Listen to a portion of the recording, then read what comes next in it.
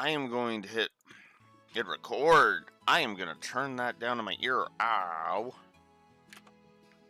Oh, I am going to unplug my hard drive because I was checking something with it. And I am going to plug in my controller because I forgot. Oops. Yeah, it's not going to let me. Crap. Okay. Give me a second. I just need to relaunch because it's kind of dumb that way. Good morning, Neko. Okay. Can we go here? Go here. There we go. All right.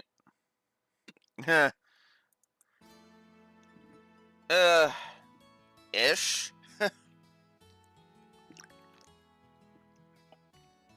I more than likely will be still streaming this tomorrow, but yeah. I've actually been running into a few hiccups. Hiccups with doing so. Not unexpected hiccups, admittedly, but... Ooh. Is that confirmed? Is that me saying confirmed? That is me saying confirmed. Awesome. Awesome.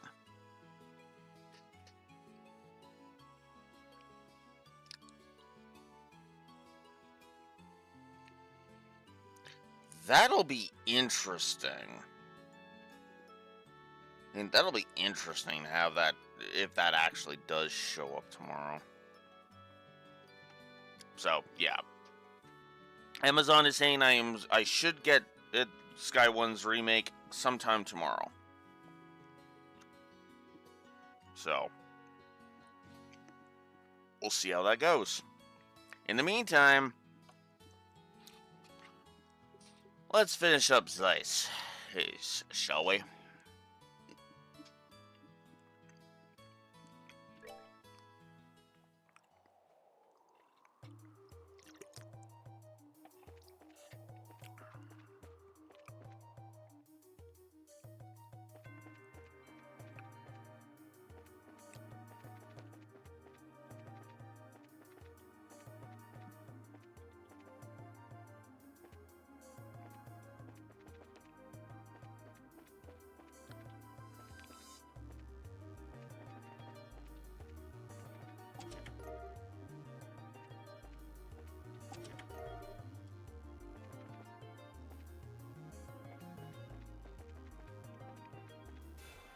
Ah, god damn it.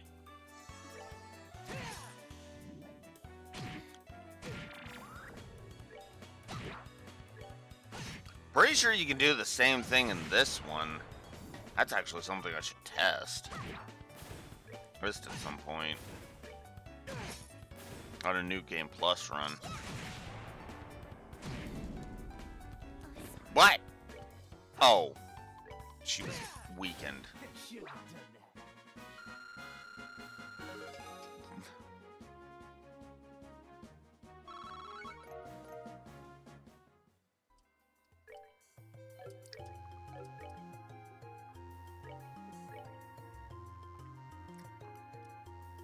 5101 and... Oh, that's only 13. Okay. Well, that's not so bad.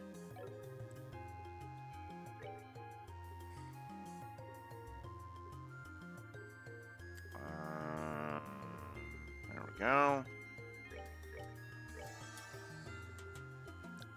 Alright. Let's use some fluffy egg sandwiches and get my HP back up. Hellfire eggs. I have a crap ton of these, so let's use them.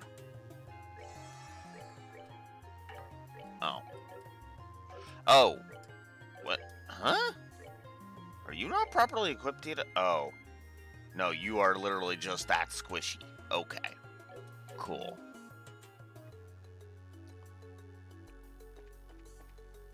Oh, you got it on the Switch, Neko. Interesting.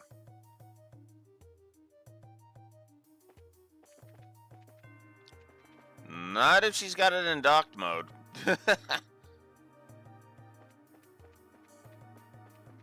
Actually, what's funny is that that's how I charge my Joy-Con 2s, actually. Go away, I don't want to fight you.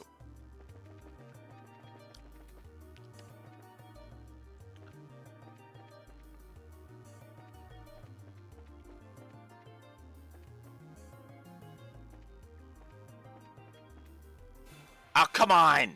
Ugh. I hate these fucking things. I hate the enemies on the field.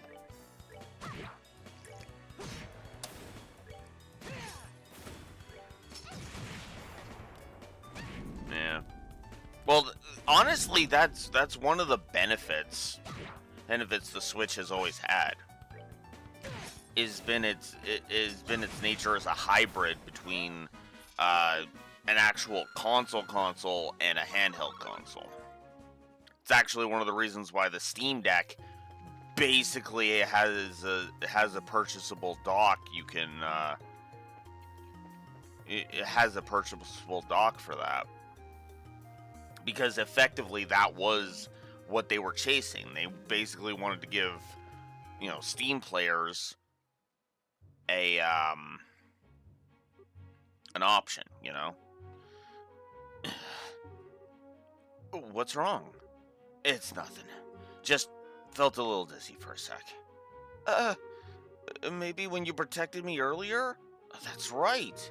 You did get shot, but I thought you blocked it. Just a scratch. It's no big deal. But it's my fault. Listen, I got worse injuries than this from shaving. Having.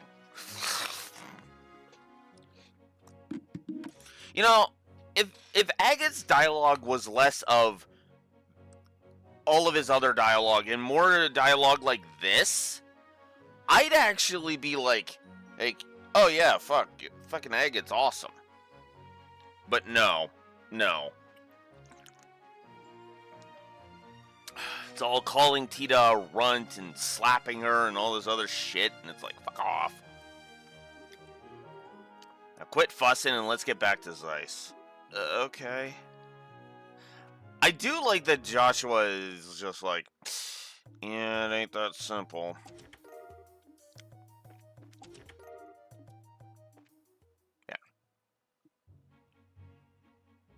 Yeah.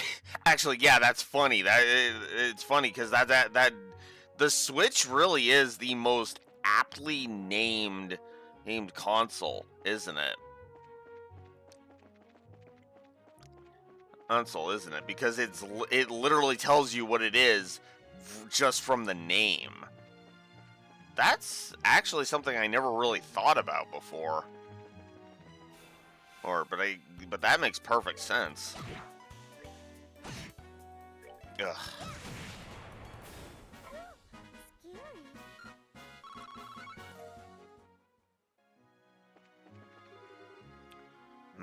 Don't I know you? Hey, Jin. And we meet again, my friend. We met you on the way back from Elmo. Haha, and I appreciate you helping me on my way. I must say that it seems more than mere happenstance that we meet it again on the road. Heh, you might be right. By the way, did you make it to the hot springs in Elmo, sir? Indeed I did, but please, there's no need to be so formal. Oh, but it does seem to be my first meeting with your friend there. Ah, he seems a bit green around the edges. Is he well? Huh? Yeah, he's even worse now. Now, I will say this. I will say this for Agate. I have been throwing him under the bus quite a bit, but I will give him one bit of credit. Him getting poisoned while protecting Tita makes a large amount of sense to me. It shows that there is more depth to him. But the problem is that, well, the presentation has been, well, not to put too fine of a point on it, dog shit. Now, part of that is because of the limited presentation of Sky 1, and part of it is just seriously how he is written. You can justify it however you want, but it's like, I just don't like the way he's written. But basically, past this point, asshole Agate is gone. He's basically done, and for the entire rest of the series. Effectively, what I refer to as Sky 1 Agate is gone. He's done. He's buried. And the series will just continuously show, yeah, no, the dick bag that we see here in Sky 1. After Sky 1, he's gone and he is never coming back. And I kind of love that. Instead, it's just the dude who has to deal with the insanity of Erica Russell.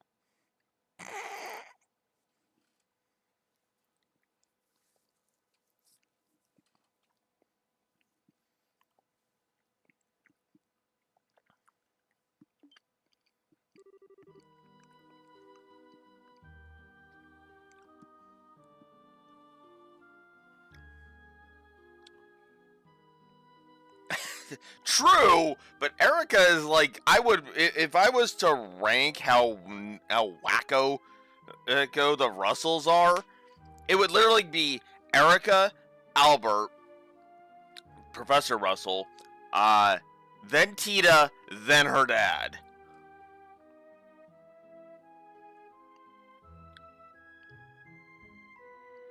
We haven't fought the Penguins yet. The Penguins are coming up, Raxor. They're a required fight. Because remember, we have to fight the Penguins to get the cure for Agate's poison.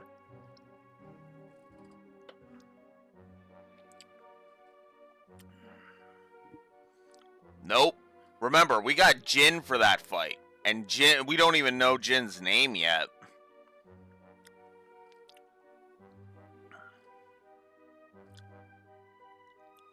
Whoa, what's with your face? Wording, Estelle! Oh. I mean, I know I've been taking the piss. I know I've been taking the piss when it comes to Agate all this time, but come on! That's a bad way to phrase that. Especially considering this is effectively Sky 1 Agate's death scene.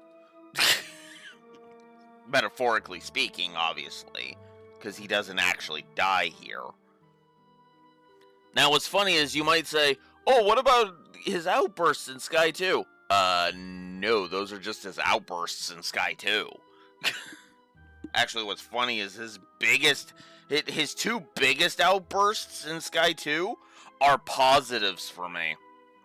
I'm not even joking. His confrontation with Luve in Sky 2, that's a positive. Him yelling at General Moron, that's a positive. Yeah, spoilers, General Moron is in Sky 2. I guess I already spoiled that with my discussion about him, but still. Agate? Shut it. I said I'm fine. No. No, you're not.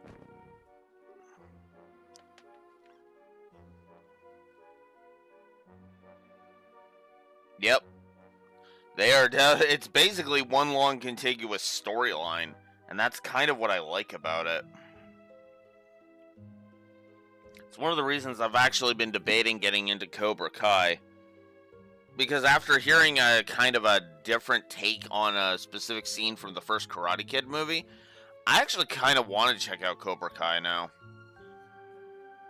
Because Cobra Kai follows the mentality, a very simple mentality that the first movie also tried to get across. People are flawed, especially when they're teenagers.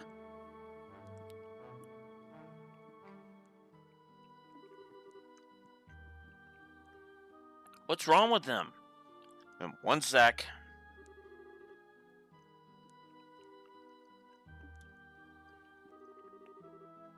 Not good. His pupils are starting to dilate.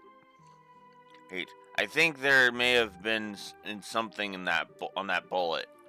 You mean he's been poisoned? That appears to be the case. The pupil dilation could be an indication of some kind of botanical neurotoxin. You're probably right. I can't be absolutely sure, but I think his life may be at risk if we don't get him some help.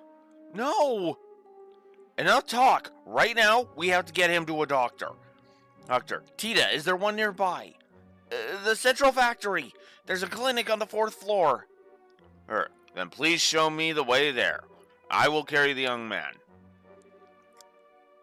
Thanks, Jin. You're a bro, man. God damn. Notice how he barely knows these people. People literally just met them like the day before or whatever. You know, yeah, literally the day before. No, the same day actually. Met them today and just happened to bump into them twice. And yet he's like, yeah, no, I got him. I'll carry him.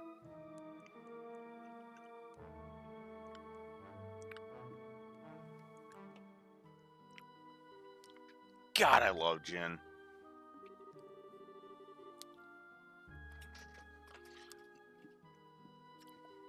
My body is well suited to this kind of task. Let me handle the heavy lifting. Besides, we appear to be in the same business. We are? You mean... I have yet to introduce myself. I'm Jin Vithek, of the Calvardian Republic Guild. And as of this moment, one of only 2 competent members of it. Okay, that's mean. But not entirely untrue.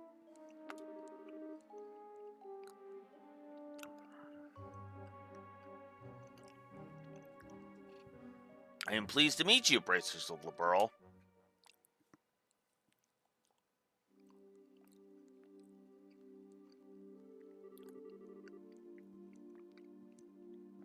First things first, we have to perform first aid. It looks to be some unique form of neurotoxin. My usual array of antidotes won't work on something like this. What's gonna happen to him? Well, he's a fighter, so I think he'll manage to hold out.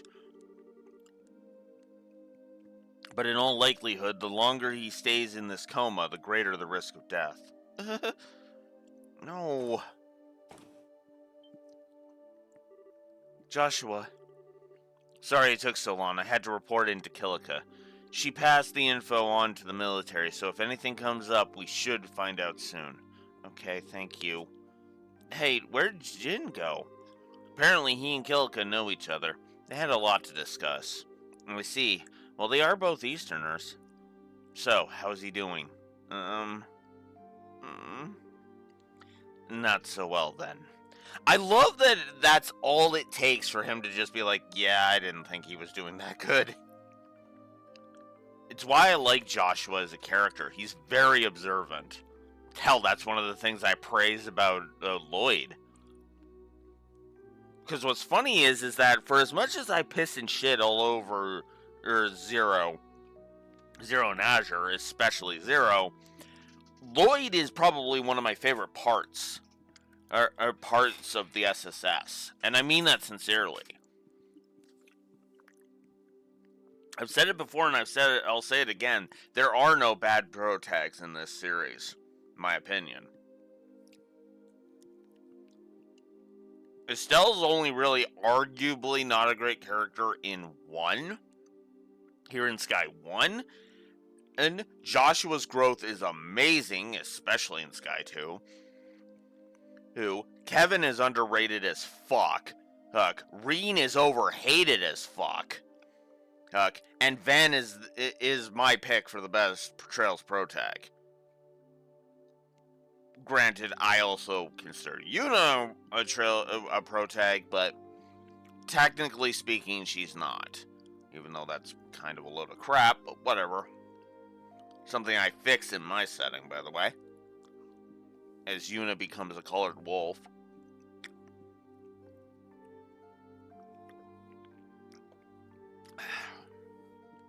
The heroes of my setting. She basically gets a colored wolf title.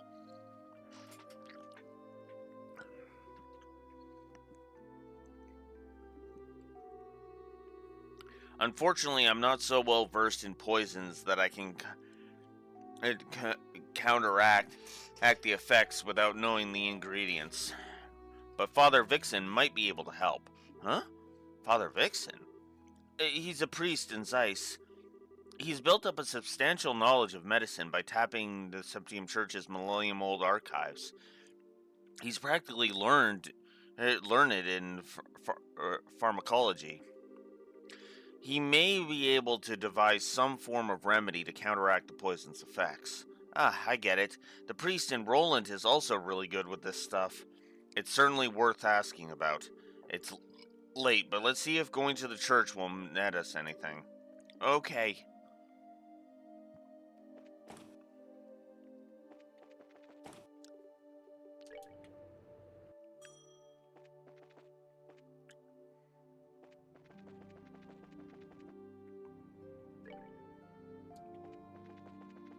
I love that I can just look on the map and immediately know the type of building I'm going to.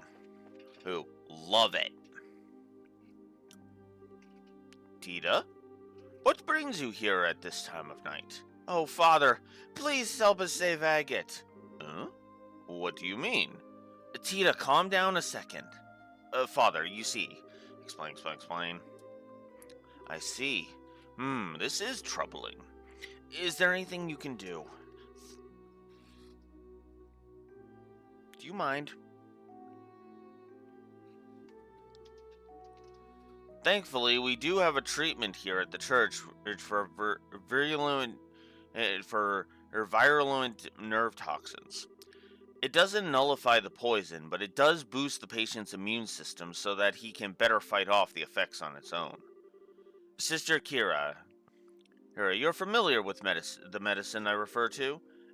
I am, but the ingredients. You're out of ingredients?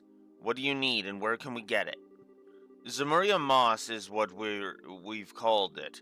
It's a species of bioluminescent plant. It should grow deep in the limestone cave inside of the Claudia Tunnel. We've sent bracers to collect it in the past. Claudia Tunnel, we went through there when we came here to Zeiss. This should be a snap. Then let's go find some of this Zemurian moss. What? You two? Yes, Father, my two friends are bracers. I see. That makes things much easier. At any rate, go back to the guild and talk to the staff before going to Limestone Cave. There might be some record from earlier collection trips. Got it. Let's go.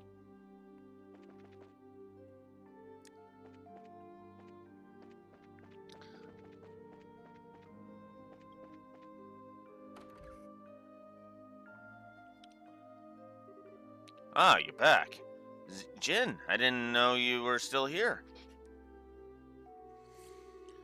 Thanks for carrying Agate earlier. We're in your debt. Think nothing of it. Always glad to help a friend. So, how is Agate's condition? Well, relay. Then he is in greater danger than I imagined. If you need Zemuria moss, one moment while I check the information the church supplied. Ah, here we are. It can evidently be found in the northeast area of the Claudia Limestone Cave at the shore of an underground lake. Northwest, Limestone Cave, underground lake. Got it. We might as well put it in the notebook. I've heard it said that the monsters in that place are quite strong. The last time the guild dispatched bracers to gather moss, a team of 4 veterans was sent. 4 veterans?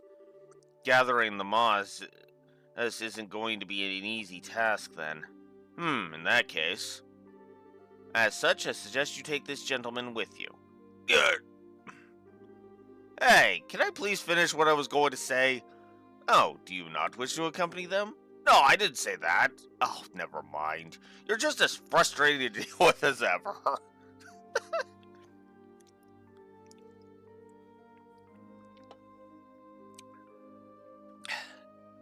Damn it, Kellica, come on. You flatter me. Well, it wasn't intended as flattery.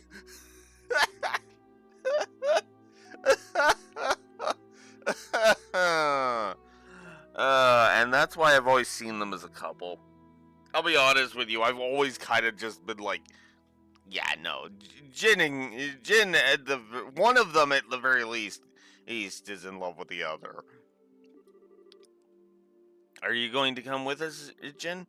Yes, that seems to be the path that destiny indicates. I'm setting off for Grand Steel tomorrow, but I can certainly accompany you until then. That's plenty of time, thank you. We appreciate it. Excuse me, I don't suppose I could come? Well, considering that things went fucking pear-shaped, aped when we told you to stay behind last time, how about we actually do take you along? Because we're not stupid. I know that sometimes I slow you down, but Ed gets hurt because he protected me. I feel like I gotta do something to help. Tita. Hey Joshua, what do you say? Can we take her with us, please? Do I have a choice? Okay, Tita. Do you promise to let us take the lead and not do anything rash? I promise. That's enough for me. Do you mind, Jin? It's fine by me. I'm not an agate. I'm not a fucking moron that Blue Wolf will spend way too much time of this review bitching about. Oh, hell, I will even manage to sidestep a negative in the second latest entry in the franchise. Well, latest entry if you only count the English versions, but you get what I mean. Third latest if you on the other side. On the other side of the Pacific for that.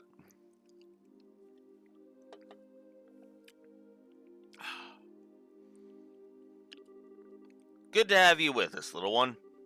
Thank you, sir. I love that Jin is just like, yeah, no. Yeah, no, I'm not dumb.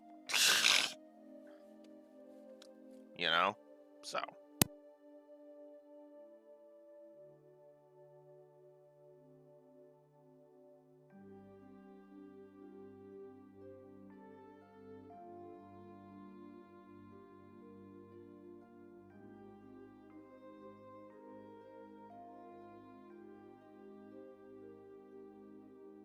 You stealing my spot is not going to work, Cat.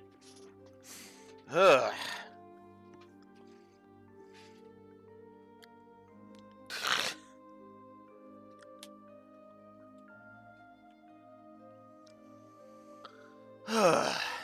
Well, if that's settled, then let's get to that limestone cave. First, we'll have to take the Claudia tunnel from the central factory basement. I should probably restock before I go.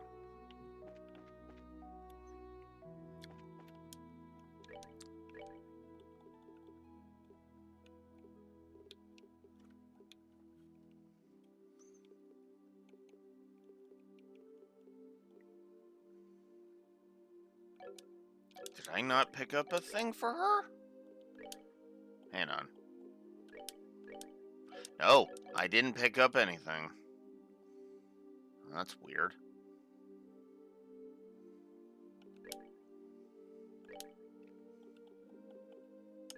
Alright. Oh, wow, I am really out of money. Do I have any quests I can report? Shit. I don't have any.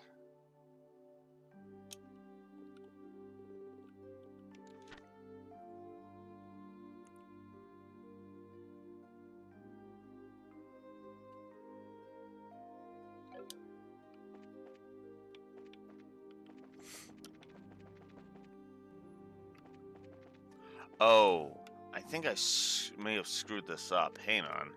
Screwed something up. Hang on.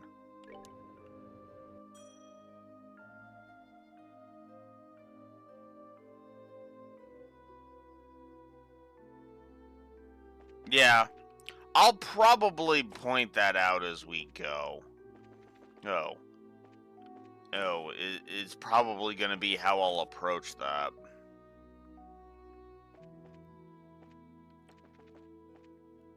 Because I'll probably look at it like, yeah. And if I miss any, point them out. Point them out, Raxor. And I'm not trying to be facetious or anything. I mean that sincerely. If I miss any, point them out.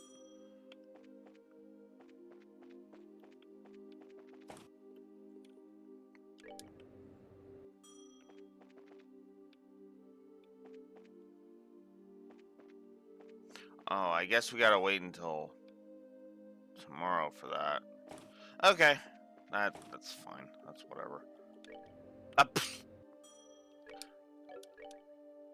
Oh, right. I was gonna check my items first. Hang on.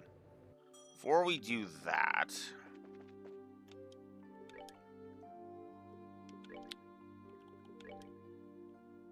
And gins are just all open already. Which somehow makes sense.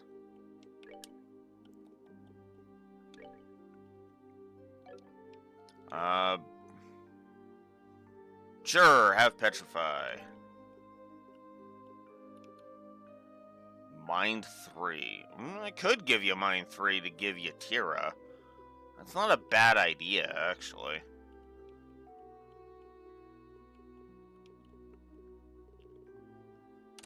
Yeah. Oof. Do I have enough fire and earth quartz to increase your attack and defense? Let's see. Yes to the earth, yes to the fire. Doing it.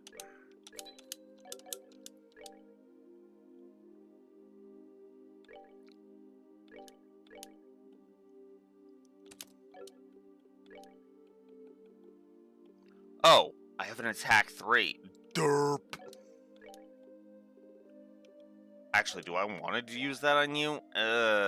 No. I'm gonna do that. Whoa! No. Only attack 2. I don't want to attack 3 on you. Sorry. Sorry, Jen. I no.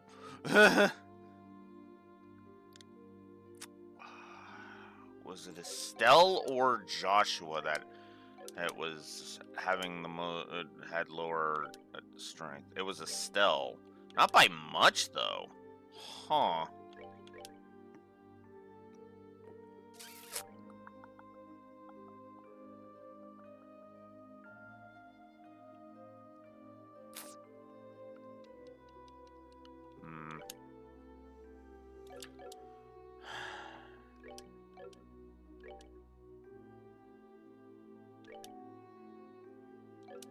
Defense. That's what I need to look up. 152, 140. So, yeah, if anybody's taking that, it's Estelle.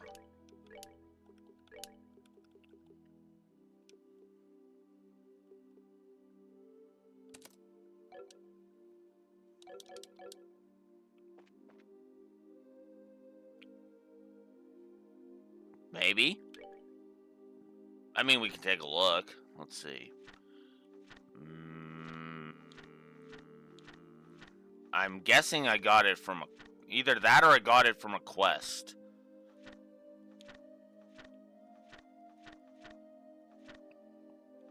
I must have gotten it from a quest.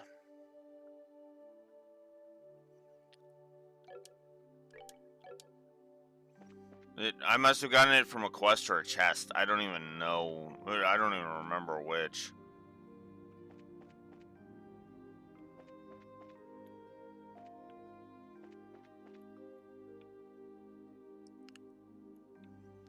Okay. Well, I could get back in there. All right.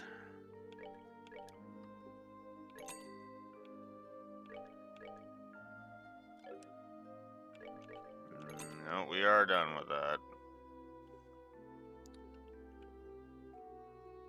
Definitely don't need the alpha stregs. I have never needed those stupid talismans.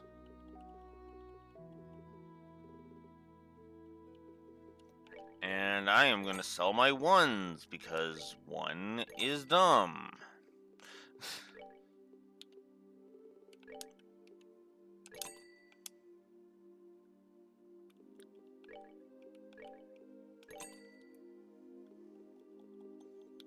Except for range 1, because I don't have,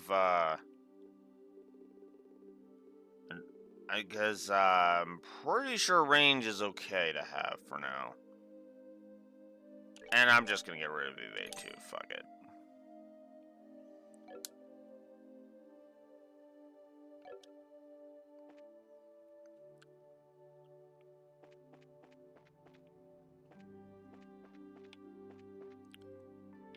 Okay.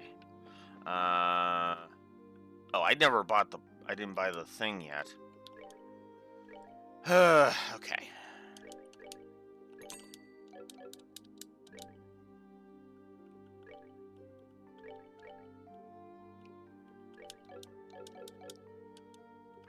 Ten attack actually does help quite a bit.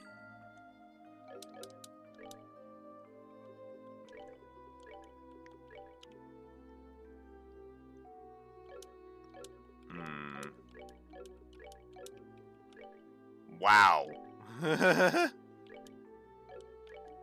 Tita has more defense than both Estella and Joshua. That's kind of funny.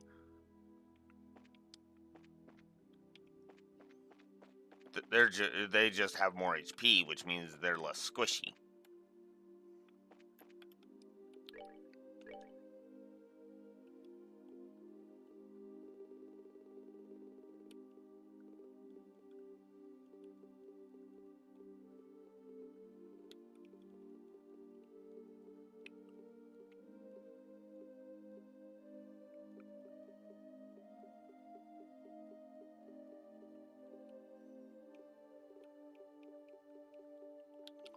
Alright, I am gonna buy a bunch of Tira bombs. Whoa. Okay, let's see. 800, and it's gonna make me do the math. Okay.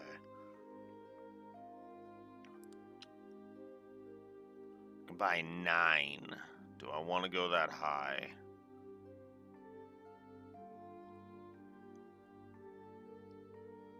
No. I'll top it up at 10. That's what I'll do. Anything more than that would just seem excessive.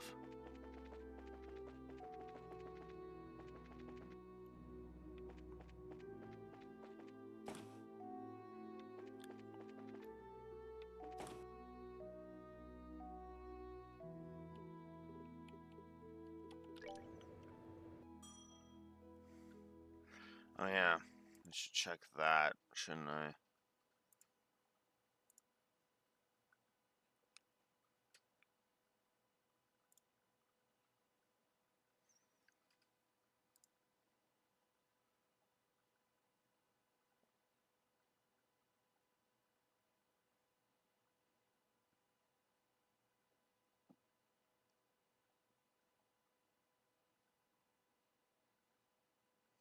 Oh.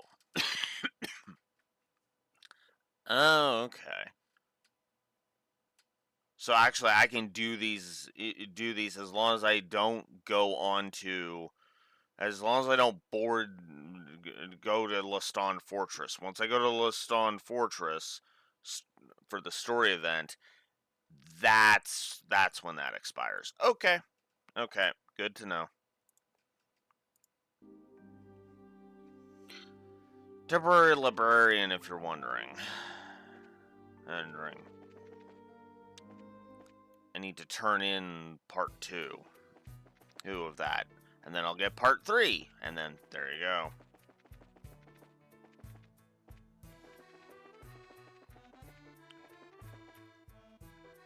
Whoops. Ah! God damn you.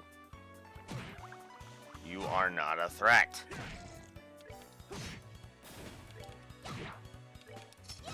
And now I have Jin petrifying enemies. Also, seriously, why do they have to make me feel weak by doing that? Giving me a freaking uber powered Jin.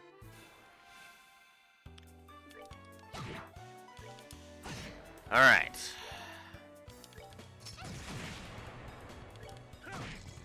Bye-bye. They messed with the wrong guy.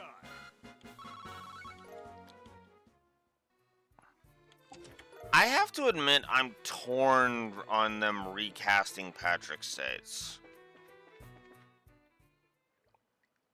as Jin. I don't know. It's the one recast I'm kind of in the middle on, if I'm honest. I don't mind the new voice. I don't. I just really like Patrick States, though. So, the Caldia Limestone Cave. Kind of mysterious, don't you think? The monsters I sense inside are ridiculously strong, though. They ain't going to go down without some serious punishment. Eep. Sweetie, if you're scared, maybe you should just go home. You don't have to prove anything. I'm okay. It's scary, but I'll be alright. Besides, we've got to get that Zemuria moss, right? Right. So, shall we head out? So, it grows at the edge of some underground lake? Apparently so, yes. And that lake is supposed to be in the northwest part of the cave. We should be extra careful as we make our way through. Don't want to lose our bearings, after all. Well, because, you know, the lack of a dungeon map kind of fucking sucks in this game. And now we're introduced to the frickin' penguins.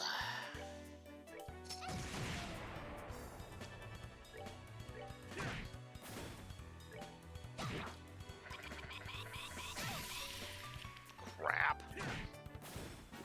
They messed with the wrong guy. Or, you know, I could just easily destroy them.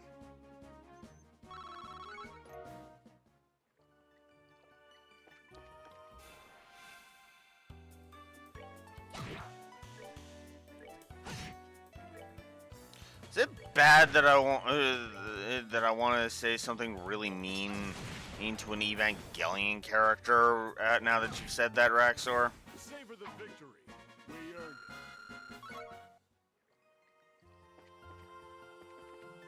it.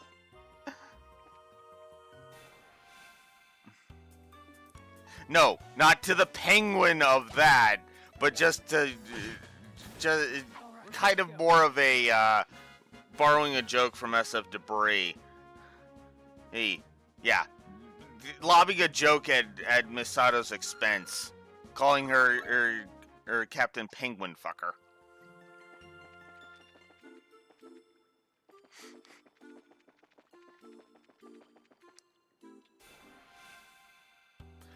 I don't know.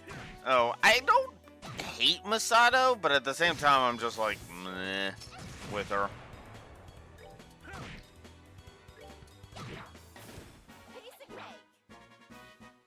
Voiced by Sarah. Yeah. I haven't bothered with it for incredibly obvious reasons, but yeah,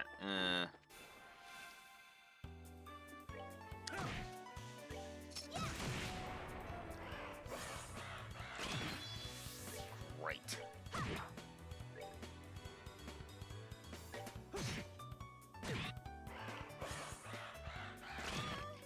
Ow. Go away.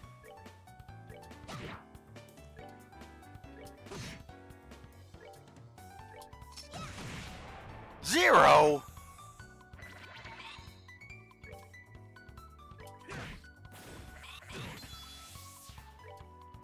Oh, this is Garbo. We're good to go.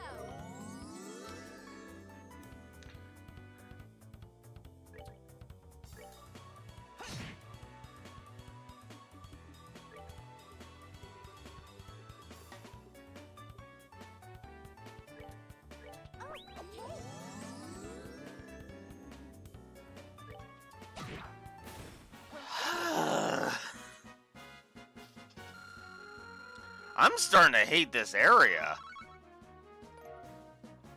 Yeah. And fair enough, Raxor. It's probably the most easily available version of it. I've just never liked Evangelion. And even past Teen Alex's, well, dog shit reasoning, I mean, I was like, meh. Yeah. That's one of my problems with it. And it's basically, hey, let's psychologically torture teenagers. Teenagers, because we're mean. I mean,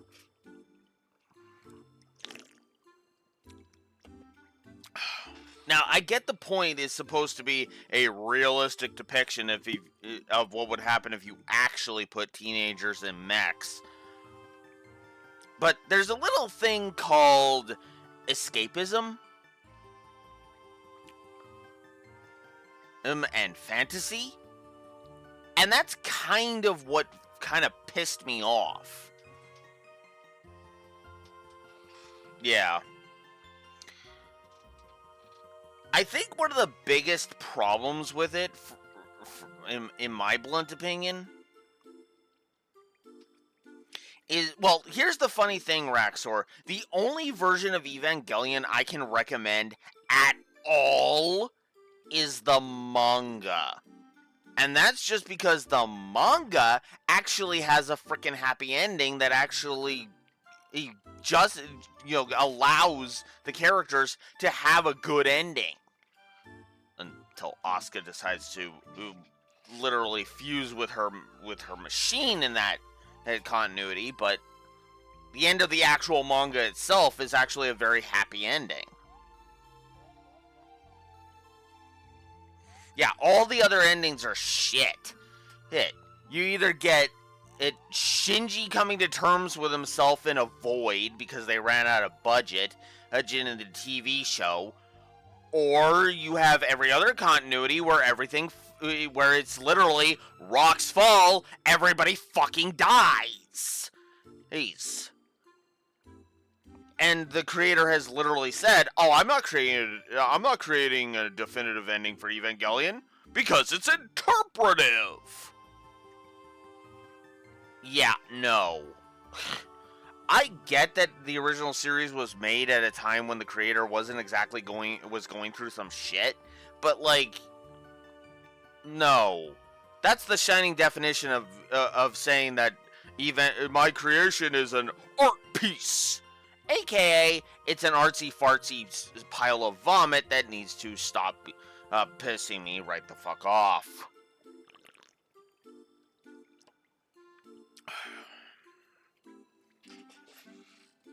I prefer having a cohesive narrative to, make this super interpretive, right? It's one of the reasons why I tend to, while I do get defensive about Xenogears, I can kind of see why most people would look at the wallow text that is the script of Xenogears and just kind of mentally just tune out like 90% of it. Because 90% of it is just like, okay, can we get to the point, please?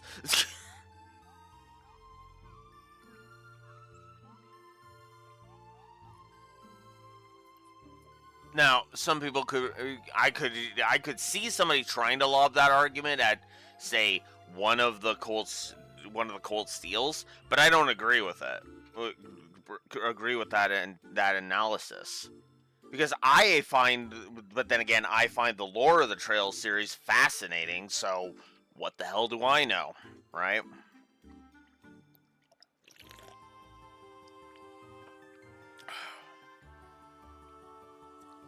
If your narrative is compelling, I actually don't mind wallow text scenes, right? Exposition scenes, I can eat them up if I actually am engaged by what is being exposited. Now, if I don't care, then exposition scenes are boring and I want you to fuck off and get on with it. But when I'm invested in the narrative, yeah, no, bring on the exposition. Have me sit there for an hour while Solid Snake is briefed on his mission. And yes, is that reference to Metal Gear is actually done on purpose because, yeah, I know the whole thing of Kojima more so wanted to make movies, but if they're good fucking movies, I'll sit here and put my controller down and just watch the movie that he's presenting. Especially when it comes to Metal Gear Solid 1. Absolutely. Yeah.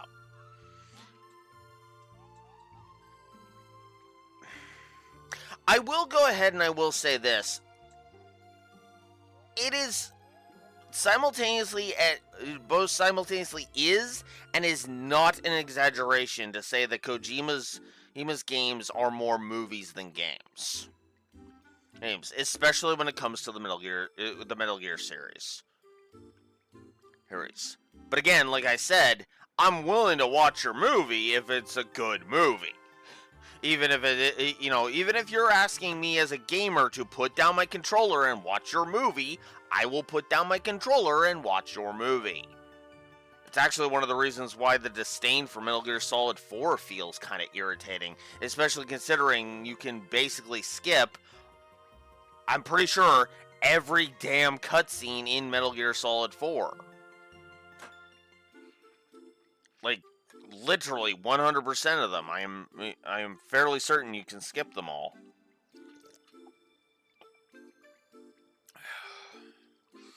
The only ones you can't skip are those stupid satire or TV channel parodies at the beginning. But other than that,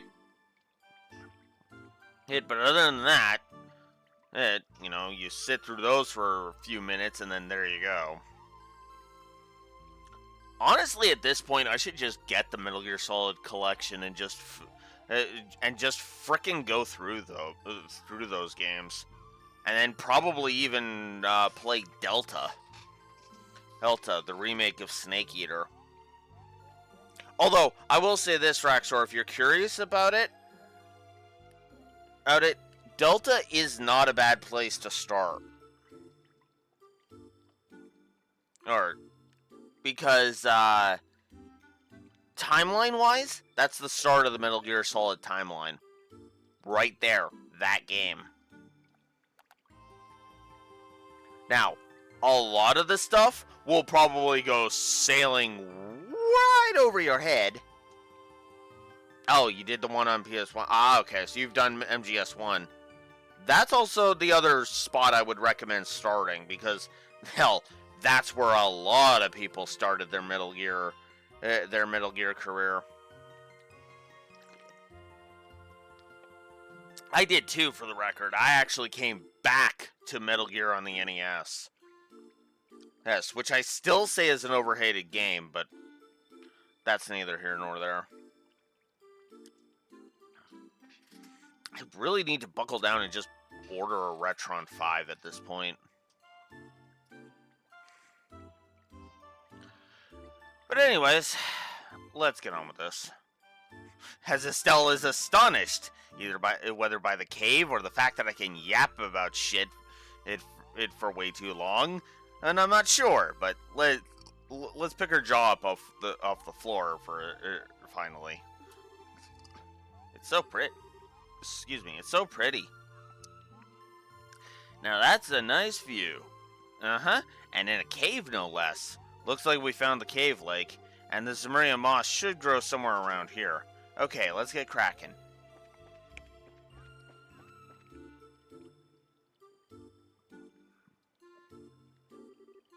Hey, look at that! Maybe that glowing stuff is the Zemuria moss.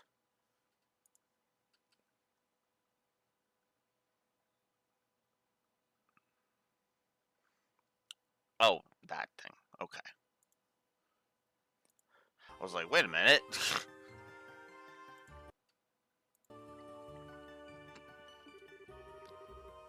I wasn't expecting the moss to be so pretty either. Why does it glow? Probably because it has a lot of the components that make up Septium. Come on, let's gather it up so that we can return to Zeiss. Looks like we're all set. Well, let's head back to town and deliver it to the priest. Okay. Hold up. Huh? Ah! On your guard. Heard. It's the worst boss of the game. Is that a penguin? An evil penguin? Whoa! I guess that's the ruler of the cave lake. I don't think we're going to get out of here without a fight. And a whole lot of bitching from Blue Wolf, because he fucking hates this fight.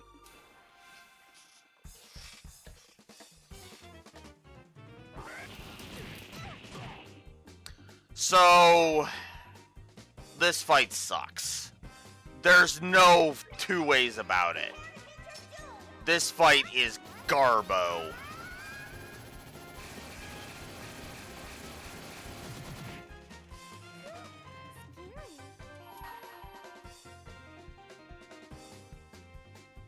Okay. So, first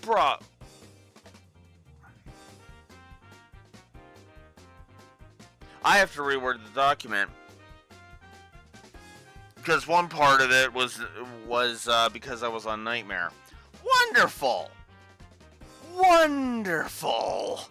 I'm gonna curb stomp this fight, aren't I?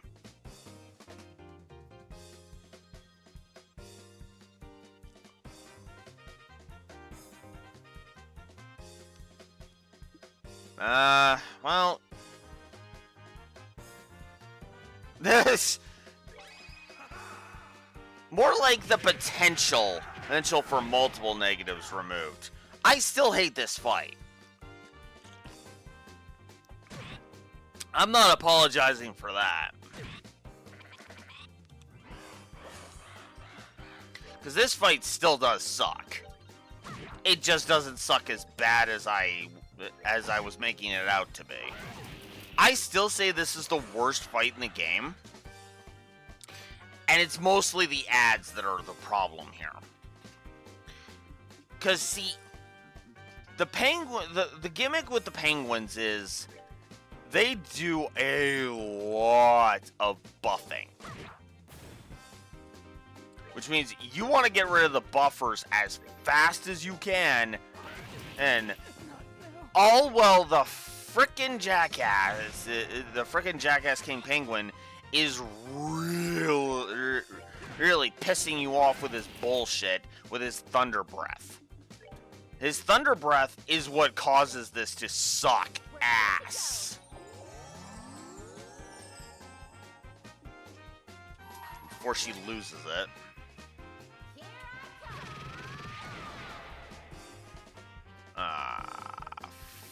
Fuck me.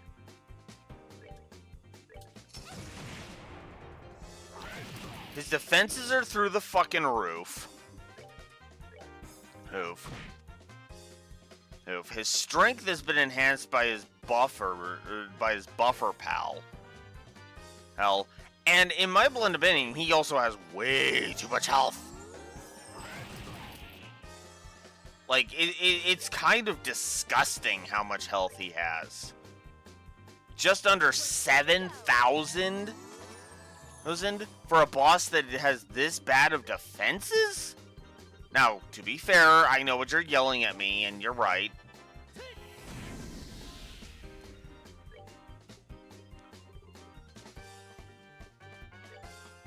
But still.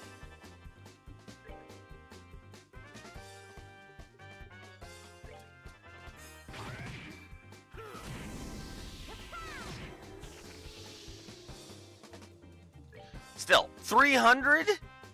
That's it? I guess we'll try Flare Arrow. See if that does anything.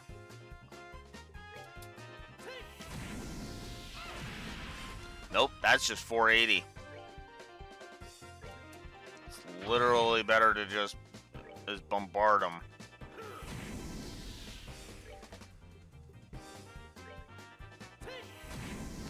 I'm gonna stick to one negative. I'm gonna stick to one negative. I still say this fight sucks. I do.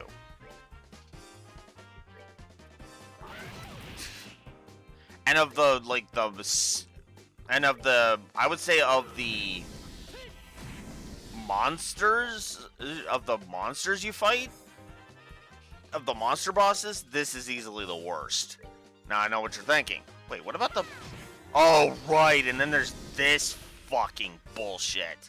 So he's about to kill my ass.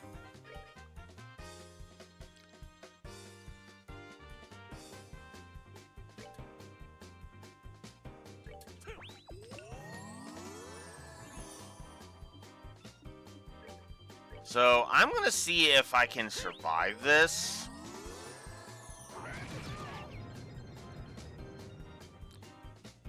Okay, I did survive it.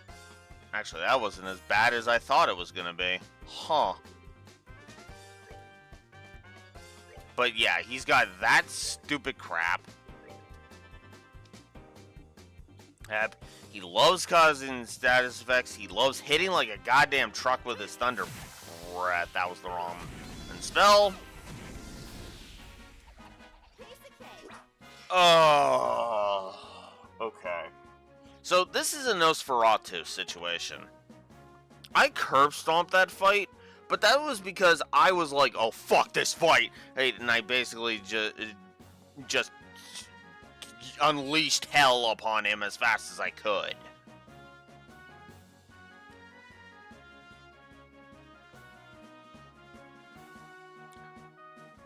I hate that fight. I really fucking hate that fight. There is only one thing that is good that'll come out of this. But we'll get to that in a second. I have to decide how many negatives I'm actually going to give it.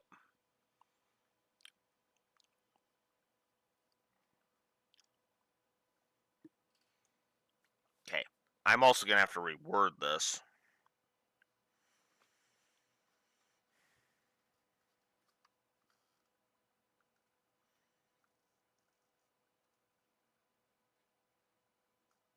Noxious range of the AoEs. I agree with that. The buffing from the ads.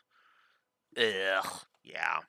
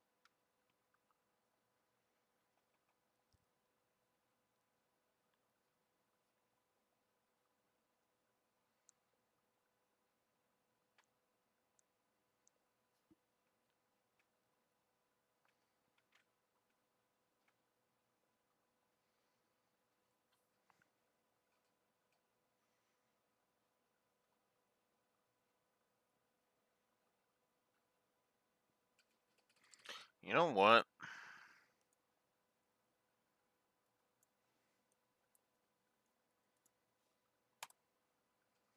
Let's shrink that one down to... Let's shrink that one and increase this one.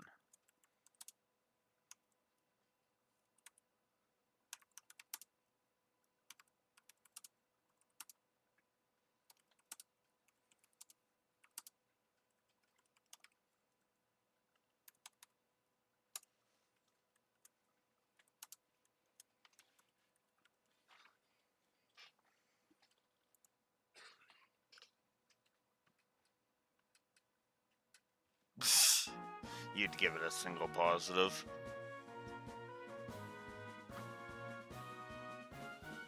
Yeah, no. I will say this. Score's not shifting. Its negatives did, but in a kind of a roundabout way. I eased up on my negativity on the Ravens.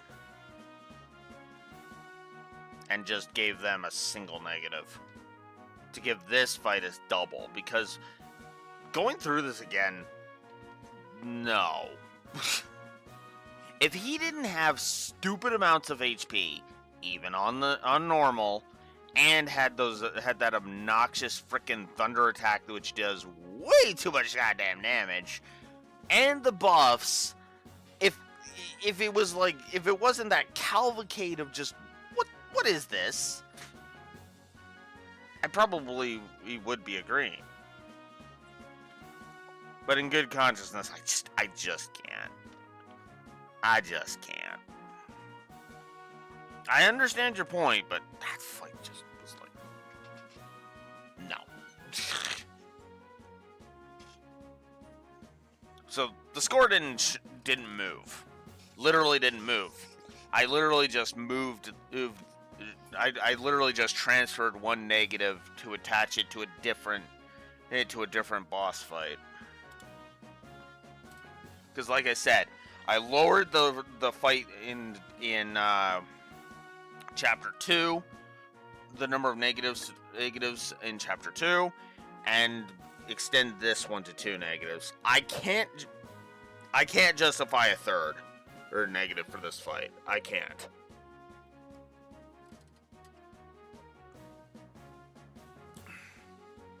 But I can justify a double because it just drives me insane.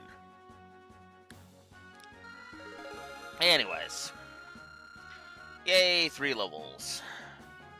There are 3 people leveling, rather. And the good thing to come out of this is Joshua finally learns his Black Fang.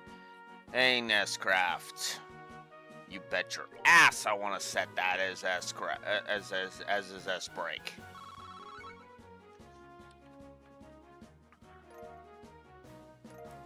Tender poultry, bird egg, and rainbow trout. Now I've seen everything. Stupid evil penguin. It was kind of cute, but still scary.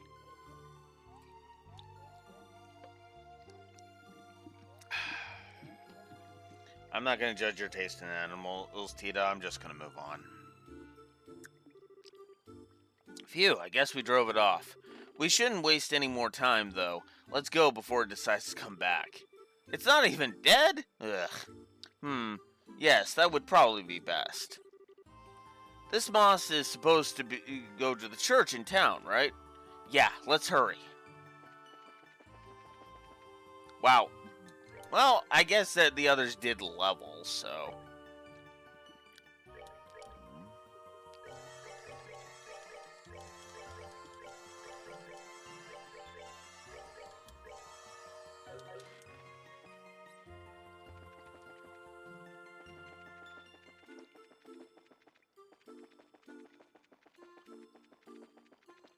Oh, come on. Oh, I didn't grab that? Oh, come on.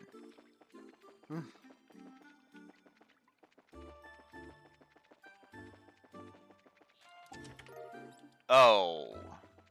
Oh, yeah, that's another thing that kind of kind of annoys me about this game.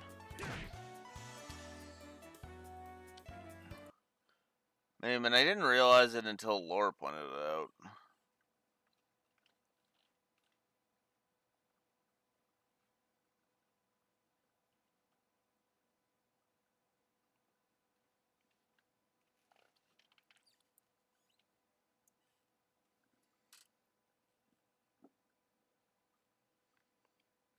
Well, you know what? I think I'm actually gonna modify that a little bit. Actually, now that I'm thinking about it.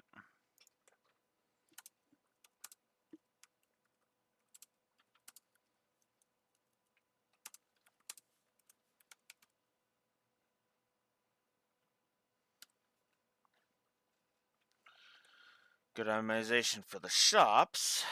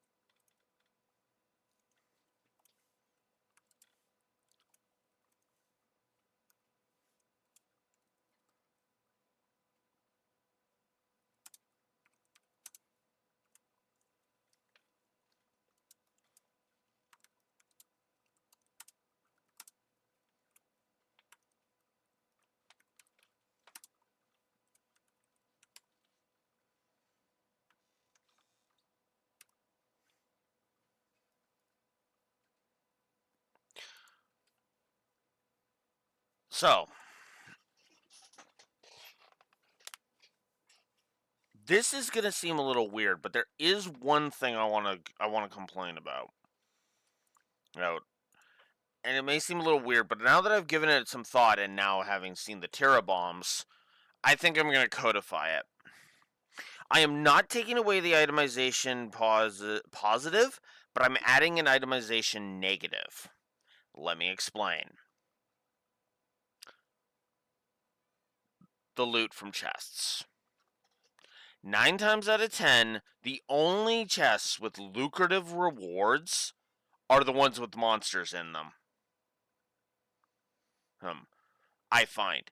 Every other time, most of the items we have found have been tier bombs. In fact, that's been the majority of the chests I've opened. Now, granted, the red chests actually have had some decent rewards.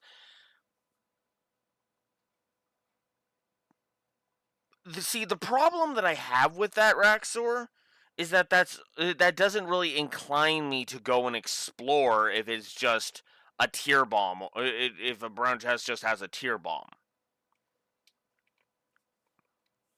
Um, imagine for a moment,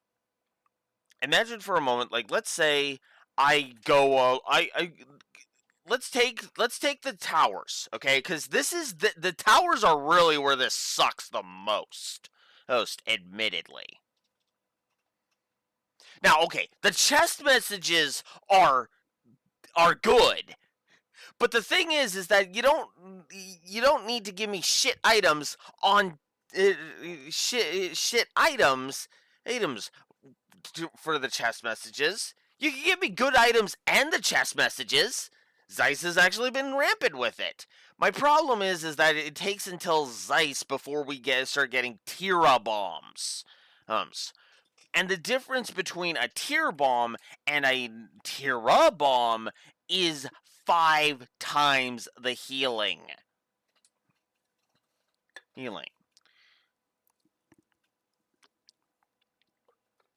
I feel like there's just not enough. Yeah, it's around 1K. But I feel like they balance this a lot better in later Trails games. Because I'll have to pay attention to this in Sky 2 and Sky 3, but it feels like in both Sky 2 and Sky 3, they actually kind of balance this more properly. And I know they balance it more properly in the Cold Steels because yeah. Hell, I'm pretty sure in Zero and Azure they balance this more properly too, because I'm constantly getting good rewards in those games too. Oh, it also helps that in a lot of cases in the later ones, you're getting like crap tons of Septif. I think that's the other thing that helps, especially considering Septif. This is probably the game where Septif is at its most important out of all of the Trails games. Because 99% of your power curve is based upon unlocking your slots and putting your quartz in the correct spot. Yeah. It's understandable. It's understandable that you disagree, Raxor. Yeah, you unlock slots in most games. But I feel like it's less important as the series goes on. It is important. Orton, do not mistake me. But until you, but really, you know, I don't know. Now, granted, I think part of that is just it doesn't feel like I have to. It doesn't feel like I have to worry about it in later games, because in later games I'm getting crap tons of septa some random chests. Like there are several chests in some of the later, like in Cold Steel 1 for example. There are several chests that are just 100 of every septium.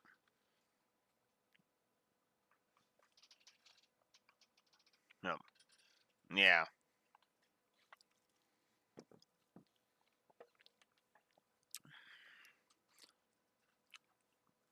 And even then, I feel like Daybreak helps with that a lot more because of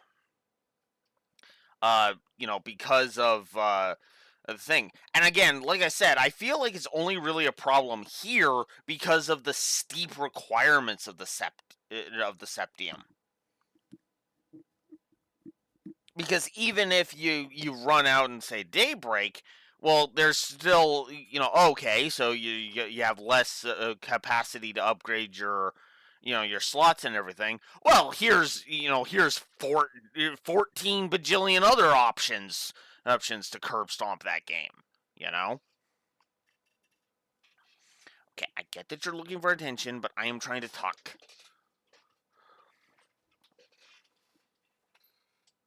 Look. And I've always felt like this is the game with the weakest itemization. Because I'm pretty sure in Sky 2 I keep finding like just a whole bunch of stuff. I think actually Sky 2 is when they start the whole finding septium in chests. I could be wrong about that. I know it's before Zero. I know that. Because I was finding septium in chests in Zero all over the fucking place. But that's also why I didn't want to take away the itemization positive, too. Because the shops really help offset that.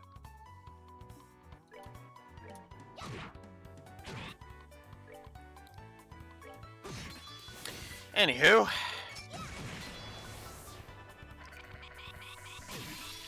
Really?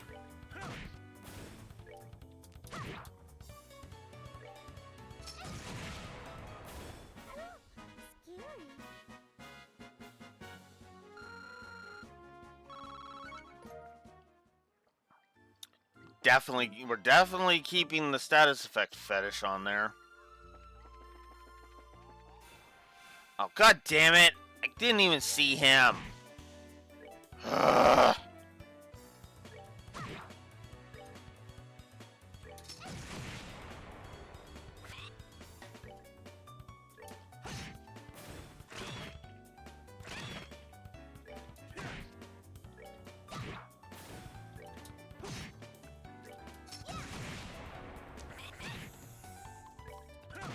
Fuck off. Piece of cake.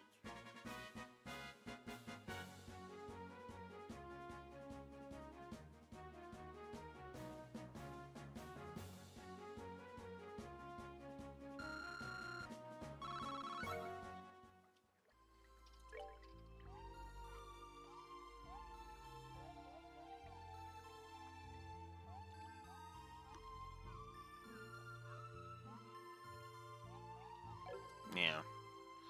Eh.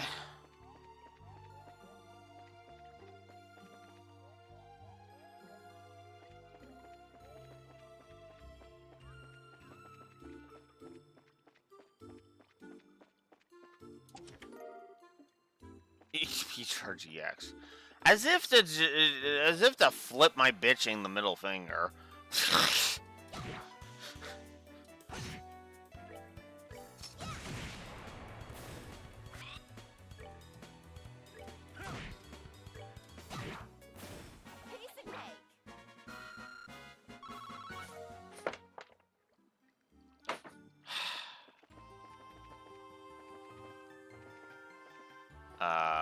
I went the complete wrong way. Oh, god damn it, come on! Cool.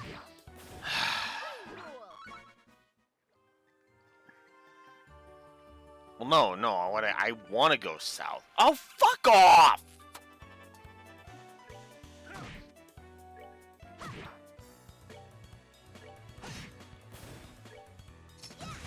Yeah, that's why that's why the shops, specifically, They messed with the wrong guy. I was like, yeah, no. No, the shops are fine. Because they keep upgrading your stuff constantly.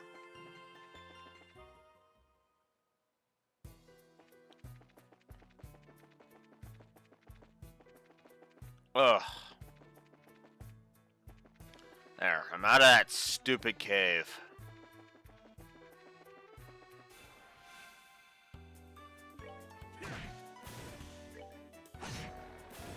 That's that. Let's move out.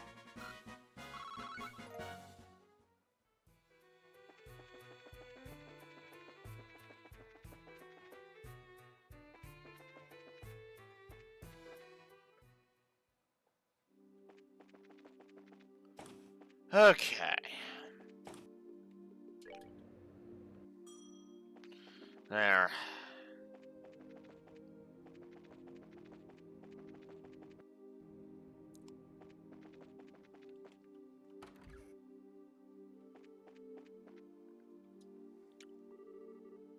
Father, we got the Cimmerian moss. You have it? I'm impressed you were able to get it so quickly. Can you use it to make that medicine? Yes, of course. I need to mix it in the back. Come with me, if you please. The blue and gold is consecrated by Septium, the source of all things, abides here. O great goddess, we call on your will to shape and purify the power distilled within. It is ready. Here, take this. Arve Sovereign Serum. What a pretty color. Do you drink this? Yes. Mind you, this will not destroy the poison. It will only boost the patient's immune system, so that it may deal with the toxic agents itself. How very Eastern.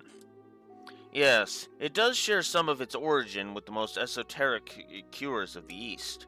Go, take it to your friend. Thanks. Thank you very much, Father.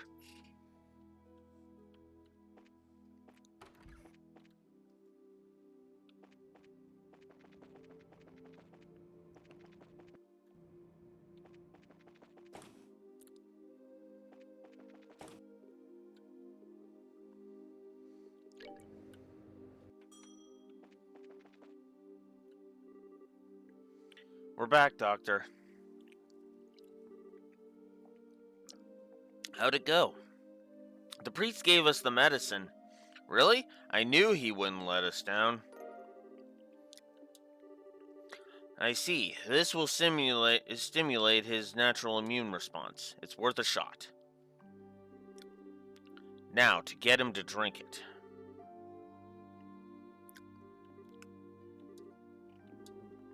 Adios, please.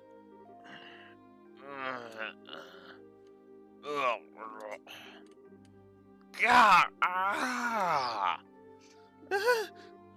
Whoa! Why is he screaming like that? It's okay. I think he's going to be fine. What? Medicine is beginning to take effect. It hurts and it's rough on his system, but he'll recover. Exactly. This should take him out of any immediate danger from the neurotoxin. Okay. But he's in so much pain. Yes, and he will be for the better part of the day. But he'll be alright. He's going to pull through and make a full recovery. So Laggett's life was spared. Late into the night, Estelle and the others slept in shifts to watch over him.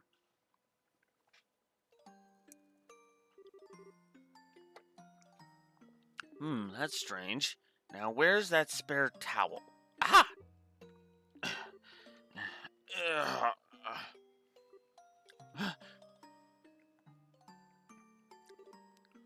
Agate? He's sweating like crazy. I need to dry him. Agate, are you awake? I'll bring you some water.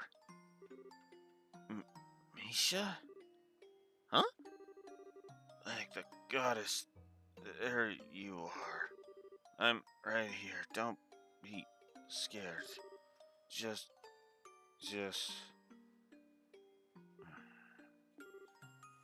Agate?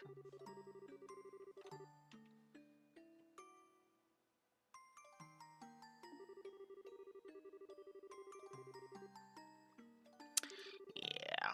Whew, thank goodness. But who's Mishka? Mishka is his sister's name, if you're wondering. Though we don't find that out until Sky 2, obviously. I'm truly sorry for having to bid you farewell. Hey, it's okay. We really appreciate your help. Are you taking this ship directly to the Grand Seal? Yes, there is much I must do. If I weren't expected there, I would gladly remain and do my part to help resolve the kidnapping incident. Forgive me, little one. Don't be silly. You've done a lot for us. Thank you so much. And I appreciate you saying so. The express flight to Grand Seal aboard the Cecilia will be departing shortly. All passengers, please go to the departure gate. Oops, time to make my exit. Take care. Hopefully we'll meet again, fate willing. You betcha. Oh, how long are you going to be in the Burl? I couldn't say for certain, but probably until the Queen's birthday celebration. Maybe we'll see you there. Until then, take care. Same to you. Bye, Jen. And I look forward to you being a party member in the final chapter. And a part of my final party. Already at that.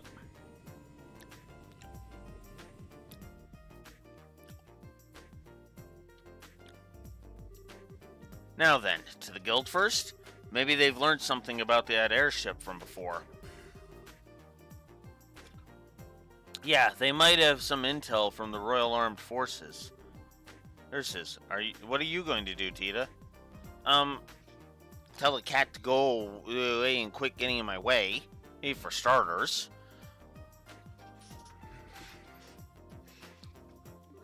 I think I'm going to look after Agate.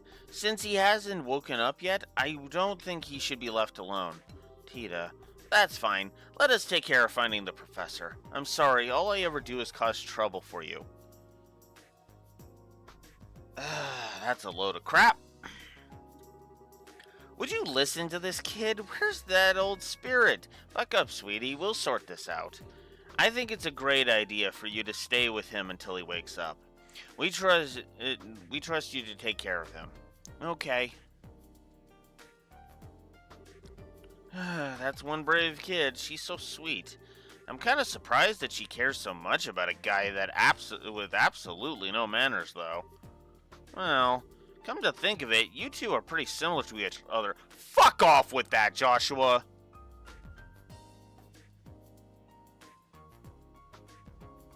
Literally, only on the surface.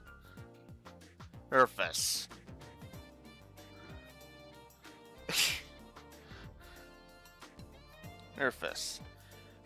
Agate is consumed by his past. Estelle is fueled. I love how he's teasing Estelle, and it's getting to me more than him. Or to her. Sorry. He's teasing Estelle, and it's getting to me more than to her.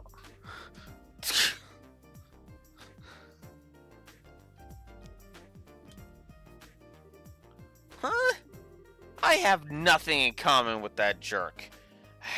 Sadly, you do have a couple of things.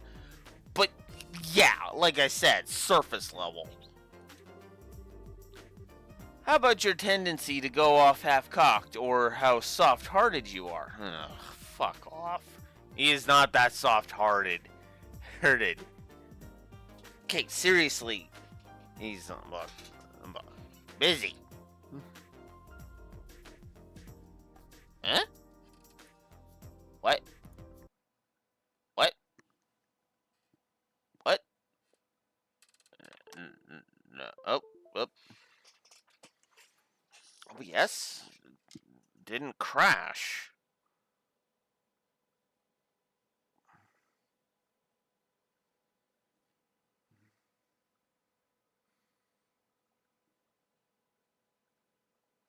Okay, that's weird. That's a Twitch hiccup.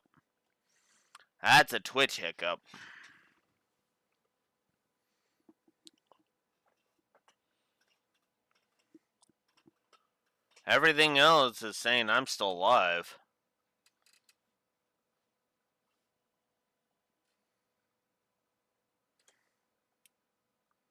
I don't even know if I have any other viewers.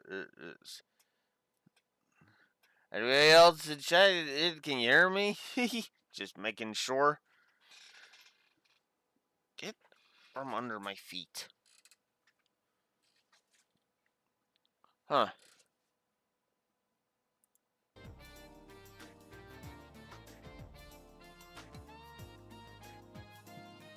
I'd say try refreshing, Raxor, but yeah. If you can even hear me. Because, yeah, everything on my end says that it should be working. He talks like a big jerk, but he's always trying to protect others. Ugh. Okay, this is the other problem I have with Agate in Sky 1. We are told how we're supposed to interpret his character, not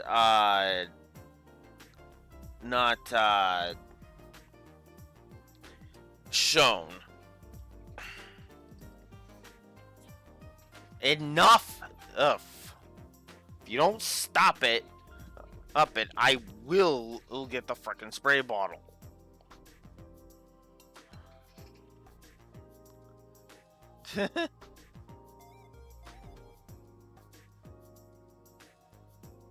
That's weird, because that is weird.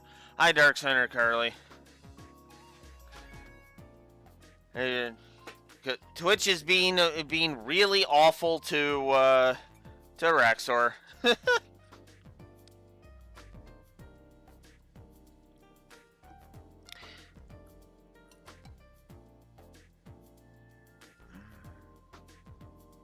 That is weird then. That is weird then, Hexor, because everything else is saying that it's supposed to be fine on my end. It's like, what? It's fine on my end. Ugh. Fucking Twitch. Anyways. To get back to what I was saying. And the one of the biggest problems I have with Agate is I'm told about his character instead of just shown his character.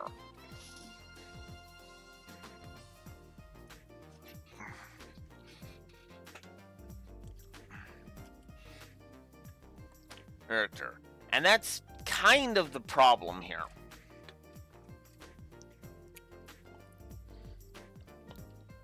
I'm told how he is instead of just having him be shown on screen, like in Sky 2. I know I keep saying that, but it keeps being true. But anyways. I think that Tita sees that.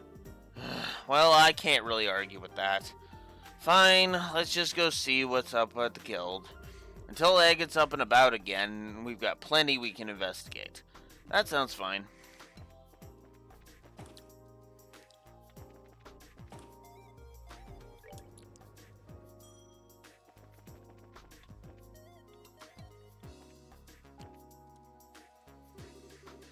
Oh, you made some progress? Yep, you betcha. We brought you your book. Please take a look to be certain. Quest Temper Librarian Plus completed. Oh my. This is... excuse me. This is indeed the right book. Thank you for finding it. Like there was ever any doubt. To be honest, I thought it was going to be a wild goose chase. I'm quite impressed that you actually managed to find it. Now I know I can leave the rest of the work in your hands. Right. Wait, what? What rest of the work? There's more. Traditionally, the researchers would hide 3 books. This leaves us with 2 still yet to find. Did I not tell you? This is most definitely the first I've heard of it. How odd. But you're already aboard the ship, so to speak. So I hope to count on your full support until the end. Well, I guess so, but you mean we have to deal with another unhinged person's idea of a game? Speaking of which, it's just like back in Ruin. No need to worry. The next book's hint has no words. Really? The proof is in the pudding, as the saying goes. See for yourself. You gotta be kidding. No comments or anything. The name of the book is Hertz Adventure 2. Hertz Adventure 2. Got it. Only the first part remains in the library, so it gets quite frustrating having to listen to patrons ask about the sequel constantly. Well, I hope this gets you fired up to find it. Lovely, another brain teaser to figure out. I take back what I said about the stupid poetry. I'd much rather have that. Oh, well, either way, we'd still be stuck with trying to puzzle it out. Well, best of luck. I'll be waiting here as always. Alright, we'll be off then. We'll be back with that book before you know it. Uh-huh. Especially considering Blue Wolf has a guide and he's just getting it over with right now.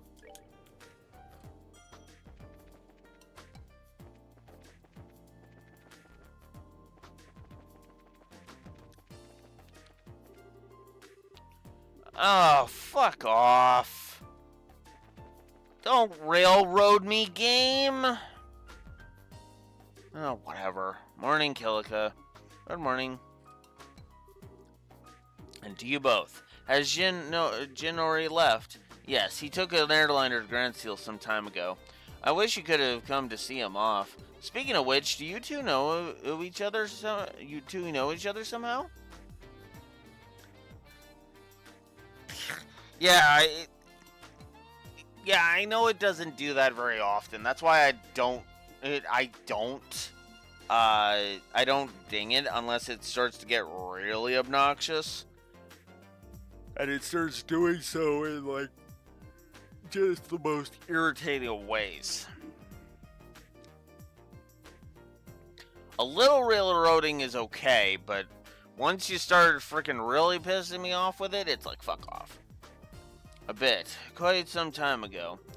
Oh, but that's beside the point. Have you noticed the strange current in the air? The winds are shifting. Hey, no changing the subject. Wait, are we talking about the weather? We are talking about the weather, aren't we? Have you learned something about the airship? Not a thing. But I believe this disquieting atmosphere is related to the Royal Army mobilizing. For one thing, I sent a message to the Army headquarters of Leston Fortress, but there's been no response.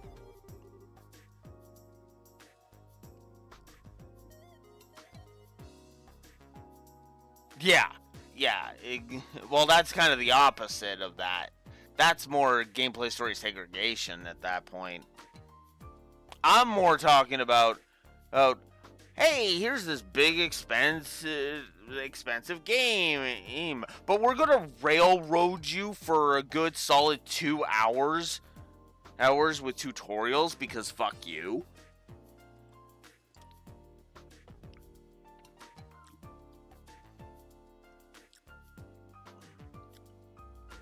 Louis. Secondly, all the mandatory inspections throughout the kingdom have been lifted.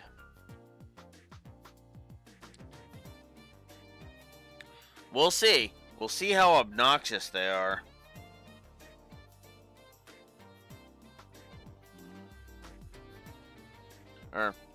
What? What's that all about? This isn't about another turf war like with the Sky Bandits, is it? No, it would be strange for them to call off inspections if that were the case. If they had caught the culprits themselves, surely they would have sent word around. Maybe there is something in the air. Incidentally, I have not been able to contact the intelligence division at Leston Fortress either. It is possible that the Royal Army has some sort of internal issue going on. Some sort of... Oh, wait! The stuff that Dorothy shot! The picture of those guys in black wearing the Royal Guard uniforms. Someone mention my name?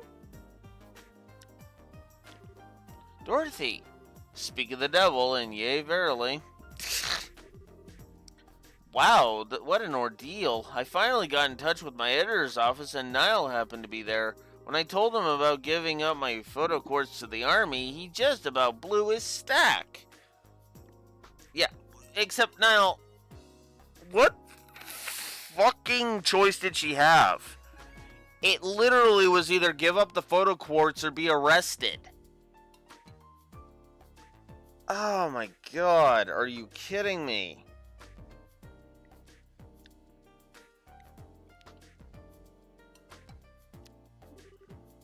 It's so unfair. Which means they haven't given it back yet? Right. I mean, how rude is that? And after I'd gone to the trouble of going to Leston Fortress to get it back, too. Wow, you've got some fire in you. Well, I guess I have one redeeming trait, right? Anyway, I didn't have any other option but to just take a picture of the fort for the paper. It does make for a great shot, though. It lights up all pretty at night. You took a pretty picture of the fort. I mean, actually, that could be an interesting backdrop. Not to mention, you're supposed to obtain permission to photograph any part of a military installation. Come on, it's not like it's that big of a deal. Here, take a look. I just developed it.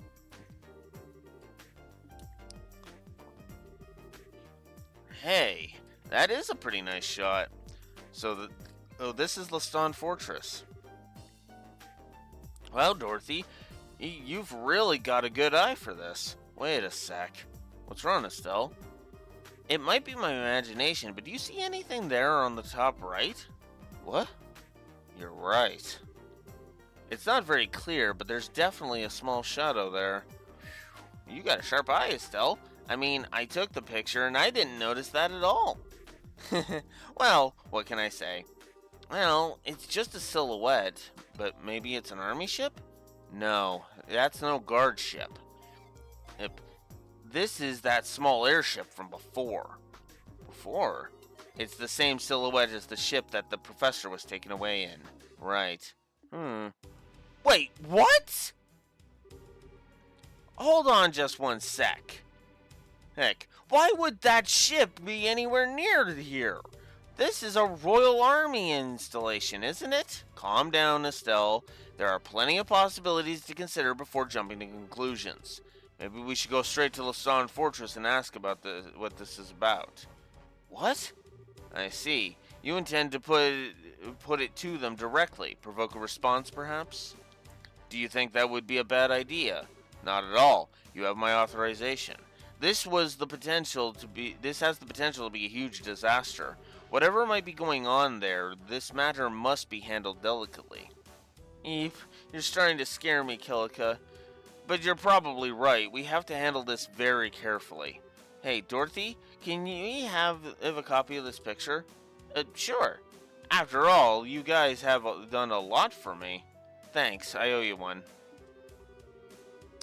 If you intend to go to Lausanne Fortress, you'll need to leave via the east entrance and then take the Ritter roadway.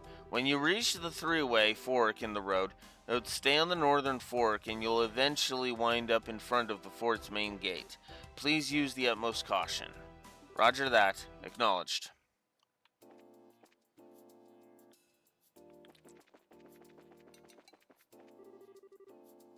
Oh, fuck off! That means I've missed my chance. And it's basically... You better fucking let me go before I have to take off to fly there. I tried to go south to fucking do side quests, and the game was like, nope, fuck you.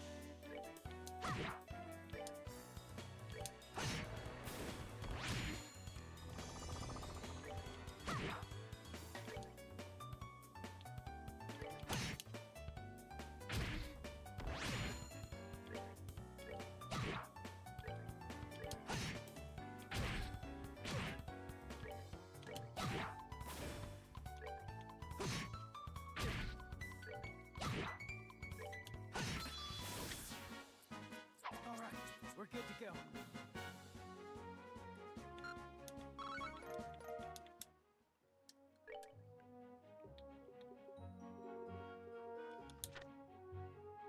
This is the one I'm working on, Raxor.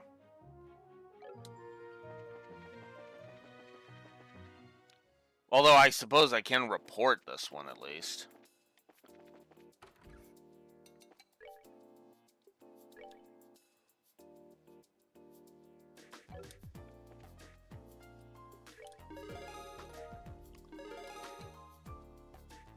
Oh, and the Elmo pump repair. There we go. Yeah. Yeah, but that's the one on the way that it will let me go.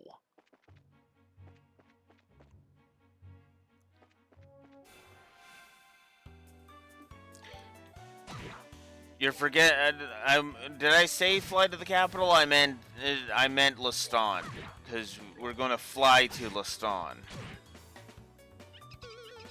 Because that's how we're going to infiltrate.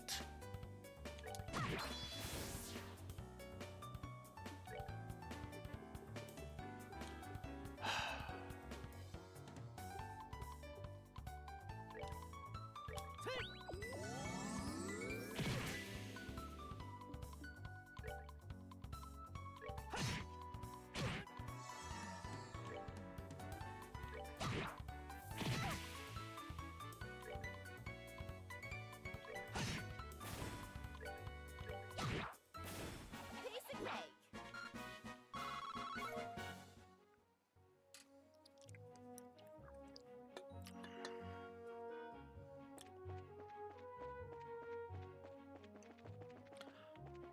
I just hate it when any game fucking railroads me for pretty much no reason.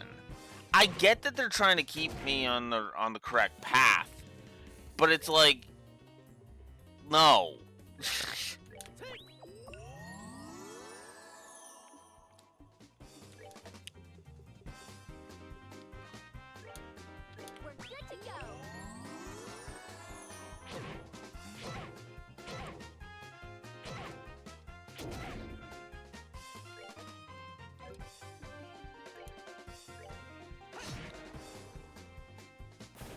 And I might as well just show off this.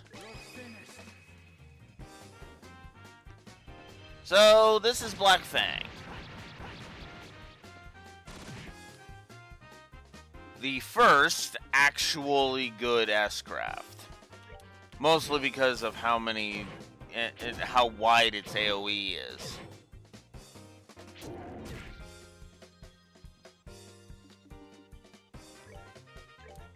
We're good to go.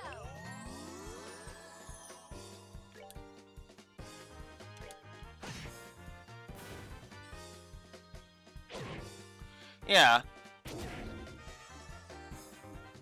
I do kind of like that too. At the same time, though, I'd like to have access to more than, you know, one.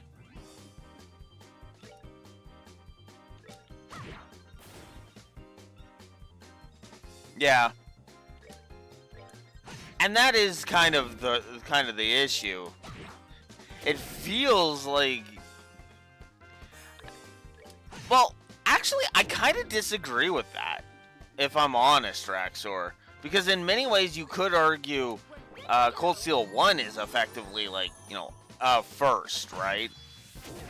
But that doesn't mean you have to make it so that I feel stupidly underpowered. And that's Sky 1's problem in a nutshell. And it suffers from this more than, I would argue, any first chapter of a arc in the entire series, because it was the first in the series, and they didn't really know how to balance it properly.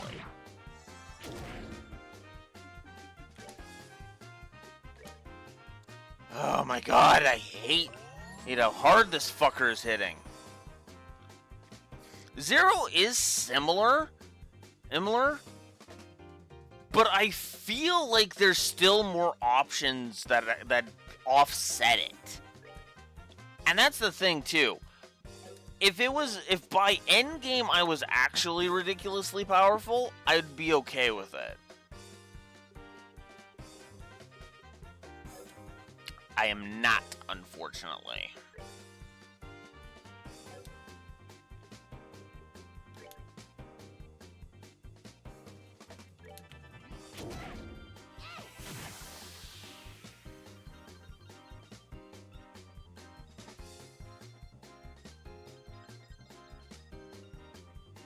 Yeah, and that is the problem right there. Here, you do not have access to good spells in this one. And spells are most of the time the actual damage dealers.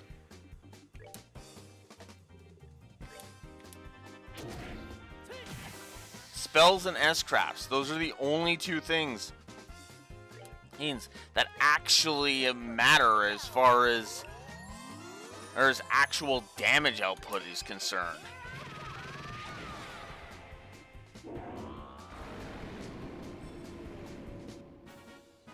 We're good to go.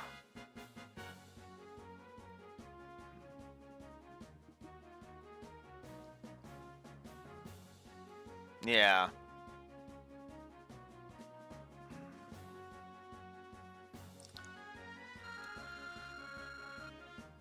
I mean, you can justify it. It is justifiable in lore, and I do agree with that. But there's a way to justify you're not that great in lore,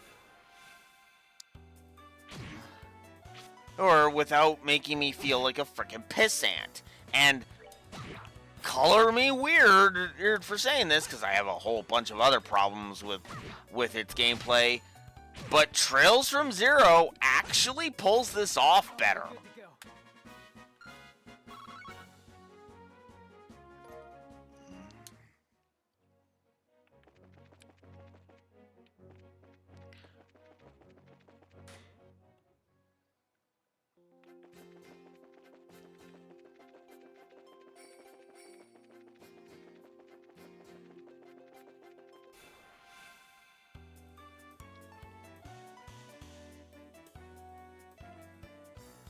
No. No. Fuck no. That is one thing I never enjoy in this series when the series pulls that. What's funny is that there's not a lot of forced lost battles in the whole series now that I'm thinking about it. Not really.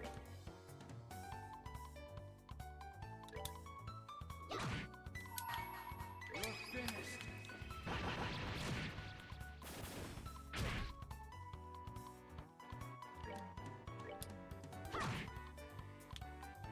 Really? Fine.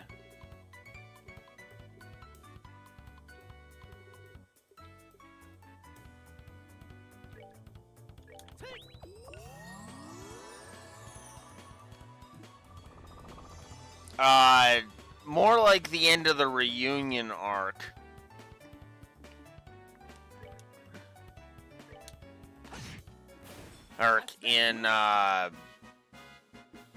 In Cold Steel 2. With Rufus specifically is the one I'm thinking about. Actually, Cold Steel 2 is kind of where a bulk of the Force Lost battles are in the series, now that I'm thinking about it. Because there was like, what, 2 or 3 in there?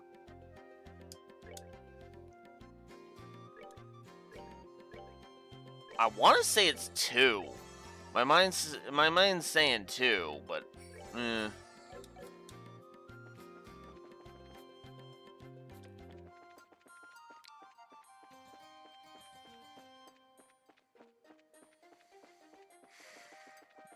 yeah, I'm drawing a blank with Force Lost battles in the series now that I'm thinking about it.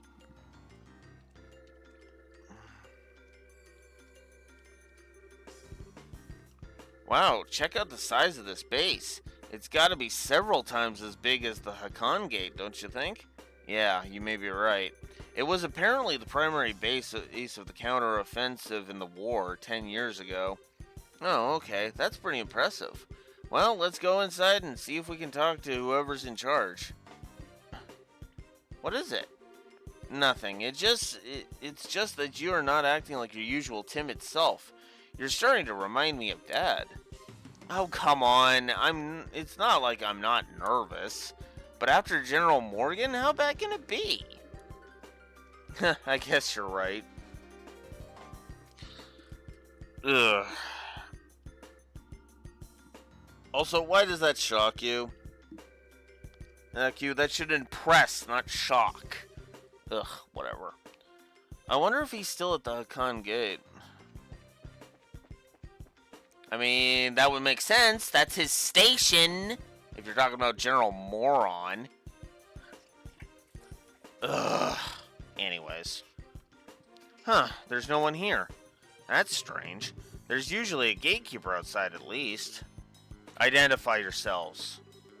Where'd that come from? Probably a speaker. This is Leston Fortress, HQ of the Liberals Royal Armed Forces. This place is off limits to civilians. I'm afraid you're going to have to leave. They sound polite, but... yeah, I think they're just being extra cautious. Can you two hear me? Sorry, but we're not civilians. We're from the Bracer Guild. We're here to discuss the matter of the central lab being attacked. Could we please speak to with the individual in charge? Are you actual bracers, then? If you don't believe us, you can inspect our emblems. You can see them, right? Indeed, you appear to be the genuine article. However, I regret to inform you that the CEO of this base is currently away. Perhaps you can come back another day. No commanding officer? Well, that sounds sloppy. In that case, anyone from the intelligence division will be fine. We have information that must go to either Colonel Richard or Captain Amalthea. Very well, wait there. Phew, it's like pulling teeth with these guys. I mean, gee, it's almost as if they're shady or something.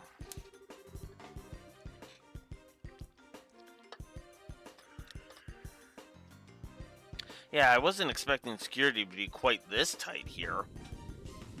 Whoa. Well, someone's here at least. And I believe it is Sid. Yep.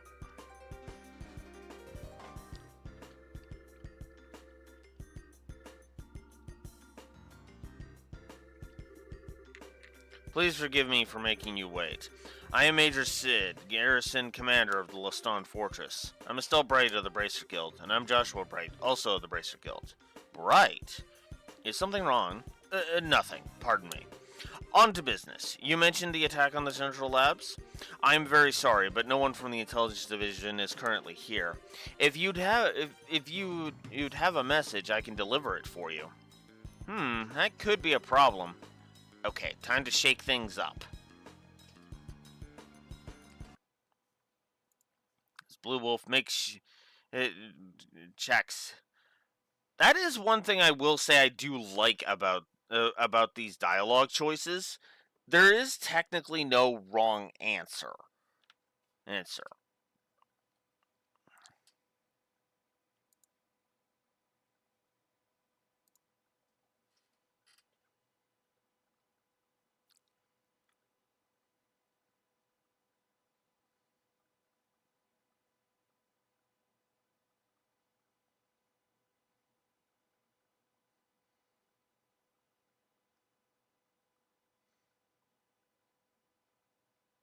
Oh. Walkthrough says there's literally no incorrect choice here.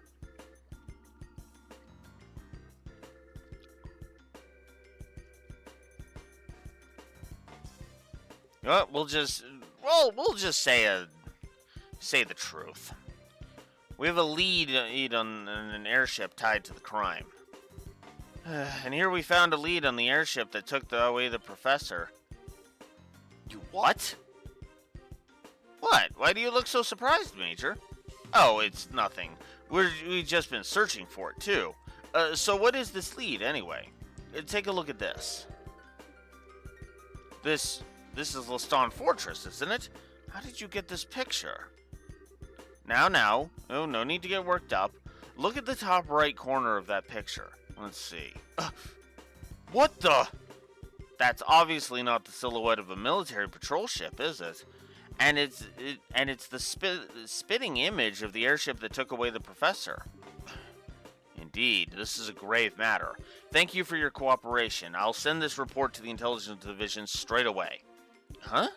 Hey, wait a minute, is that it? Is what it? I mean, don't you think this is weird? Why would the suspect's ship be hanging around here? It's embarrassing to admit, but I'm afraid it's entirely my fault. We have been aggressively searching along the border, so security wasn't as tight at home as it should have been. And if this airship fled to the north, it's possible that this whole matter may have been a plot by the Empire. Really? I'd like to know just one thing. Where exactly are all the intelligence personnel right now?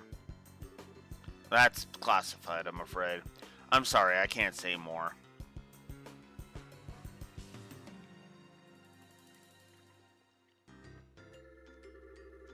Okay, now maybe it's just me, but don't you think this all kind of smells a little funny? Yeah. Come on, Estelle. Come on, Estelle. I know. But without any concrete evidence, pursuing this lead won't do us any good. Yeah. Huh? What the? What?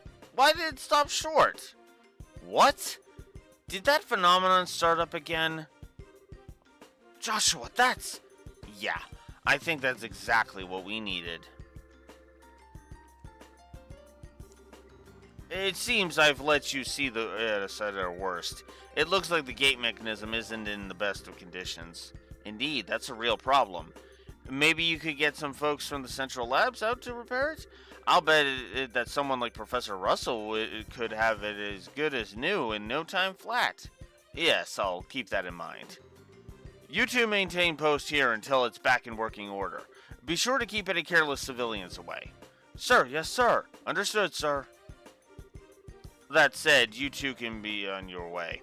I will be certain to take that photograph to intelligence. Now, if you'll pardon me... Yeah, you can, even from the first interaction, you can tell he really doesn't want to be a part of this shit. Is he directly working with Cassius right now? I could have sworn this was a case of his hands are completely tied right now. No. I could be wrong, but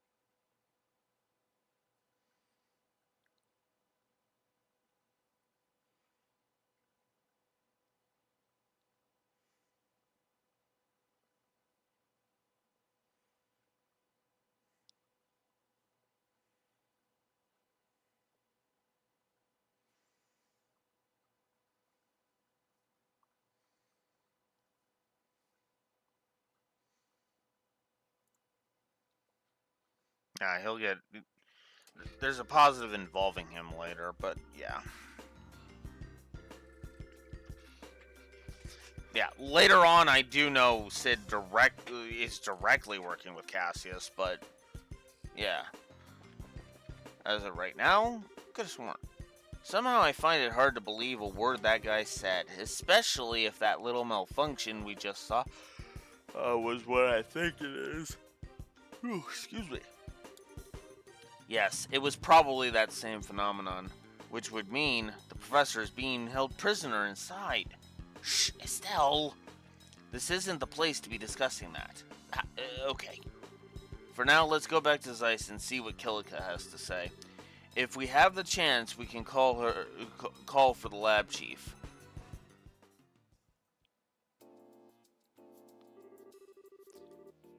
I just can't believe that Professor Russell is at the Leston Fortress. Are you absolutely certain? Miss Dorothy's photograph and the shutdown of the orbital power to the gate. These two things combined make the conclusion inescapable. Yes, but the Central Factory and the Royal Army have always had excellent relations, and now I'm expected to believe this? It's not as if the internal command structure of the military is all run by a single entity. Hey, all the people who attacked the factory were seen escaping, and they looked like royal guardsmen. That in and of itself is a clue. Oh, and that would mean... the royal guardsmen are being set up? Up? My thoughts exactly. This may be some form of internal conspiracy within the royal army. This is unpleasant to think about, but how could the professor get caught up in something like this? Sounds like you found a lead on our friendly neighborhood criminals. What, Agate? Good to see you back on your feet. Yeah, I just woke up a few minutes ago.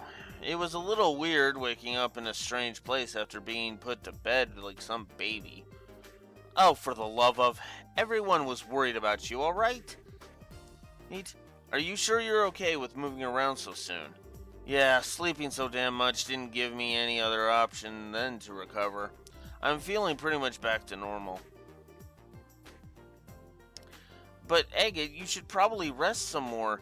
You just got the poison out of your system, and the doctor said... I just said I'm fine. I've been training for years. It's not that rough on someone like me. Oh.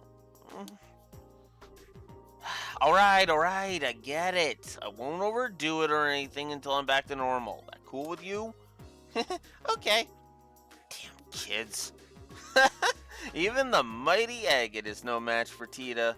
I guess it's hard to say no to someone who kept a constant vigil over you and nursed you back to health. Shut up. Getting back to the point, it looks like a lot's been going on while I've been out of commission. Mind filling me in on the details? Sure. Explain. I still can't believe that Grandpa's in there. I wouldn't have thought those goons in the black clothes were any army types either. And suddenly, I'm feeling better than ever. Let's say we go and settle our debts. It's right now. Settle our debts. Ain't it obvious? We sneak into Leston Fortress. We'll bust the prof out, and they'll never know what hit them. Ah, okay, like settling everything in one big stroke. I'm afraid it's not that simple. Huh? The Bracer Guild has a long-standing policy of non-intervention when it comes to a nation's military. Article 3 of the Guild Code, bracers and non-involvement in military or political matters. A bracer will recognize a nation's sovereignty and may not interfere with nor arrest any person of national, military, or political standing. Or to put it more simply, as long as the army is playing dumb about this, our hands are tied. Oh, you gotta be kidding. Yeah, like I said, the only time the Bracer Guild gets involved is if the government asks. Excuse me. Asks, because then they're contractually obligated. No way, that doesn't make sense. You mean that we can witness a crime, but if it's done by a soldier or a politician, we just have to pretend we didn't see anything? Essentially, yes. There is, however, a loophole. Article 2 of the Guild Code, bracers and their duty to the people. In the event of unjust imperilment of citizens, the bracers' sworn duty is to bear the responsibility for the citizens' safety. Do you understand the significance of this? I see. The professor's not a politician or a soldier. He's a civilian whom we are sworn to protect. So then, the rest hinges upon you, Mr. Murdoch. In this case, we are obligated to oppose the Royal Army and save Professor Russell. Will you help us? Stupid question. The factory needs him. Ah, hell, all of the world needs him. Go and get him. Mr. Murdoch, thank you. No need to thank me. I owe Professor Russell for all he's taught me. And we have adequate justification to proceed. Okay, Kilika.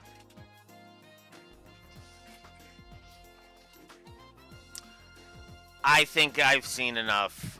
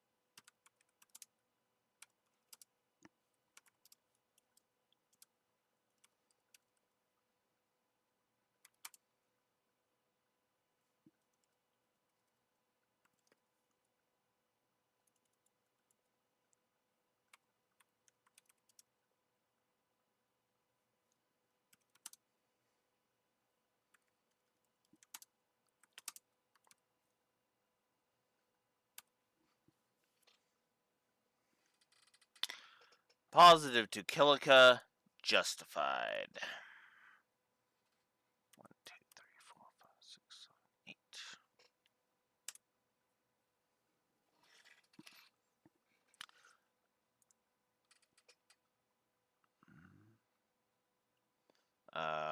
Hang on. Yeah, no, that's right. That is indeed correct. Okay. So, to explain myself a little bit here, I have decided that yes, I'm going to codify a positive for Kilika. Now you might be like, why? Because Kilika does something I kind of enjoy. Her intellect is understated. She doesn't have giant neon signs blaring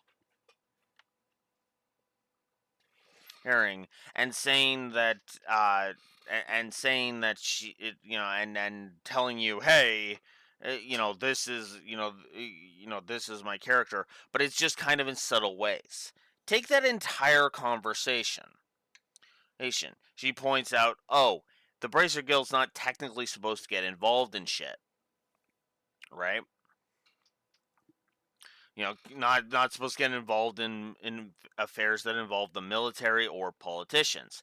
However, if civilians are in danger, well, that's an entirely different matter, isn't it? And I like that she actually passes the buck to Estelle and Joshua, and it's like, do you understand where I'm going with this? And and Joshua picks up immediately that it's like, yeah, Professor Russell is a civilian, so protecting him is our job. So if Mr. Murdoch there tells us to go get him, like he does, and then we go get him. It's that simple. I like that because that shows that Kilika is intelligent. She's blunt, she's to the point, and she's very intelligent and very cunning. Like I said, she is wasted behind that desk, behind that counter. And I'm actually kind of glad the series recognizes that.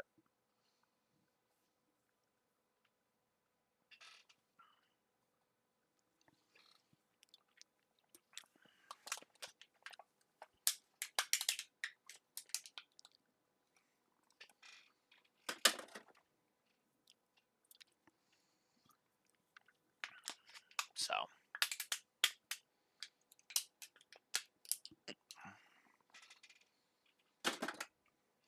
Alright. I am gonna go I'm gonna go grab some more Pepsi. I'm gonna bring the music back and then go. I'll be right back.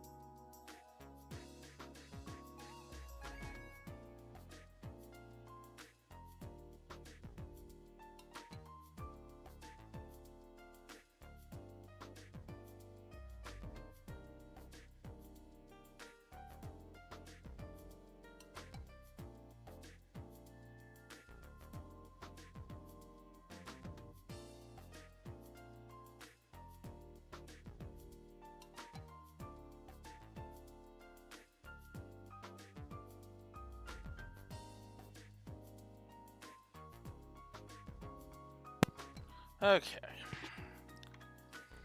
Let's continue.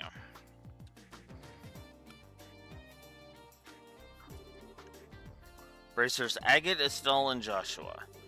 You are hereby ordered to proceed to Leston Fortress and rescue Professor Russell. It is not as above board as you may be accustomed to, but it is the request of the Bracer Guild nonetheless.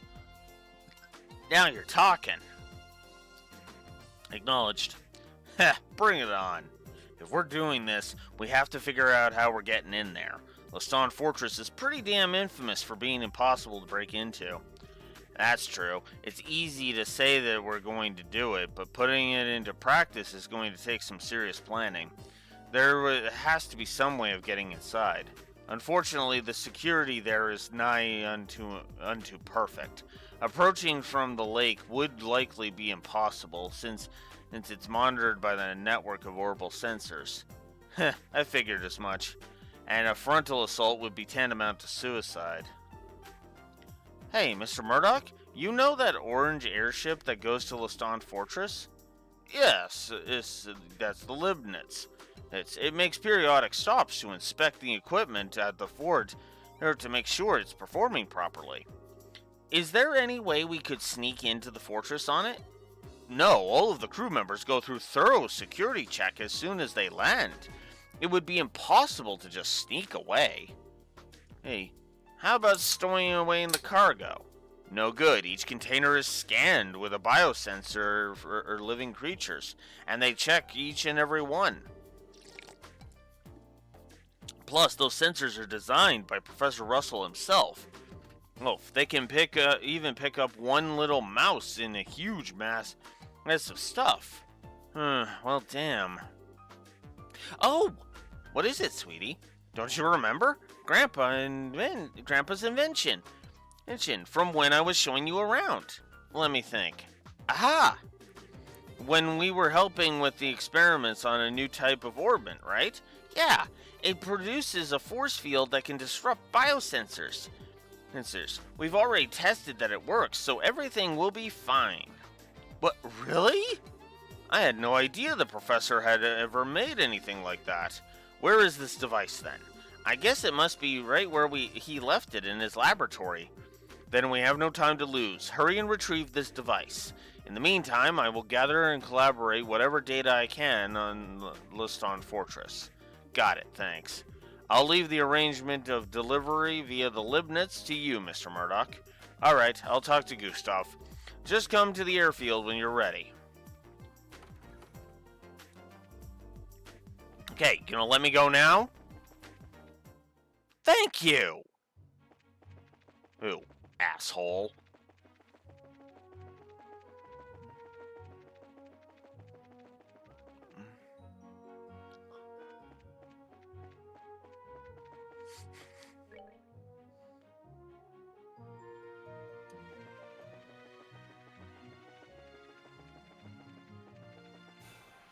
God damn it.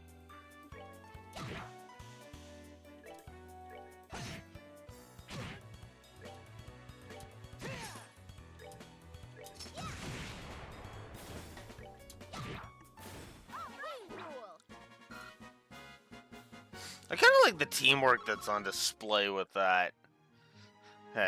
Agate it knocks him into Tita's range. Then Tita blasts both. Kind of awesome. Wrong spot. I need the one that's further north.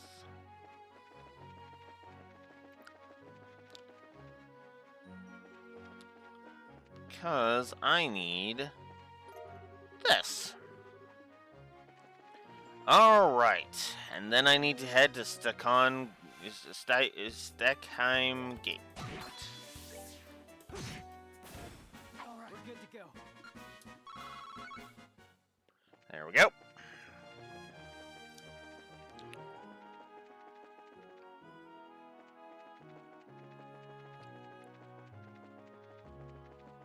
Whee!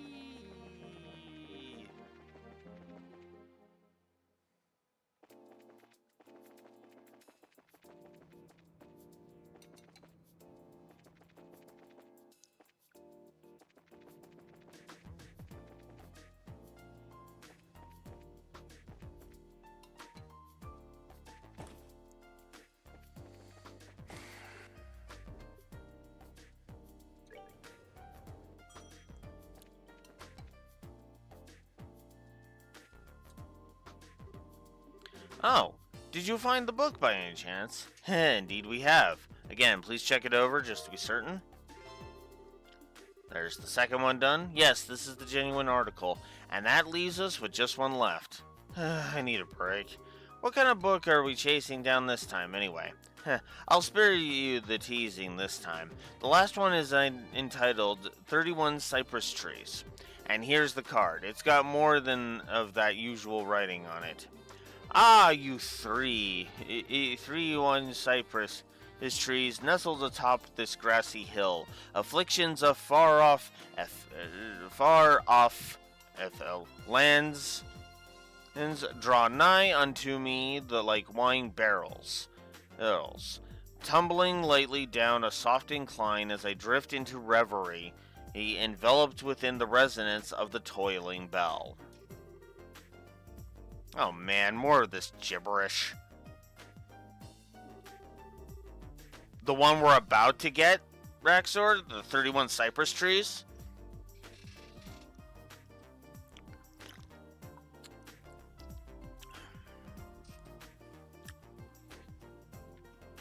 Okay, I will read it before I hand it in then. I think I'm actually starting to get used to these. Another riddle. Yeah, I guess so. This is your specialty or something? Well, your task is the same as before. May Adios herself speed you on your way to success. Okay, we're going. Pardon us.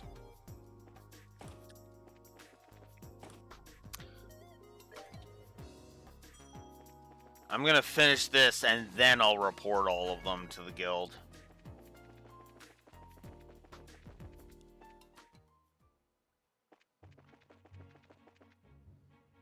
I'm going the wrong way. This is Stackham Gate is not this way. That's Wolf Fort.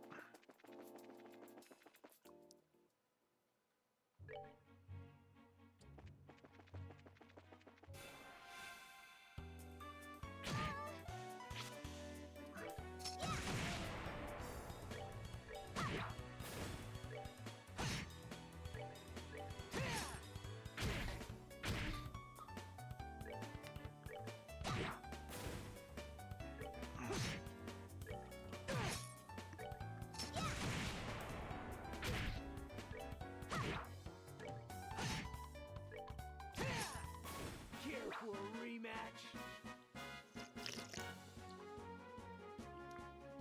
No, because it doesn't give me enough exp. Exp it. Sorry. You'll have to wait until next game before you can start whacking things again. And after this.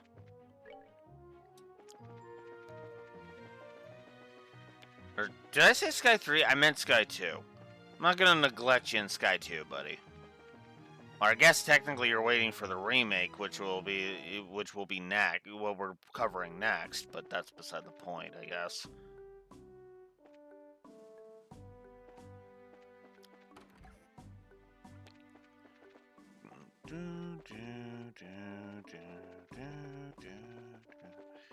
I do like the music of this series, and I will never back down from that at all. Inside was 31 cypress trees. Woohoo! Found it. There's the last one. We can finally finish up our work for the librarian. You ain't kidding. Huh? What's wrong? There's a card stuck in the book, and something's written on it. You have done well. Though I know you not, I salute you for coming so far. Allow me to introduce myself. I am a quartz researcher and the criminal who hid the 3 books. I have used the riddles as a way to find someone intelligent, to whom I could entrust my work. If you have lived up to my hopes and expectations remarkably, consider the enclosed quartz your reward. Take care when examining it. Thank you for all your time. I truly hope that my quartz will prove useful to you. If you have found this package by sheer chance, how embarrassing and lucky you! Please return it to the second floor archives of the Central Factory. That's it. So it was all one big practical joke. Yeah, I guess so. Have you looked in the package? Oh, right. Let's see what we have here. Impede 3. Jackpot. I think we should check in with our client for the time being. Fine by me.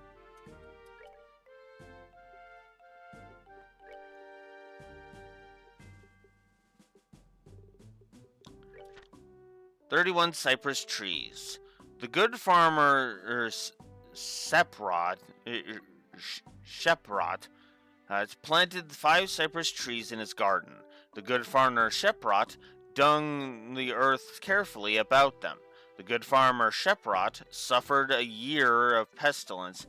The good farmer Sheprot watched all of his trees withered away. The good farmer Sheprot had planted another 7 cypress trees. The good farmer Sheprot dug the earth about them even more. The good farmer Sheprot had suffered a year of bitter winter. The good farmer Sheprot watched as all of his trees snapped in the binding cold. The good farmer Sheprot had planted still another 9 cypress trees. The good farmer Sheprot dug the earth about them furthermore. The good farmer Sheprot saw his trees grow into a great canopy. The great farmer Sheprot watched as all his trees broke under the weight of a great snow. The good farmer Sheprot planted yet another 11 cypress trees. The good farmer Sheprot plucked those which were frail and cast them into the fire. The good farmer Sheprot suffered another year of pestilence and great winter. The good farmer Sheprot watched as his last tree grew into a magnificent fir. The good farmer Sheprot, in order to confect a single grand cypress, the good farmer Sheprot planted 32 cypress trees. The good farmer Sheprot, with his loving goodness for them all, the good farmer Sheprot brought 31 cypress trees to the depths of ruination.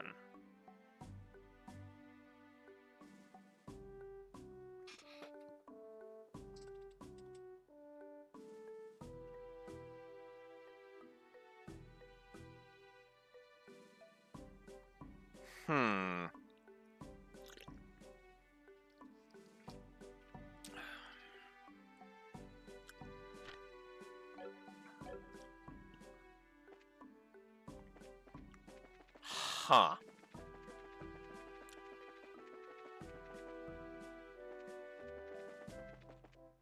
So you know that thing I keep saying that I'm not an expert?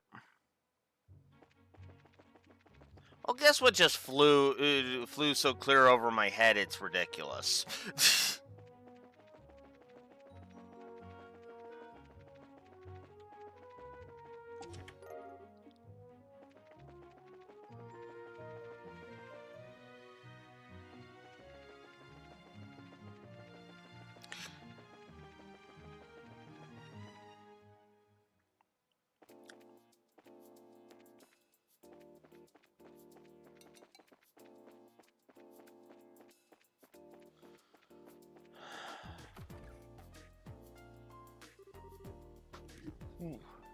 Now, where is that thing? It's gotta be here somewhere. Maybe in a corner of the lab or the second floor archives? Those are where Grandpa usually tosses stuff from his old inventions. Eccentric old coot. But whatever, let's just find the damn thing. Last we saw it, it was up here. But I guess not. Alright. Oh, archives would be up here. Found it! That's the orbment that was in our experiment, alright. So, can we use it? I think so. If everything performs to specs, then it'll keep a biosensor from working right. Alright, back to the guild then. Killica's probably finished collecting intel on Fort Leston by now. We did take a detour. I should probably also go turn this in. This other thing in while we're here.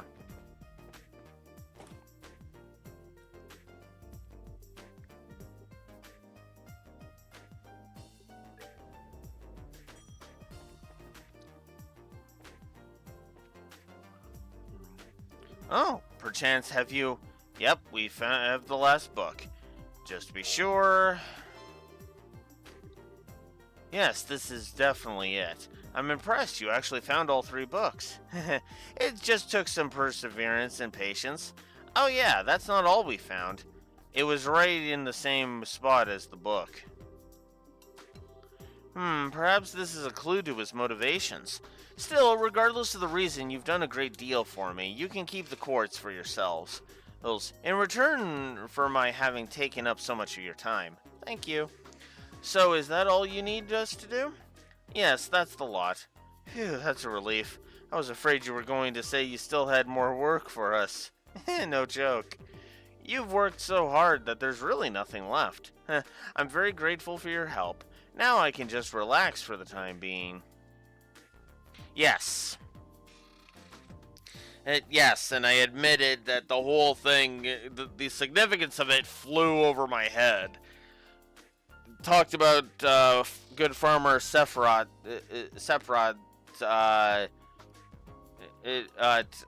planting trees.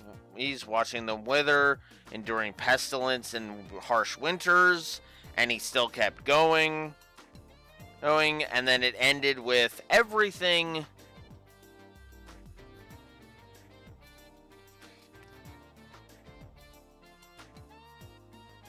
Tell me that's not the only significance, Rexor.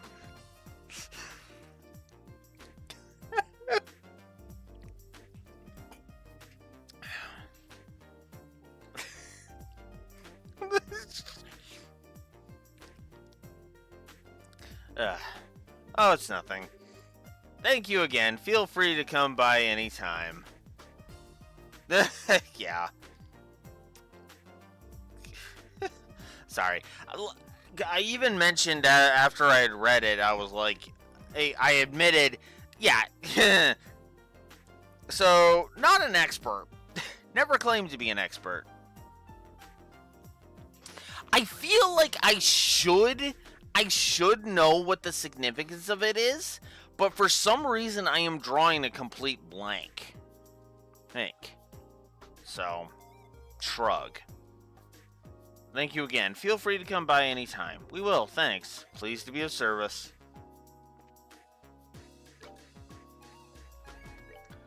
But that's also why I make it crystal clear. Yeah, no, I am not. I am no expert, right?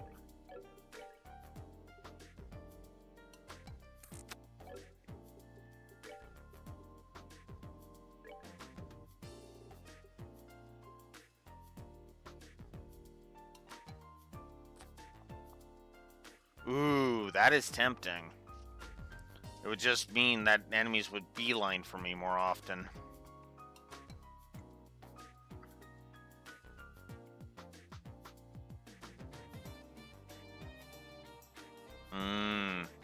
Okay, fair enough.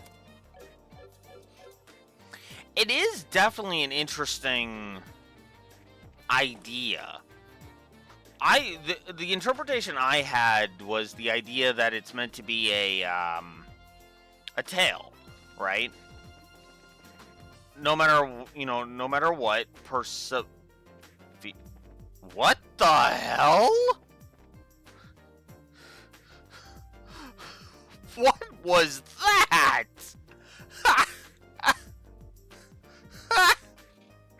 Okay, that was actually kind of funny. I thought Claire of Proton John was supposed to be the glitch finder, not me.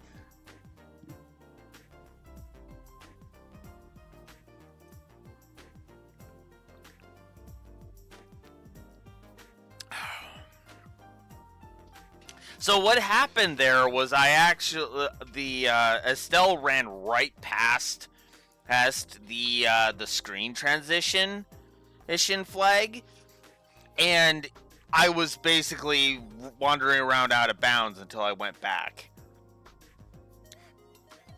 And then it caught the screen transition again. I basically glitched. We're back, Kilika, and we have the device. I have also finished my preparations. Now, what I am about to show you is not to be spoken of to anyone else. Lostan Fortress map. Heh. Well, would you look at that? These are the schematics for Lostan Fortress. Wow, it sure is big. And Grandpa's in there somewhere. There. Isn't the layout of the fort a military secret? How'd the guild get their hands on it? The guild has ways of obtaining information. It is best that you not know. Oh. Yeah. The Bracer Guild is a much more complex organization than it may appear, and you would do well to remember that. Okay. I don't think I need to remind you that this is an exceptionally unique case. Excuse me. God damn it. Relations between the army and the guild have traditionally been excellent in Liberl, even relative to other surrounding nations. It is absolutely crucial that we not cause any ill will. The guild can ill afford hostilities with the army. Do I make myself clear, Agate? Yeah, I guess. I love that she directed that at Agate, by the way. As if to say, yeah, I'm not saying this for their benefit, Agate. They understand. You need a reminder.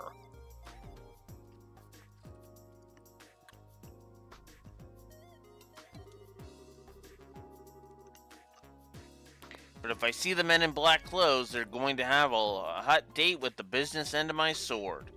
Soldiers or not, I've been looking for them so long now that I think they'd be offended if I didn't kick their asses. Do what you must. I just ask that you take no lives. Estelle and Joshua, legally, I should not entrust a task like this to junior bracers. Whoa, wait a second. I don't like what you're driving at. We're already a part of this. Please, allow us to see it through to the end. I thought you might say that, and I don't intend to stand in your way, because I actually have a brain in my head.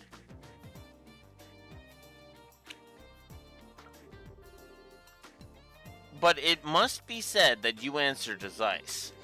As such, if worst comes to worst, I will accept full responsibility for your actions. You needn't worry. Kilika, I'm sorry, we've caused so much trouble for you. Yeah, she does. She's proven that time and again in the series.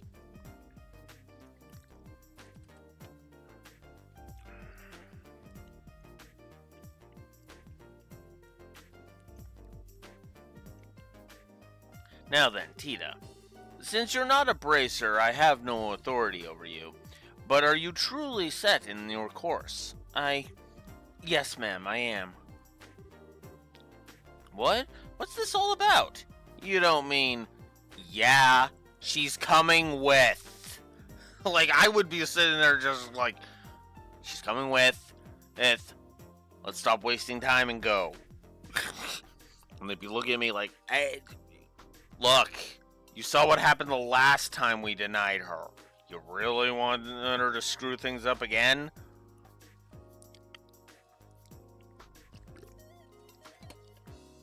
Heads out of asses, let's go. I'm the only one who knows how to operate the device, so I'm going with you. She even gives a practical reason why she needs to go. I like that. Well, it is a very complicated orbit. I'm sorry. I don't want to cause any trouble, but I have to go too. You gotta be shitting me. Agate, don't prove me wrong, please. I've already been wrong like 7 different times this run. And come on, man.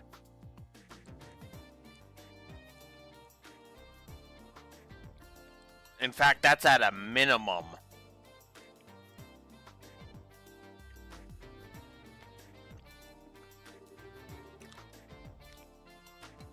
I don't, admittedly. And that's my ego talking.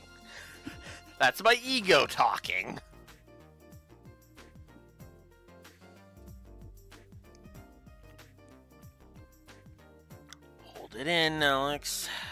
Listen, Pipsqueak, I ain't hearing this crap. What the hell are we supposed to do with a kid on a mission this dangerous, huh?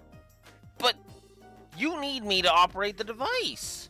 Then forget that idea. We'll find another way to sneak in. Alright, enough. Lighten up. Why are you so damn stubborn? You want to run that by me again? Tita's ready, and she said she wants to help. And her help will make it easier for us to sneak in. All that improves our chances of getting the professor out safely. I want to know why you're so against it now of all times.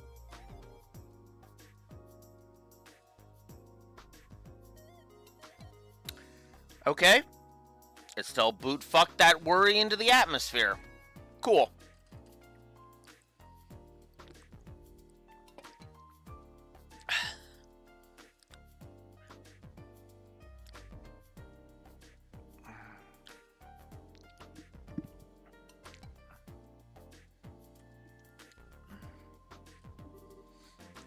You little...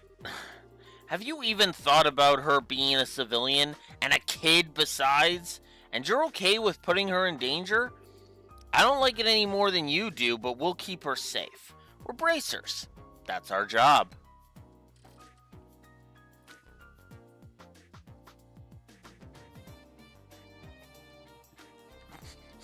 And then it still just starts eyeballing me. And I'm just like,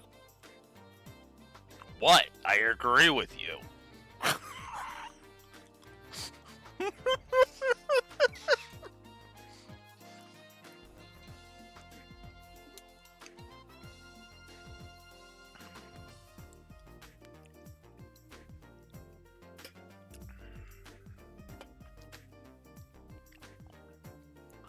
Okay, so I guess I am technically wrong, and Sky One Agate kind of has his last gasp of breath right there.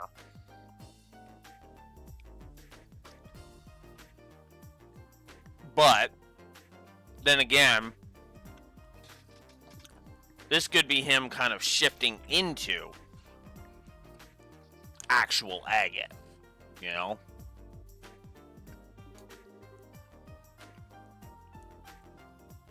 You sure talk a big game for a rookie.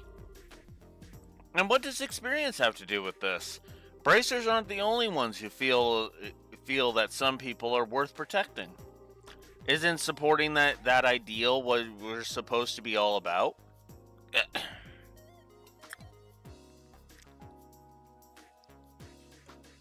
You want to know something funny about that line Joshua just said?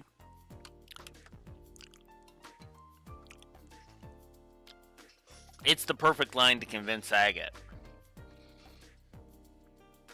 And Joshua has no way of knowing that.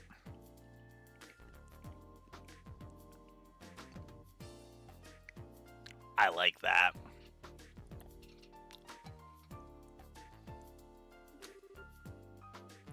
Still, Joshua. Agate, I'm sorry that I make you so mad, but my grandpa is everything to me. All I want is for him to be okay. So I'm going to do everything I can to make sure he is.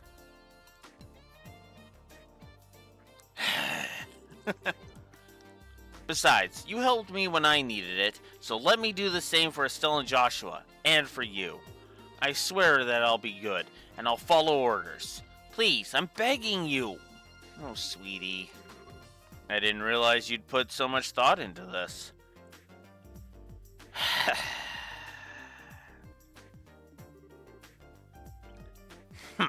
I don't buy it.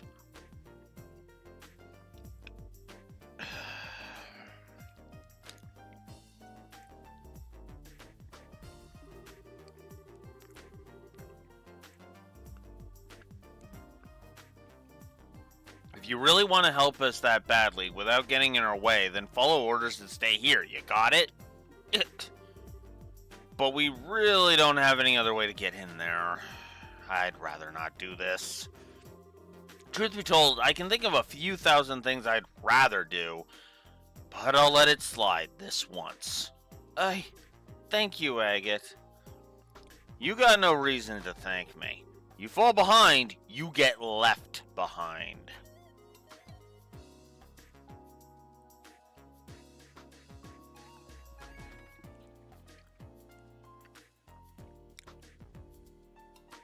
I would say that's borderline.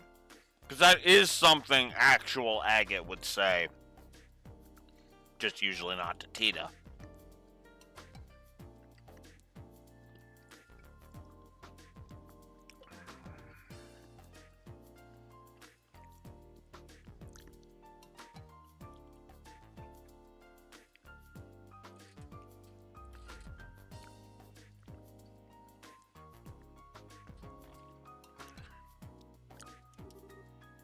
Just so you know. Alright. I swear, one of these days, by the goddess, you're a jerk. Why can't you just be nice and appreciate what she's saying? Settle down, Estelle. Hell, we need not set Blue Wolf off again, and on another rant. And we're very close to the point where his rants are basically at an end.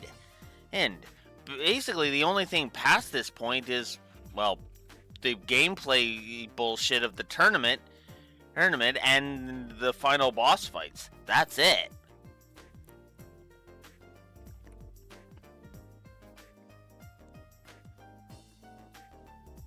It's not even a joke, by the way. We're actually past the bulk of the negativity I have towards this game.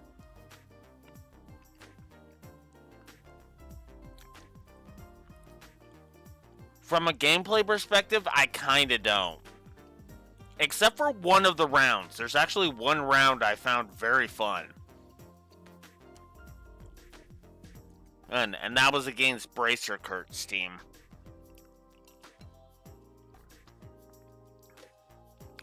And yes, I'm calling him Bracer Kurt, or just to distinguish, because I refer to Vander Kurt as Kurt. That's Kurt to me. Because I always forget Bracer Kurt exists.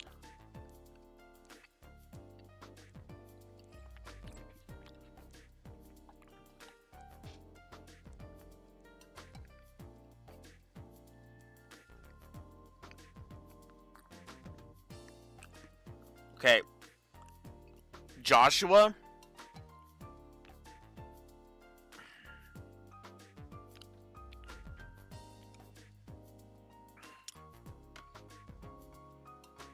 There's a third Kurt? Oh. I forgot all about that. Huh. But,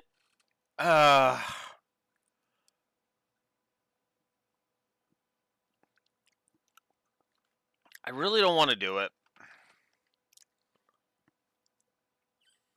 But we'll put it here.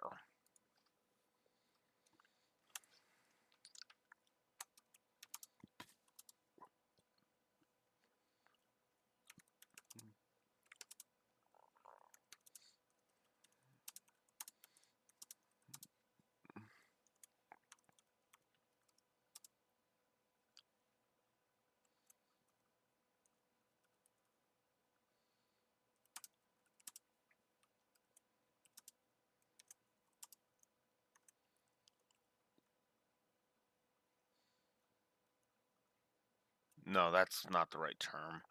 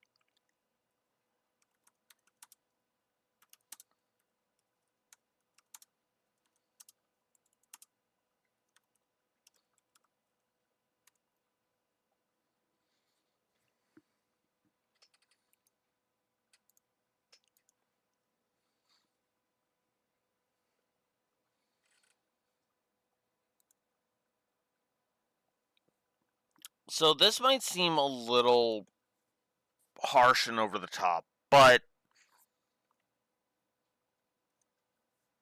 I am seriously sick of the tell don't show when it comes to agate. Which is funny because Sky 2 literally takes this problem, curls it up into a fucking ball, launches it into the air, and fucking incinerates it with a giant fireball explosion art.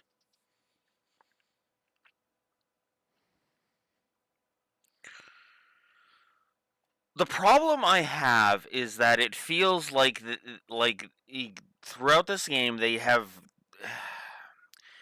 It feels like they don't know how to write nuance into an asshole character. They wrote an asshole, but they didn't know how to fine tune his dialogue so that there's more nuance. Which actually is more of a problem with the localization, more so than with the original Japanese script. I actually should write that.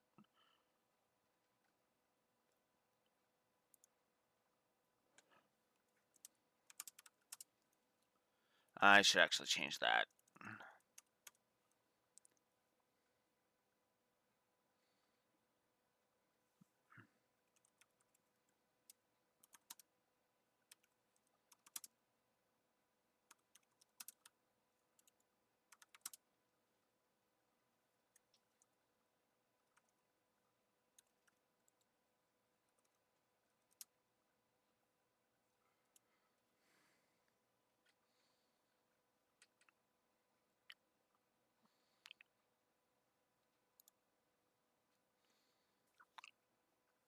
Because, again,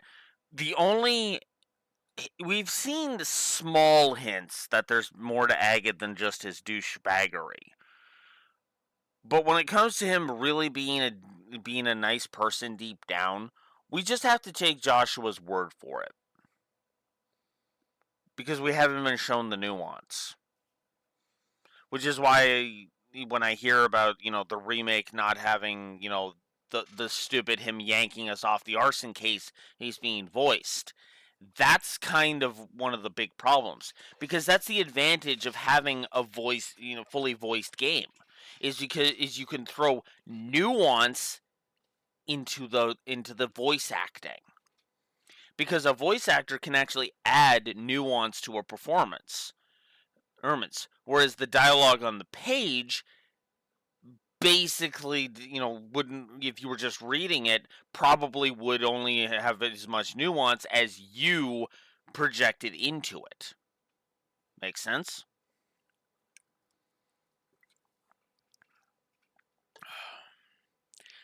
Having Joshua constantly telling us that Agate, no, really, trust me, Agate is actually a nice guy, feels counterintuitive. Instead of seeing him, cave to Tita immediately, it literally takes multiple people telling him, quit it. Hey, quit being so stubborn, she's coming with us. Before he finally laments, right? Like, in my blunt opinion, it should, Agate should have caved, at the first thing, right? You can't operate the device on our own. Okay, then have him protest. Well, then we won't use it. We'll think of another way. And it's like, is there another way? Do you have an alternative plan? Okay, fine. And just and then there's nuance to that, because then we can be like, oh, okay, okay, cool, right?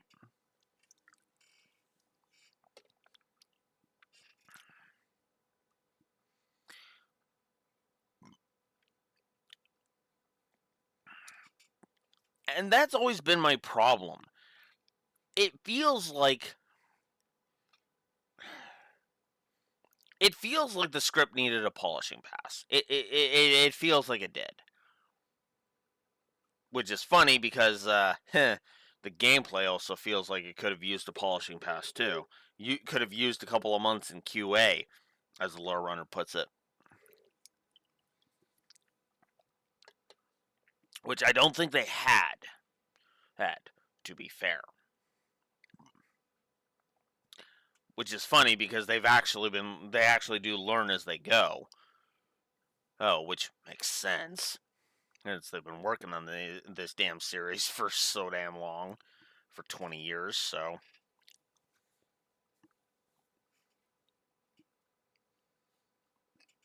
Yeah. Yeah, exactly. That's why I try not to be super harsh on a lot of that.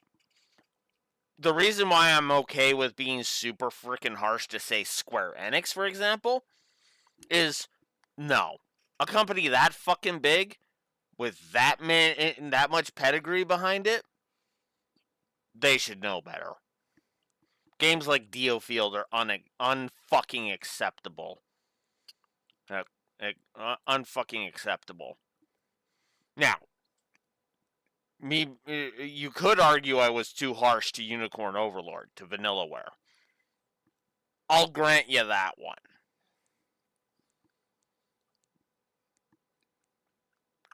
But Square? No.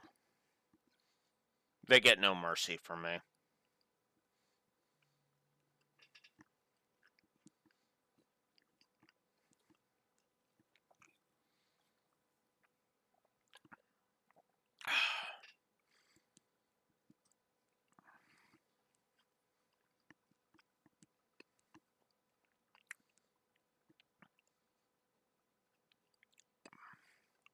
Which is funny because again, like I said, with a lot of these audits, I feel like a lot of what's going to happen is I'm going to be removing negatives.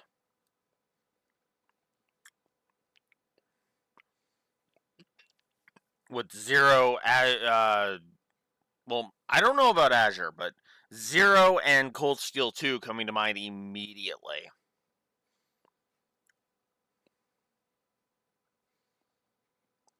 Or moving them around, yeah, exactly. I mean, look at this run for example. Look at this run for example.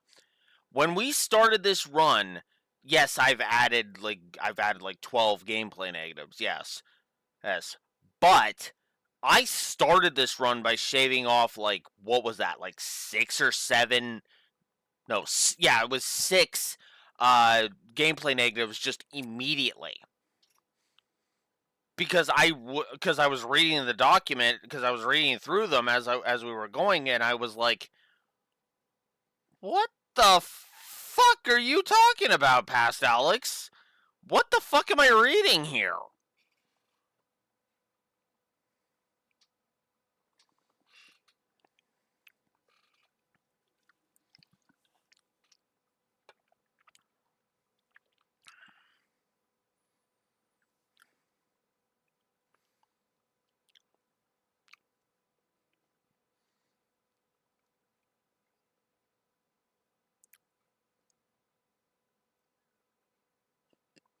What would be being carried over? Uh, use a new game plus file and just not carry anything over? Rexor, is that what you're telling me, or are you saying that I should be aiming for bonuses?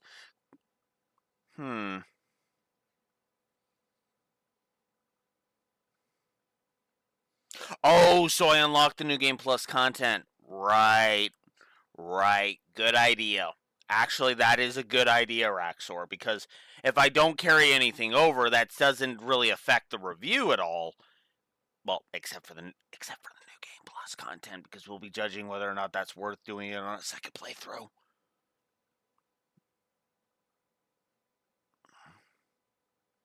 Yeah.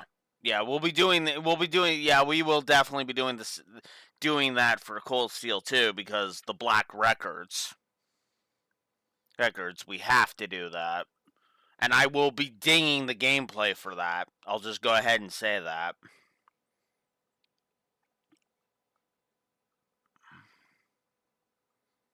Actually, what's funny? You know what's funny? Honey Rexor? That basically sounds like Zero's gonna have the exact opposite, the exact Is it opposite? Either the opposite or the inverse. I always forget which. The inverse of what Cold Steel 2 is gonna get. Because from the sounds of it, Zero has an entire dungeon, which is going to be a gameplay plus for encouraging a new game plus run, in order to get a bonus dungeon. Might get a may or may not, well, and it may or may not get a story negative. We'll see. See when we get there. I mean, probably not, because the more I'm thinking about that, the more that sounds stupid. To give a story negative for a dungeon being New Game Plus exclusive, that feels dumb. That feels dumb, so probably not.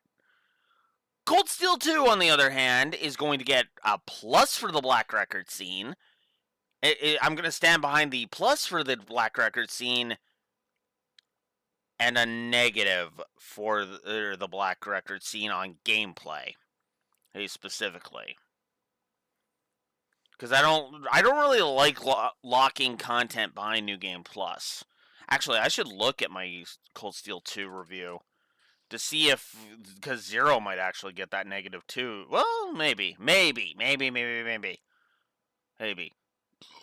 No, actually, no, that doesn't make any sense, because again, if the dungeon doesn't really have any story significance, then it's just a bonus, a thank you for replaying our game. So never mind. I am talking out my ass. Ugh, I apologize.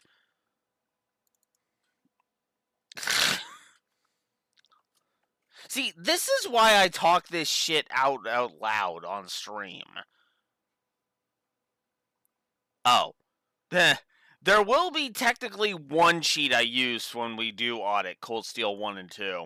I'll say that. Just the one cheat from New Game Plus I will be doing.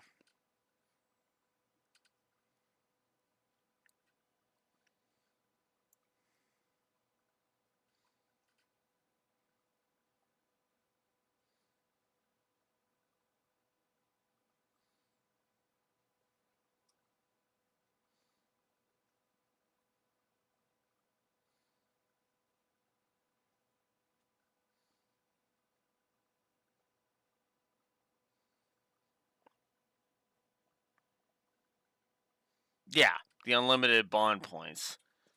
That is literally the only one.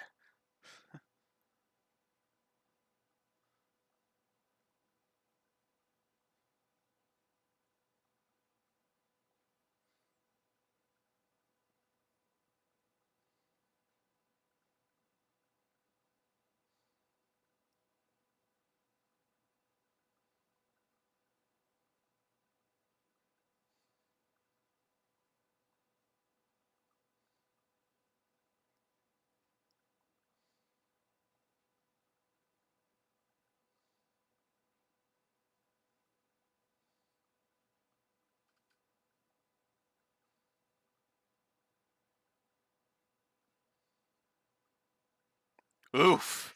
I was really harsh on the final quest of Cold Steel 2. I'm probably going to stand behind that too.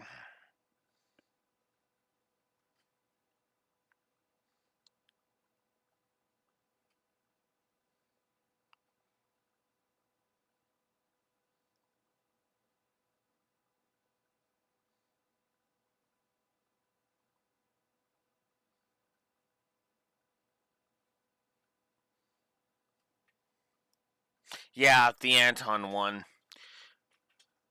I just read through it, and yeah, I kind of agree with that, because you have to A, know it's there, B, exclude Sharon from the party, and then C, you also have to leave the final dungeon in order to do it. It's like, really?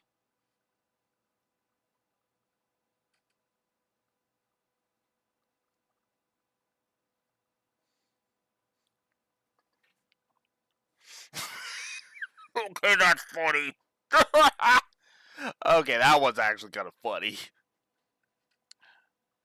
That's the exact opposite of what I usually bitch about about a gameplay section for. I just read the liberation of Trista. It's negative. I gave it a triple negative because it's way too fucking easy.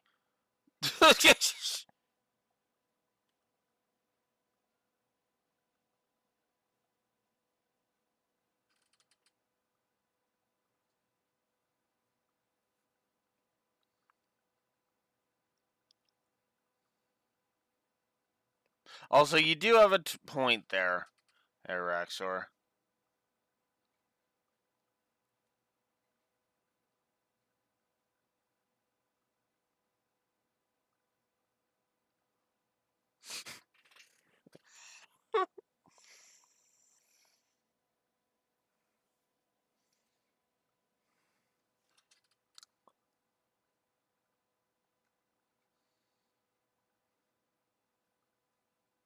Yeah, even for a staged thing, though, I still say that Liberation of Trista is way too fucking easy.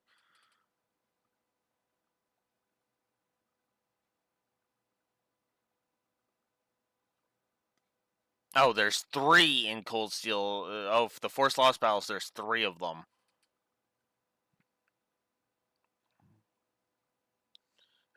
My bad.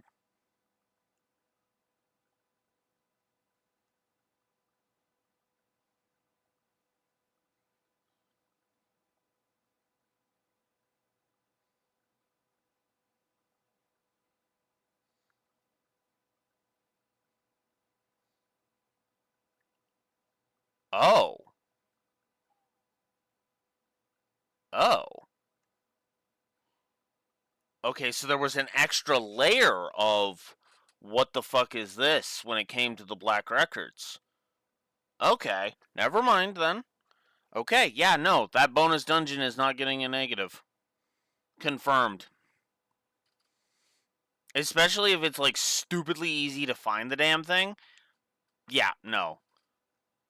Yeah, no, we're not giving the New Game Plus exclusive dungeon in 0 a negative.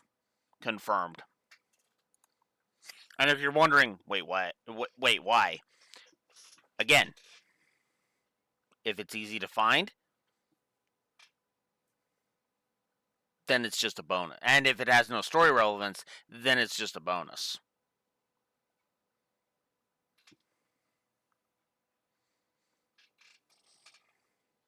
Which, 9 times out of 10, you'll see. You'll see without even trying. I mean, Raxor. It's just like checking the bulletin board, or it is in the Sky trilogy. In Sky 1 and 2. Which means, yeah, not hard to find. Unlike the Anton quest that we were just talking about. You have to know it's there, you have to leave the final dungeon to go get it, and it's just a boring talk to NPCs quest. Gameplay-wise, that quest kind of sucks. I don't even think it's that good of a quest as story-wise either, if I'm honest. Anton wants to bang Sharon. I mean, don't get me wrong, it's not a bad quest. It's not a bad quest. I would not go so far as to call it a bad quest. It's more of a quest that's just kind of like, that could have been better timed.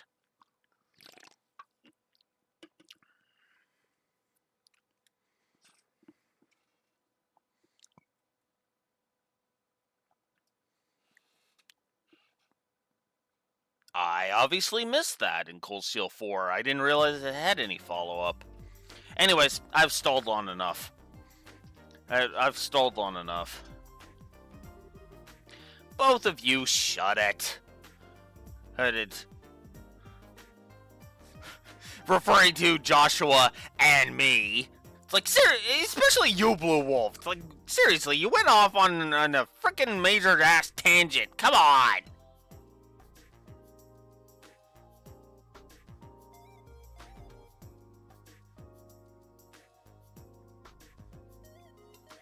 I did miss that, apparently. Oh, and that's bad news for Anton in my setting. Ooh.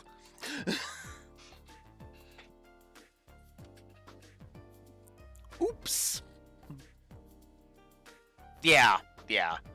And small little details like that are missable. Which is funny because, man, Cold Steel 4. Oh god, you want to talk a flawed masterpiece? Look no further than Cold Steel 4. And yes, I say flawed masterpiece because as that thing scored enough points to get into my favorites category.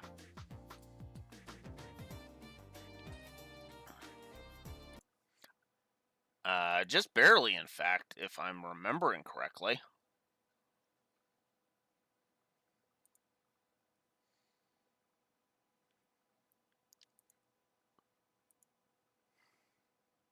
Yeah, it literally hit the actual point threshold for that.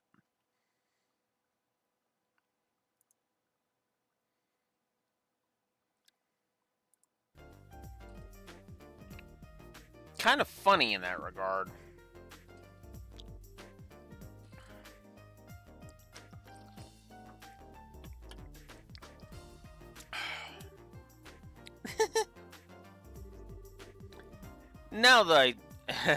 Now I trust that the matter has been settled. The Libnits will soon be ready to set off. When you are ready, please proceed to the airfield. Will do. Later, Kilika. Take care of talking with the army for us. I have the appropriate responses lined up should they decide to question us. Adios keep you. Please be careful.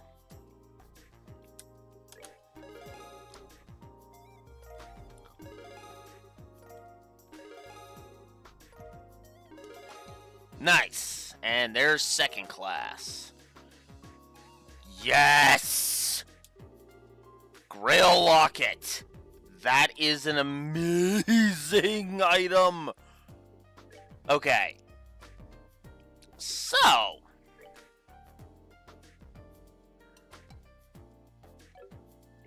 Ooh. Do I want...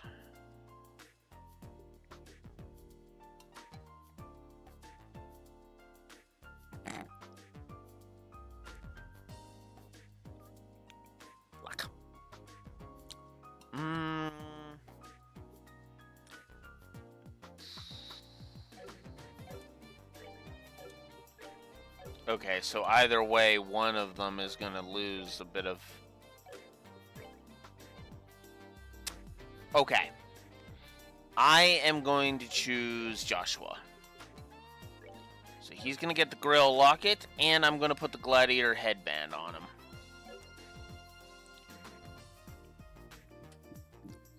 That may seem a little insane, but he's more for speed and power anyway. And having him get a boost of 10% more CP each time he attacks sounds like a good idea.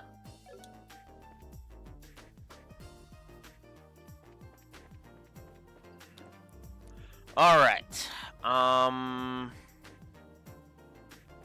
Yeah, that's it. I'm pretty sure I've got everything now. Yep. Everything's all good to go.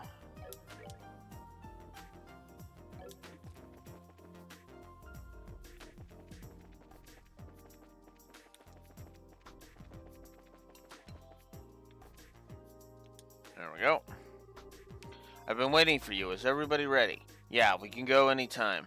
Is the Libnits ready too? Yeah. You were lucky that last-minute military order.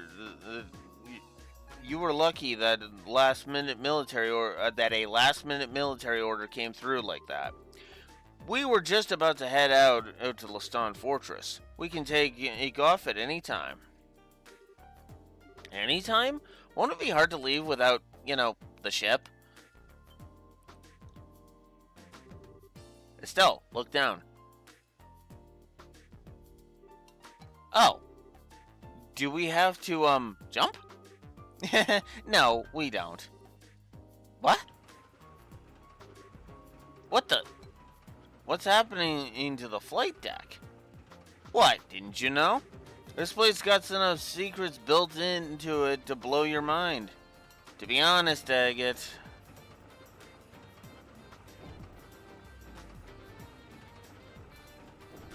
Dips down, moves over, comes up.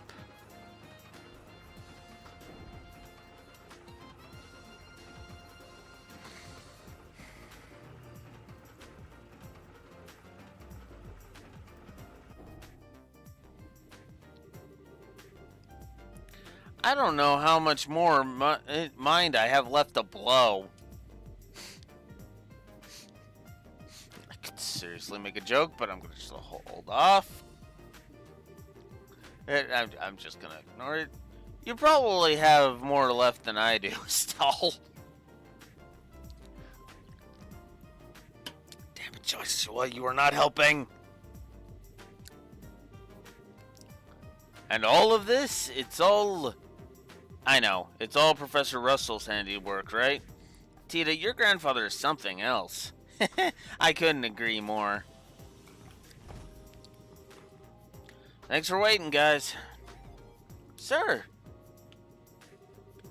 Howdy, Tita. I've already heard everything from Murdoch. Hard to believe what happened to the professor. Guess it's up to us to help him out of it. Thank you. Yeah, we owe you. You. Not at all. I'm the one who owes Professor Russell. Okie dokie, we're ready. Hey, are you ready to lift off? Alright, let's load up. We're off to Leston Fortress. Please, bring Professor Russell back home safely. And take care of Tita. Sir, no sweat. Let's go then. This is still a weird song choice. Either that or or Spotify labeled this properly. I'll be counting on you, bracers. Hey, wait!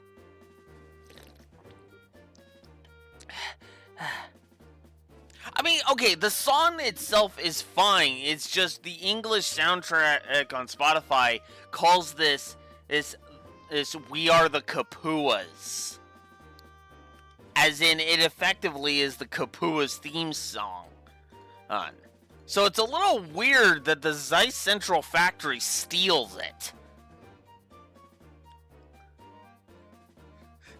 It's not a bad song choice. It's just weird because of what its name is. Oh, head rush. Huh? Dorothy? Oh, Chief. Were Estelle and crew aboard that last ship? That's right. How did you know? The guild tipped me. And there's big trouble brewing. If what my editors told me rings true, I wanted to let them know before they left. What kind of trouble? I shudder to think how much worse the situation can get. Well, this is totally off the record, but it seems some members of the Royal Guardsmen and Grand Seal were just arrested for treason. What?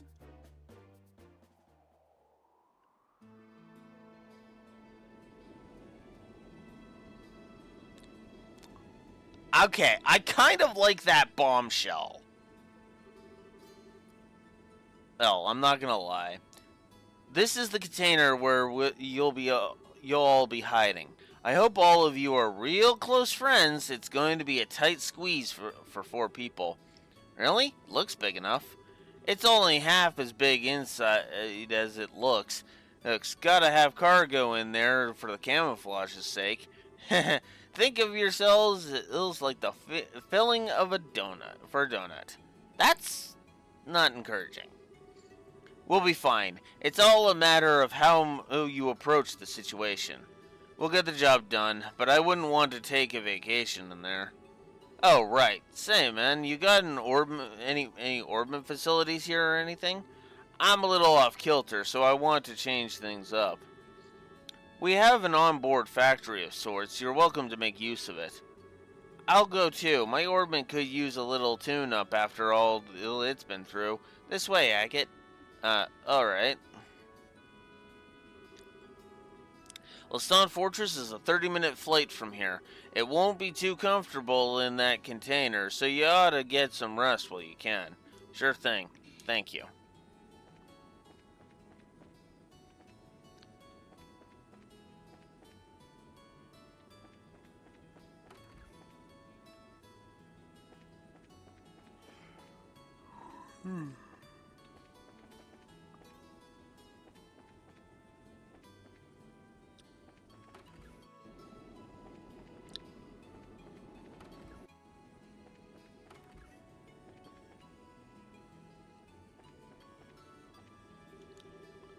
Very well then, let's see your combat ornament.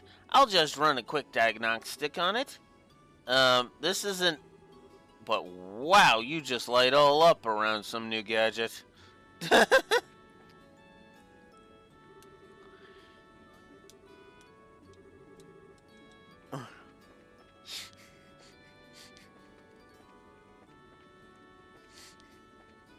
is probably one of the most adorable things about Tita.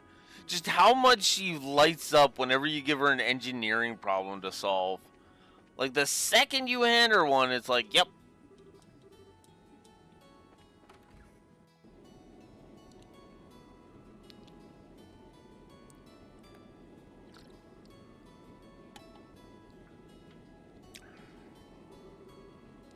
Wow, look how high up we are. It's been a really long time since I was on an airship. No kidding, we didn't exactly have fine time to go sightseeing on the Sky Bandit ship. Not that this even really compares. We're in an exponentially more dangerous situation now than we were at that point. We need to stay alert. There's no telling what might happen. Yeah, I know what you mean. I'm still having a hard time wrapping my head around the idea of something like this happening in Liberl, though. It feels like the start of something really big. Which is funny because I can understand still not really being able to grasp this kind of thing happening in Liberl. Because let's face it, something like this happening in, say, Erebonia, or hell, even in Crossbell, easy to pick to see that happening. Liberl, on the other hand, not really. Liberl doesn't strike me as the kind of place where stupidly dangerous shit would happen, you know? It doesn't strike me as the type of place.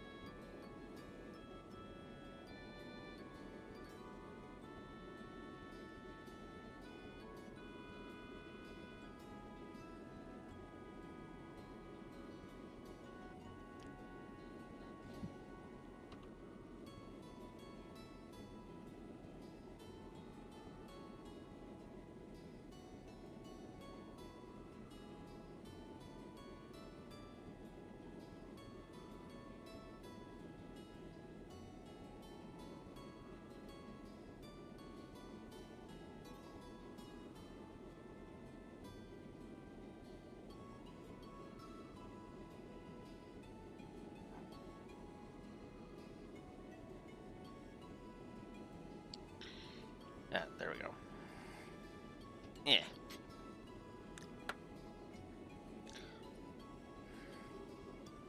My thoughts exactly. The Sky Bandits and those men in black that were manipulating the mayor of Ruan behind the scenes. If we can learn more about them, we might be able to get a solid lead. Not to mention why Dad disappeared like that. Yeah.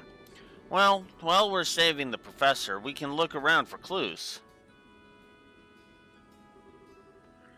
Oof, okay, this ought to do it. The metal part of the slot connectors got loose. Anyone ever tell you you're a busybody? If I wanted mods that simple, I'd do it them myself. But hey, thanks. You're welcome. Oh, by the way, how are you feeling? I hope you don't feel all yucky. Yeah, I'm fine. You really don't have to worry. If you really want to worry about someone, worry about yourself. Now's the time to back out if you still want to. Don't get me wrong, I ain't telling you not to come. I, like everybody else, I've had quite enough of Blue Wolf bitching about me. Probably more than most other people. It's just, aren't you scared? Huh? Even though we're doing this for the old man, we're still breaking into a military base. Most kids would piss themselves at the idea of doing something this major.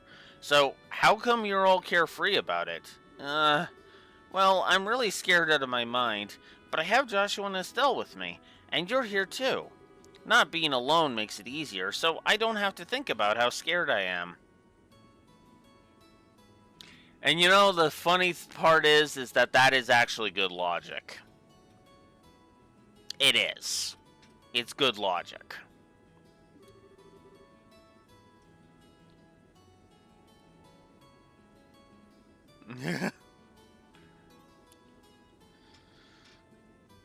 Never experienced the invade Area 51?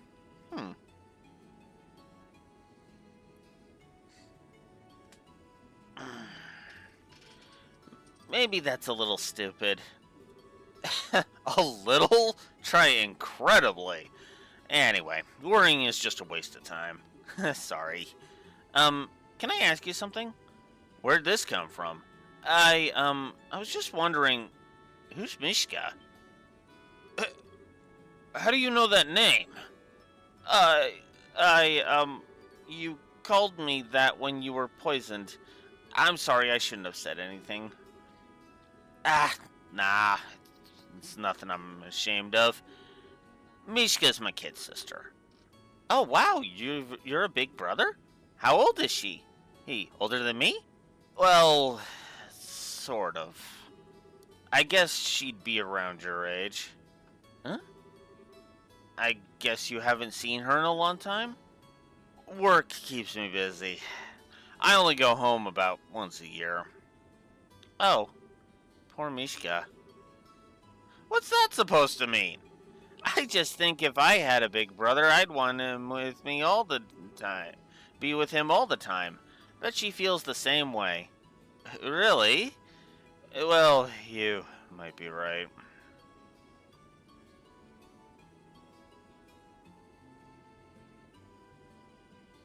Oh.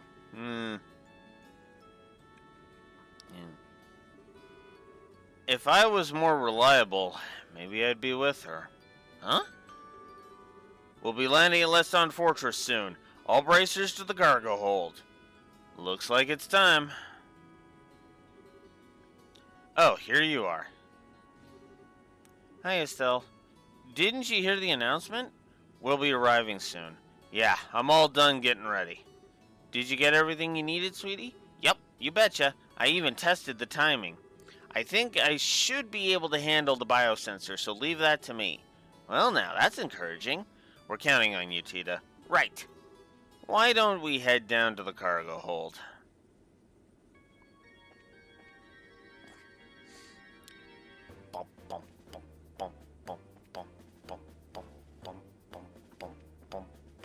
This is a good song. I'm not gonna lie about that. This is actually kind of a cool song. And honestly, having it stolen from the Kapuas is actually kind of awesome.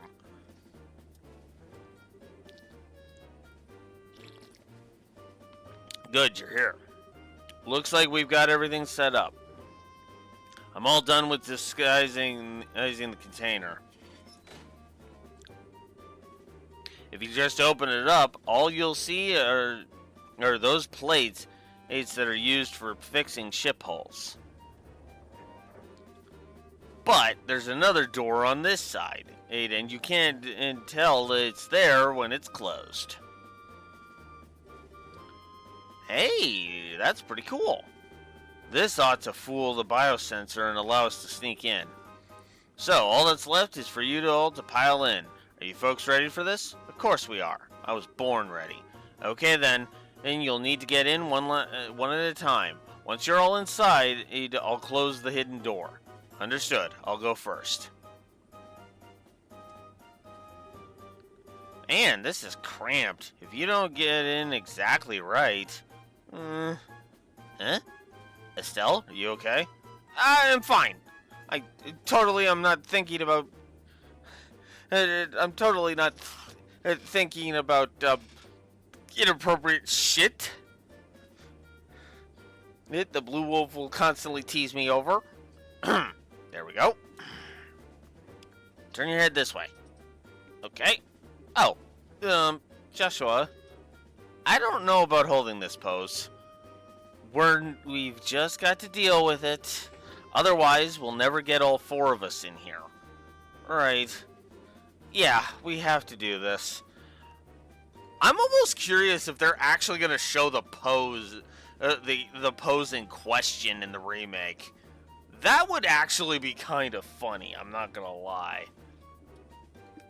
Ahem. Next up is Tita. Agate, you're in the back. Heck, we should all fit if we do it that way. Okay, in I go. Oof, sorry, Estelle. Aw, Tita, you're all warm and snuggly. And you even smell kinda sweet, like fresh milk. Hey, don't hug so tight. Kinda can't breathe. It's not that bad, is it? If she can't breathe, that's bad. My, what squishable cheeks you have. Oh my god, Estelle, focus. Estelle, quit playing around. Okay, now I'm getting nervous. Hey kids, make a little room. Oof. There. There, is it too cramped? No, I'm okay. I can hold out. Don't be stubborn. If it's too uncomfortable, just say so. Okay? Okay, man, I think we're set. Gotcha. I'll close the door. I'll make sure we unload this container ASAP after we land. And from there, it's all on you. Just be patient and stay calm. Good luck, kids.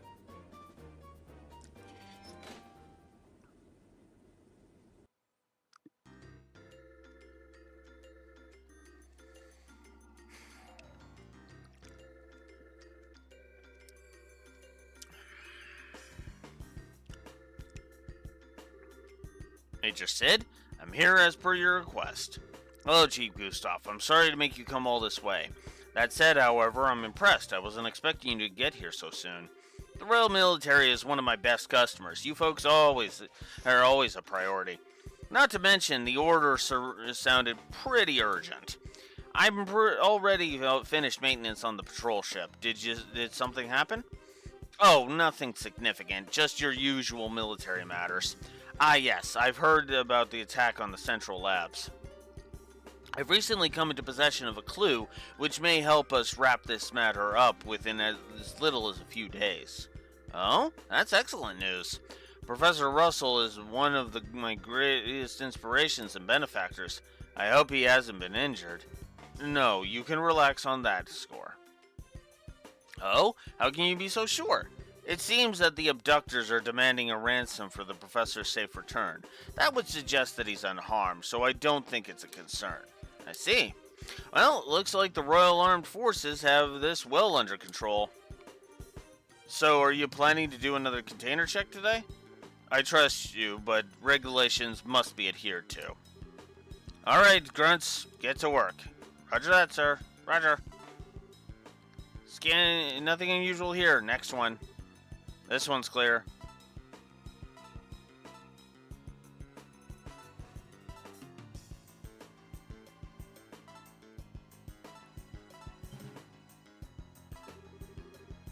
I'm picking up an anomaly on the sensors. Looks like it's alive, whatever it is. What? What is this, maintenance chief? Hey now, I have no idea. You sure your equipment's in working order? Of course it is. It's a central lab-made biosensor. Well, if you say so, it's probably just a mouse or some such. Hardly worth making such a fuss over, is it? Regulations are regulations. Surround that container, men. Alright, open it up. Huh? This... Oh, it's just Anthony. When did you sneak off, huh? Okay, so what's with the cat?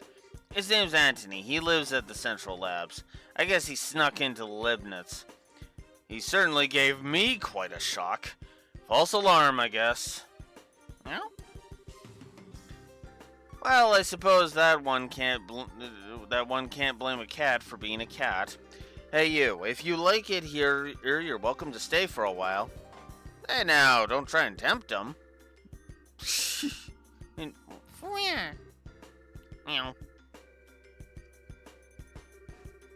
I think I'm getting the cold shoulder. Ouch. Too bad. Still, that biosensor is a pretty impressive piece of work. If not for it, Anthony would have been packed away in storage. Well, it is of Central Lab make. Alright, men, check the other containers. Yes, sir.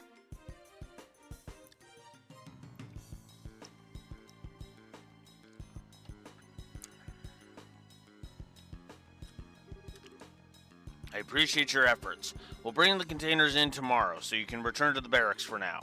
Pardon me, Major, but how long is the current emergency command structure expected to last? That's right. Hey, we're Army, sir. Why do we have to associate with them? It's not that I don't understand what you're getting at, but it's not the place of a soldier to question the orders of a superior officer. Besides, you never know who's watching or listening.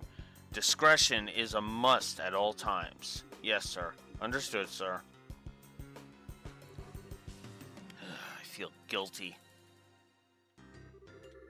Major, I have intel to report. Captain Amalthea has come and wishes to speak with you, sir. I see. Very well. I suppose I'll have to see what the little vixen has to say.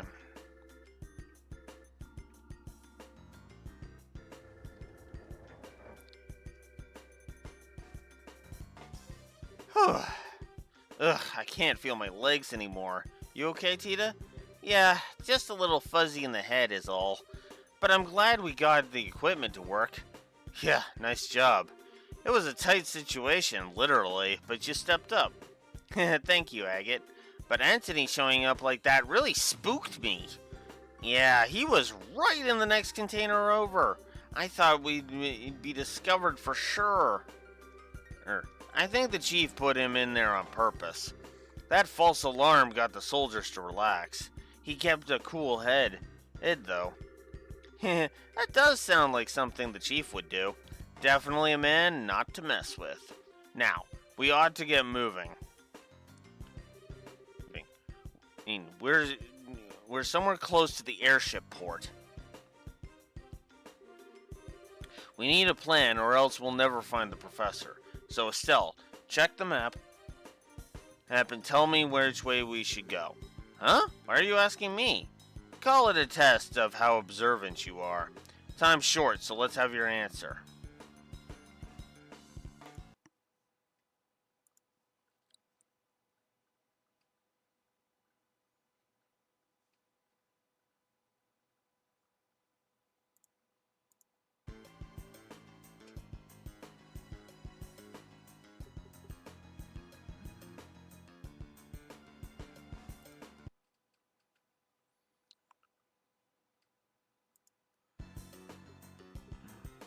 Whoops. Research wing in the middle. Oh, well, color me surprised. Ha! Just leave it to me. Great job, kid, but don't get cocky. What's your take, Joshua? I agree with her. Since it's a standalone facility, it probably is the best place to make use of the professor's talents. I think you're right. We don't have much time, so let's go check it out. Agate, do we have an exit strategy? Oh, right. The lake on the other side of the airship port has a wharf. Once we get the old man, we can steal a boat from there. Okay, got it. Alright, let's go check out the research area. You stay close, Tita. Okay.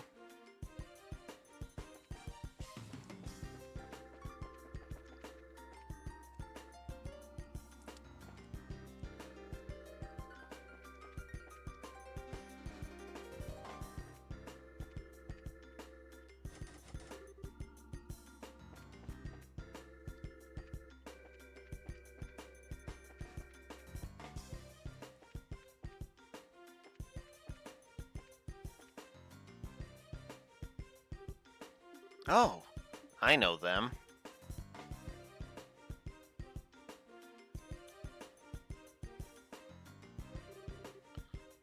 So they are here. The airship from the tower. I thought they must be military. They look nothing like the regular soldiers, though. They're probably a special force, here to practice covert ops. It's no wonder that they're so tough. So, is my grandpa in there? It's looking more and more likely. But if we try to take them on here, we're going to have a rough time of it. You're right. If we cause a disturbance, we'll get swarmed by soldiers inside. Isn't there some way we can get inside without getting spotted?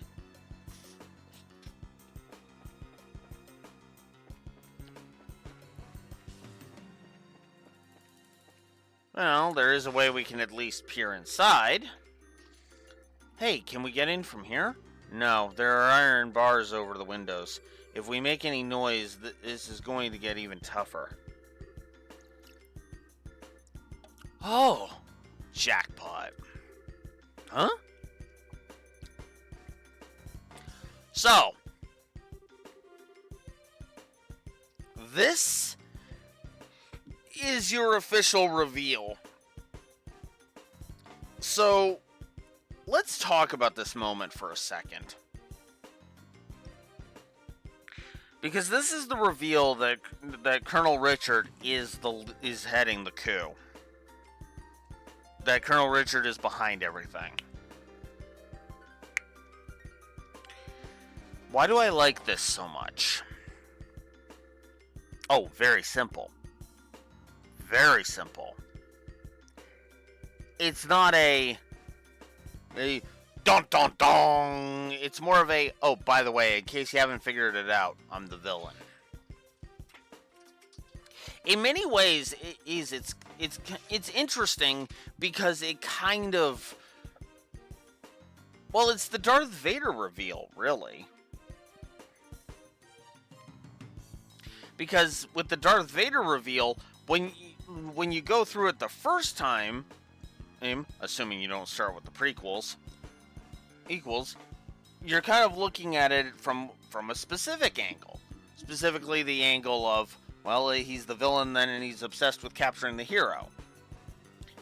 But then when you go through it a second time after the reveal, well, now you know why Vader was so adamant, right?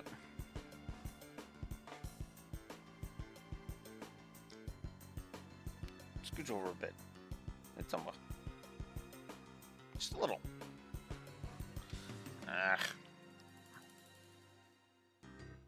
The high ground. More like he had purpose, but yeah, because I'm speaking more of Empire Strikes Back.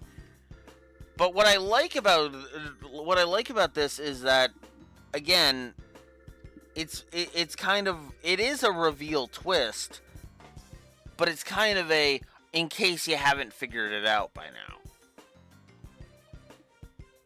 Because they have been hinting at this kind of hard for a while. So, yeah. I really can't thank you enough, Professor Russell. Your work on finding a means of controlling this gospel is of great help. On behalf of the Intelligence Division, I extend my deepest gratitude.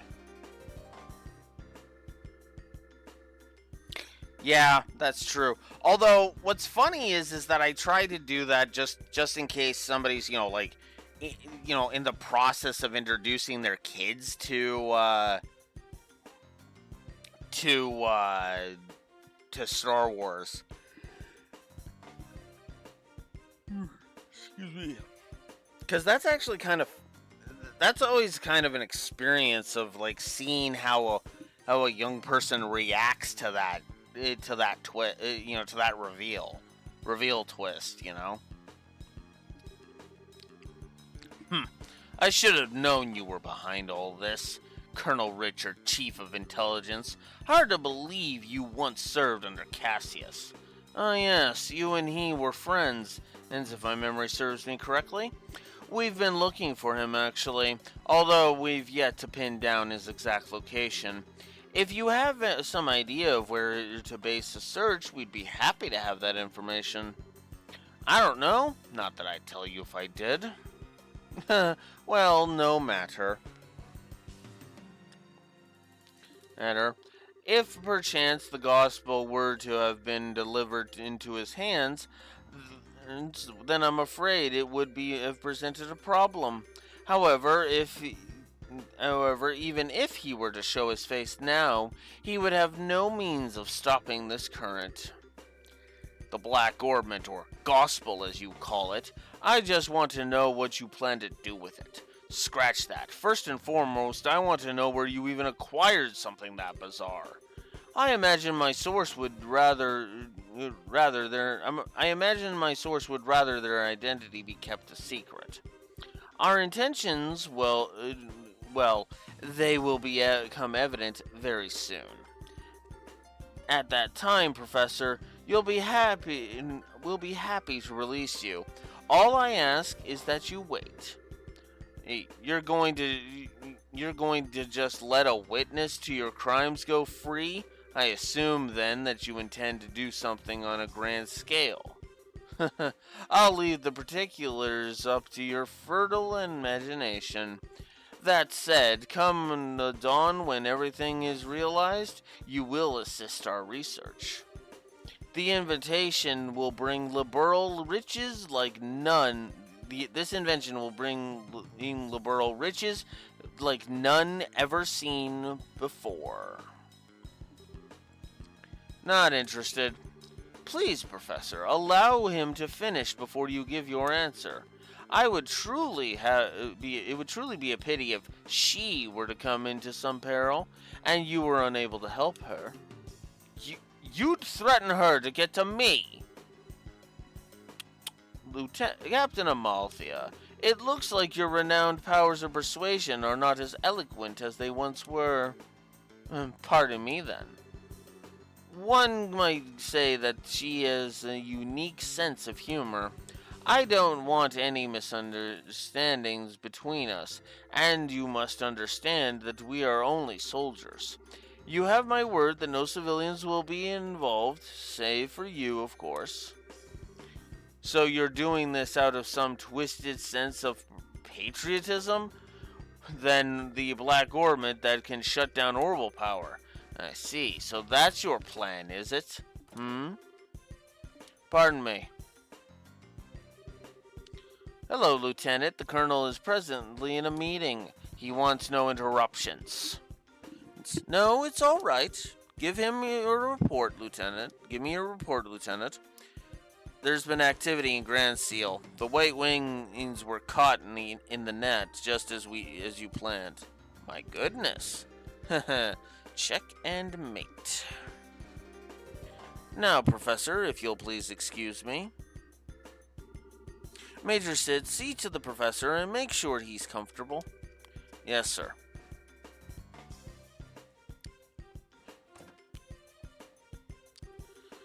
Is there anything you need, Professor? I'll get you set up with any of the standard amenities. Fine. I used to believe that you were different from the others, that you were a good, upstanding man. And apparently, I greatly overestimated you. My apologies.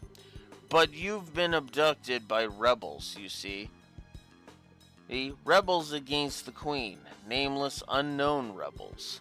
Stress that fact, and I might even let you write a letter to your granddaughter. Get out of my sight! As you wish. Notice how he's also trying very hard to be diplomatic. Because, yeah. Excuse me. Yeah, Sid does not agree with this in the slightest. Let's be real. So Colonel Richard was the man behind all this trouble. Plus, it looks like he wants to find my dad. Yeah, I wonder what that's all about. Out. And who was that masked man? And of course that bastard would show up now. And there he goes.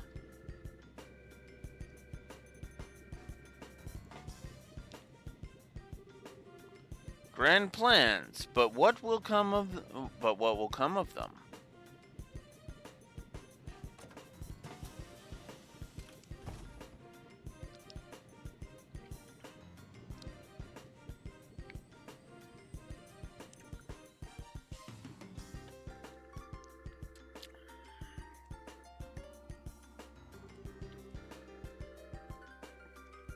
Now things have gotten interesting. I really wanted to settle the score with him, but I've got a job to do, and that takes precedence. Since the window's a no-go, we'll have to take out the guards. Let's make this quick and clean. Right. Joshua? Hey, are you listening? Estelle? Are you okay? Hey, snap out of it. It's not like you to freeze up. Sorry, I just spaced out. Are you sure you're feeling okay? I'm fine. It's no big deal. We have to take out the guards by the entrance, right? Yep, so let's get a move on. I really wanted to be part of the Grand Seal operation. But no, I'm left here guarding an old man. We do so much for the kingdom, and for our dream, all in the Colonel's name. Such is the life of the Intelligence Division's Special Ops, I suppose. We're the Colonel's hands and eyes. Huh, if you ask me, you're the Colonel's ass.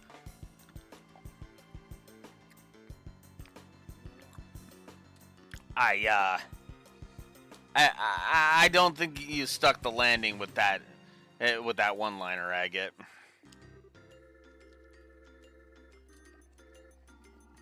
What? It can't be. Agate Kronzer. You're too damn slow.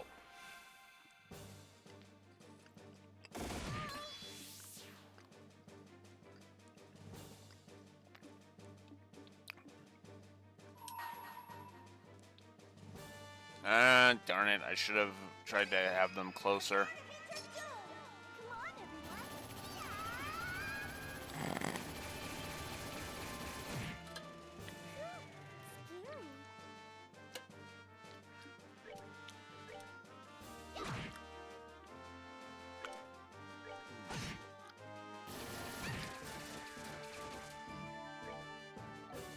Ah, hell.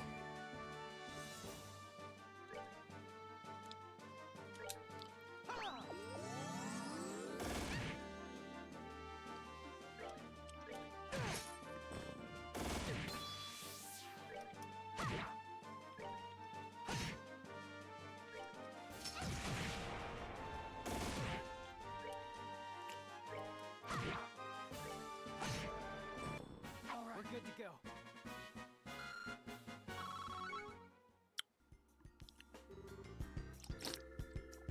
Heh, sucks to be you.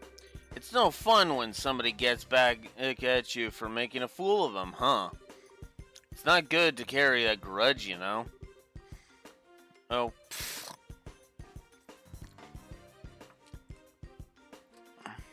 Now it's a race against time. We have to get the professor out as quickly as possible. Right.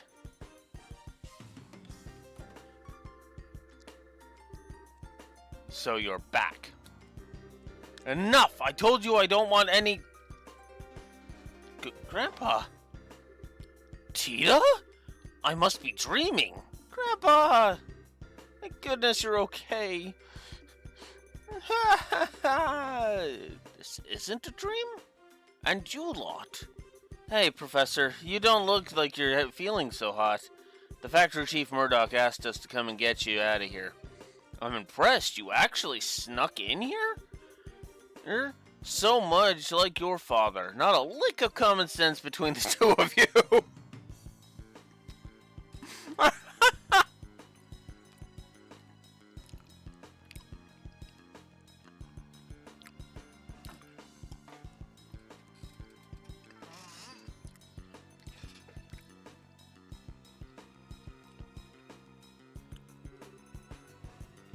Hey, old man. Sorry to interrupt your little vacation, but we need you to get ready for a jailbreak.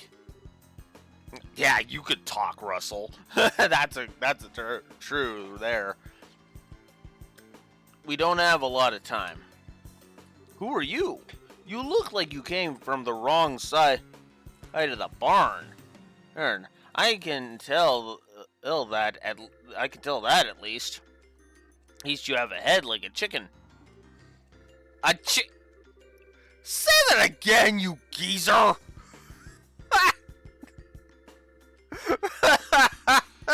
Oh God! Wow. I thought I was harsh with Agate.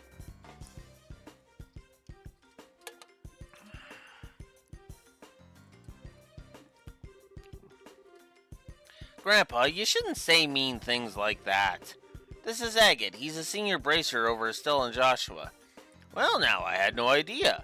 Come to think of it, I think I've heard Cassius mention your name before. Or something about a bad seed who was always sulking about one thing or another, I believe. I'm about this far from wringing your neck, old man. Now, calm down. Now, don't bring back the version of yourself that Blue Wolf has been incapable of bitching about. Incapable of stopping bitching. Bitching, let's say it right.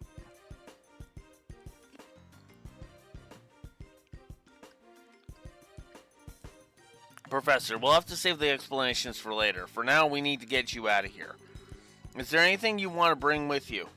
Can you carry the capital unit? If we leave it behind, and I know that these fools will just misuse it again. Understood.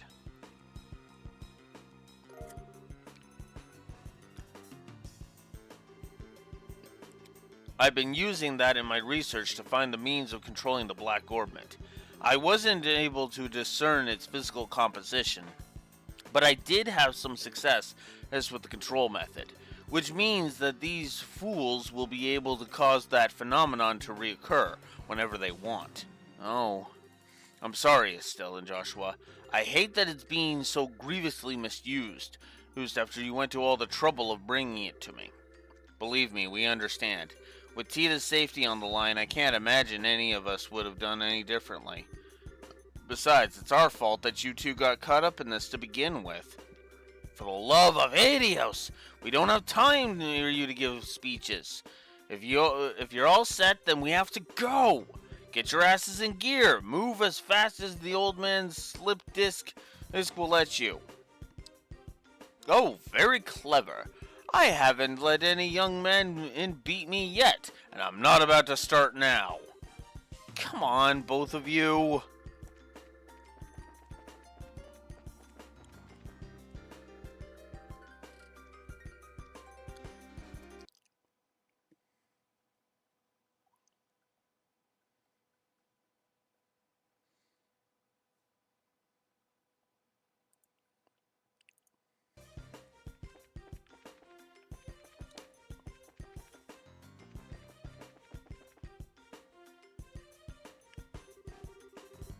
You think we'll just let you escape?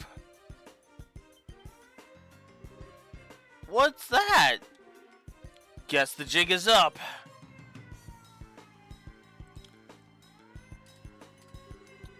It appears we have an intruder. Get out there and start searching, men. Platoons 1 through 4 will go to the airship port, in the docks, and establish a blockade. 5, 6, and 7 will search the barracks, watchtower, and research facilities respectfully. Platoon 8 will accompany me to the headquarters. That is all. Move out. Yes, sir.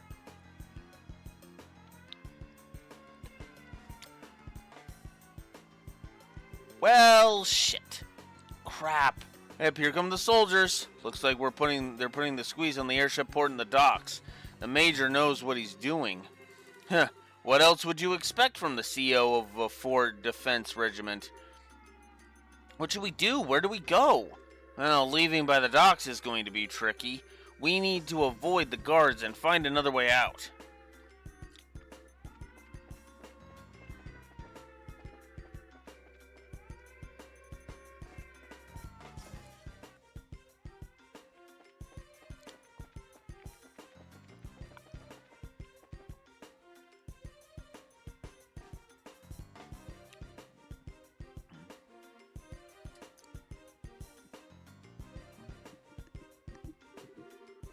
Hey, don't you think it's awfully noisy outside?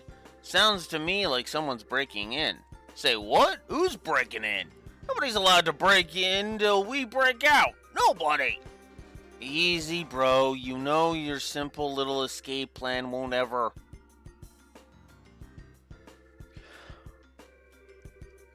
This looks like the dungeon. Wow, it's a lot bigger than the dungeon at Hakan Gate. Huh? What? You? You guys are... You're those punks from before. Well then, long time no see? Oh, okay, you guys are being held here. How have you been? Hey, you don't we don't need your damn pity. The only thing you're good for is handling a pole, air for brains.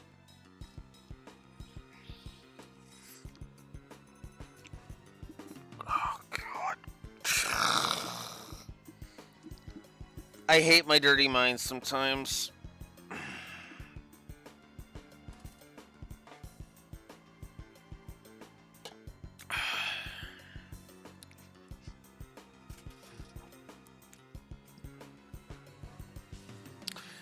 Because Estelle's quarterstaff was not the pole I was thinking of when she said, "Ed, you're only good for handling a pole. For handling a pole there for brains."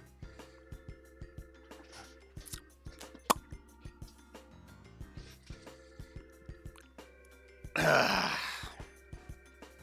considering there was talk of a strip club just yesterday, well, yeah. Jeez, I was just trying to be polite. Wait, if it'll make you feel better, insult me all you want. But what? Don't try to play it cool.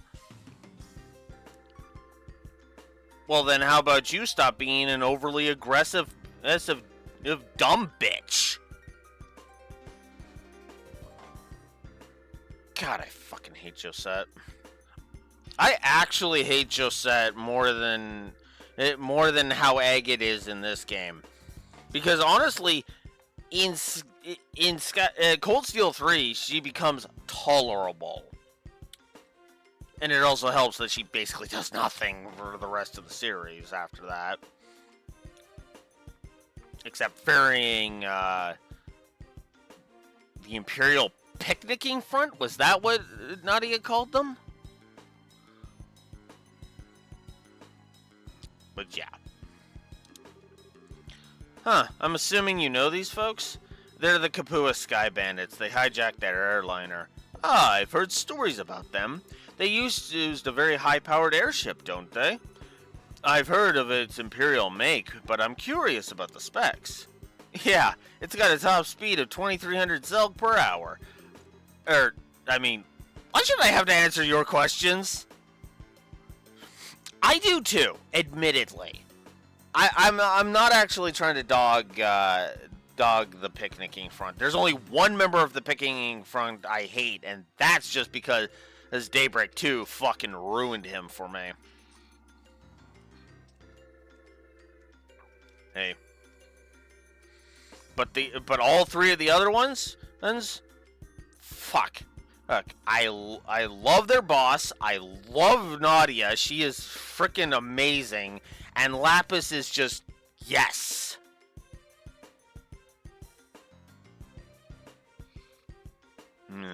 We'll see. We'll see if her personality is any fucking better, or at least better presented. My, aren't we petty? Grandpa, I don't think this is the right time for asking that kind of stuff. Now wait one damn minute. Why are you bracers here in the first place? Are you the cause of the siren?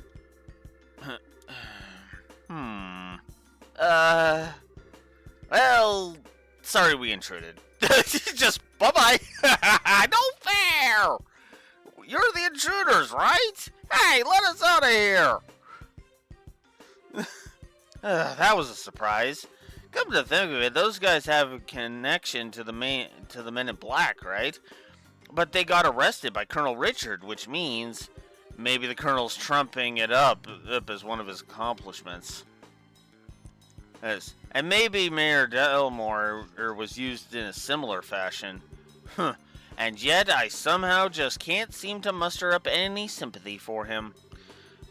We're wasting time here. We've got to find another escape route. Wow. I kind of wanted to see the other cells, but I guess if there's nothing in them.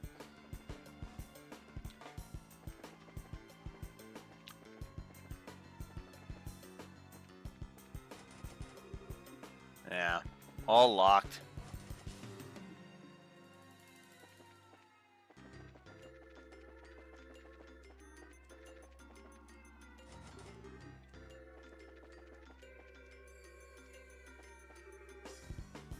Hey, did you find them?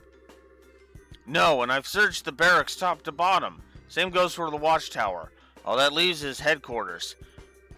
While you're there, we can report to the Major that we've gone over the place with a fine-tooth comb. Uh-oh, I think they're coming this way. Shit. And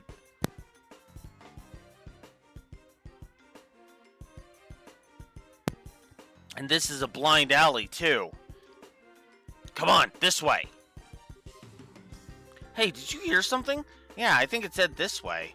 There's no time. You don't want to get caught, do you? I don't think I misheard that. We don't have a choice. We might as well give it a shot. Come on, just down the corridor. Hey, Joshua, do you recognize that voice? Yeah, it does sound familiar.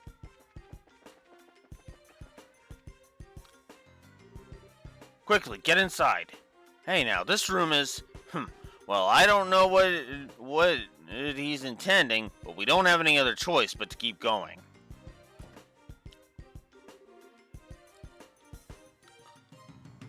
That was spectacularly close. I knew it. Lock it. Okay, just be on the safe side. Got it.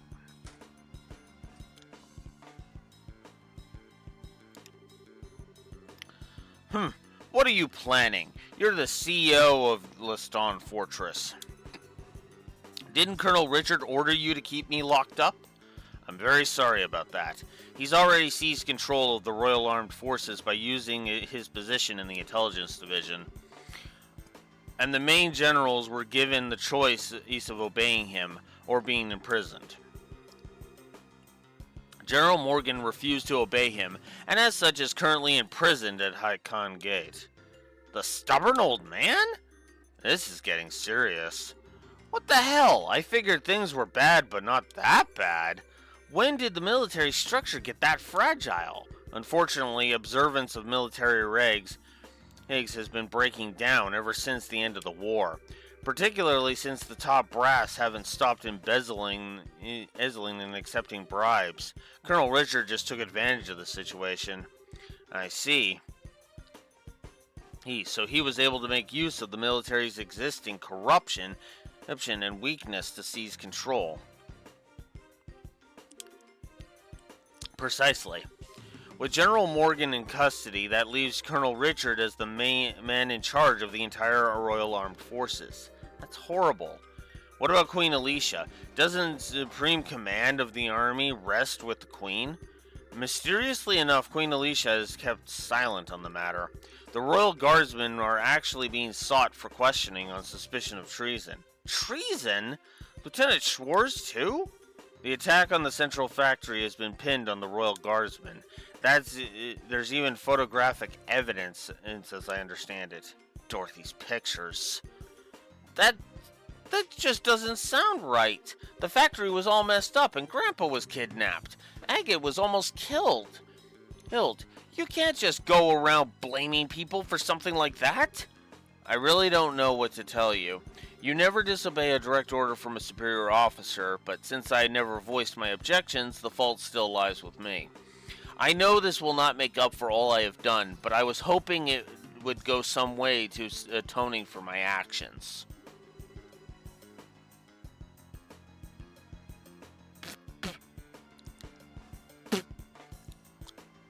Yeah, And it circles right back around to the same problem I gave the negative for, or when it came to Joshua telling us about Agate's character. It's telling us, not showing it.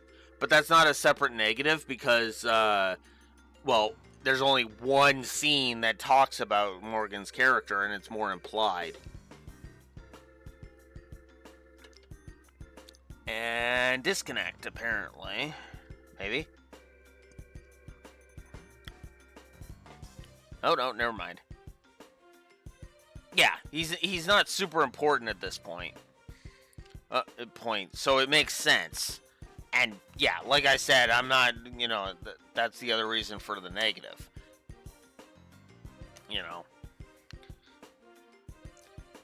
You've had a tough time of it, ain't you? Well, if all of that you've said is true, then I suppose I can forgive and forget. I had been prepared to bring you with a wrench and soften up that hard head. A pity. Jesus, Russell. Jesus, Professor. Yes, sir. Little overly violent there.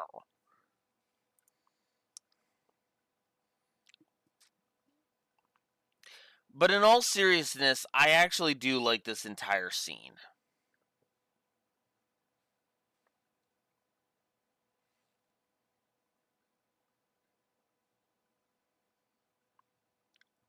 And in fact, I would say, yeah, this is another example of a positive that is staying right where it is. It is. Because this scene is actually really good.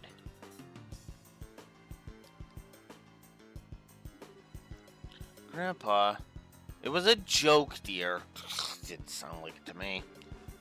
Okay, I've got everything, but what are you planning to do now? Are you planning on hiding us until the heat dies down? No, I have a much better solution. There's a way for you to escape the fortress through this room. Through this room? How? Ah, I get it. There's a secret passageway or something, right? Very astute, boy. Whoa. Makes sense for a military control room. Not bad. Not bad at all. Oh, this emergency escape hatch leads to an underground aqueduct. There's a boat set up there, so you should be able to use it and escape. Legally, even with my telling civilians about it would net me 10 years in prison. But even if military regulations won't forgive me, I think Adios probably will. Major. And this bit says a lot about Sid as a character. He's basically willing to accept 10 years in prison for this action. Now, spoilers, because we saved the queen, she will pardon him on this, and rightly so, but you get the point. Alright, we'll use it. I'll go down first, then the old man and Tita. Estelle and Joshua, I want you to watch our backs. Got it. Roger that. Farewell, Major. Well, thank you very much. Well then, that just leaves us. Thank you for everything, Major. We're in your debt. You don't need to thank me. To be honest, I was expecting this since the moment I first saw you. What? You mean when we met at the front gate? Yes, as soon as I heard your last name. After all, you are the children of Colonel Cassius, are you not? Colonel Cassius? You mean my dad really had a rank that high? That surprise makes sense. Because a lot of people have mentioned that he was in the military, but nobody's mentioned what rank he was in the military until this moment.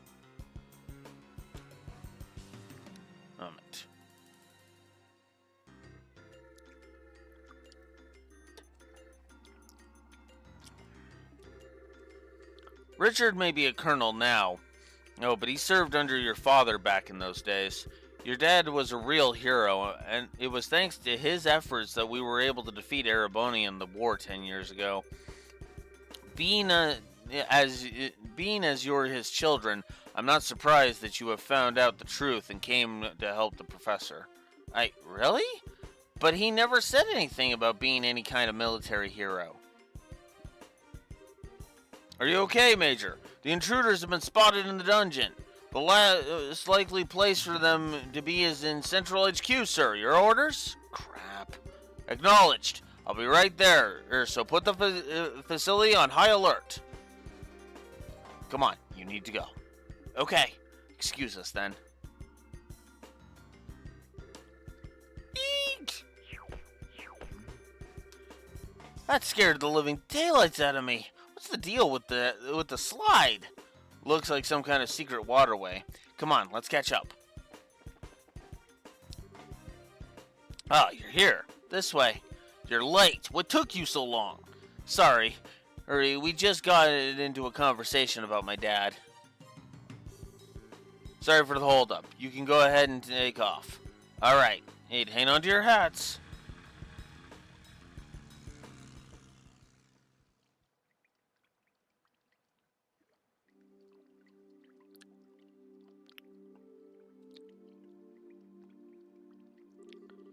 Phew, we managed to make it out.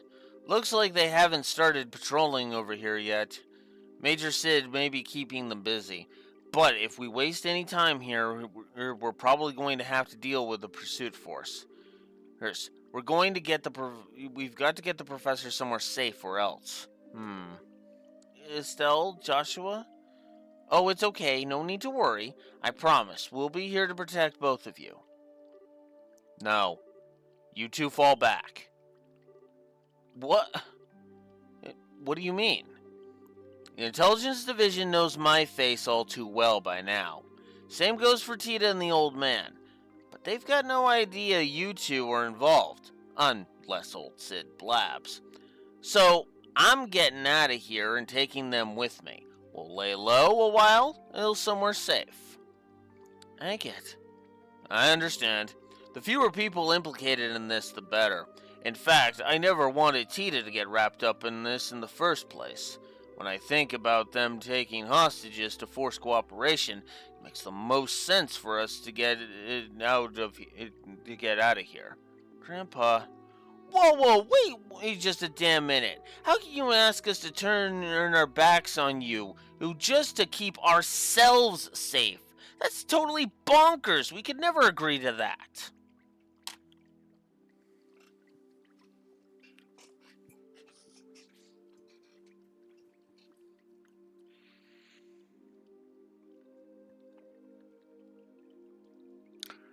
This may seem weird coming from me, considering how much I have been pissing and shitting all over Agate.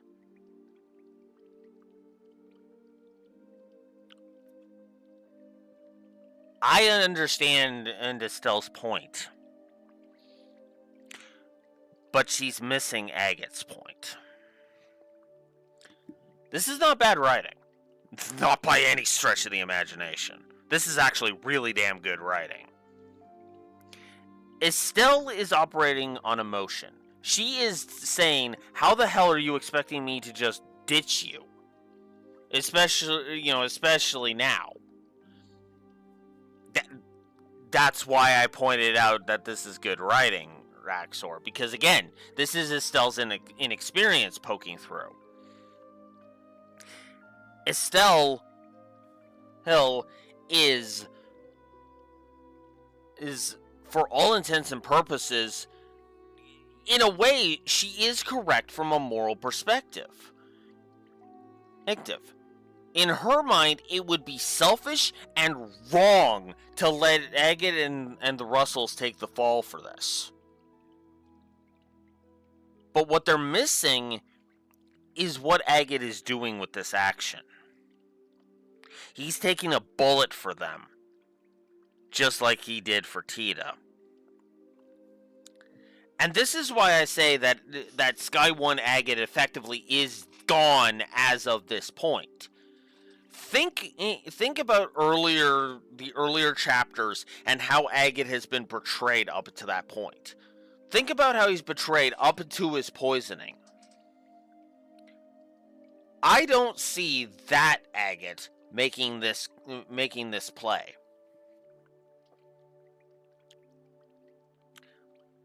but Agate when he's properly written, you bet your ass he'd make this play. He would lay down on that grenade.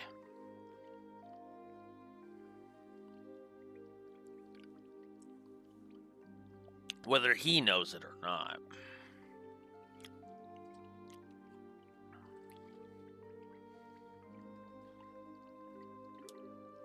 Right, Joshua?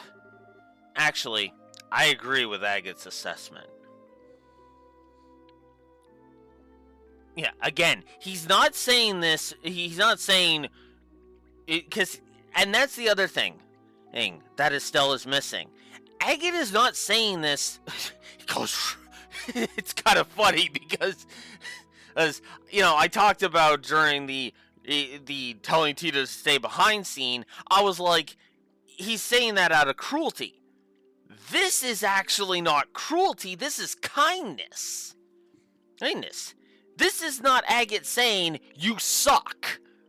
This is Agate saying, I'm gonna go down, I'm gonna take this bullet so you don't have to.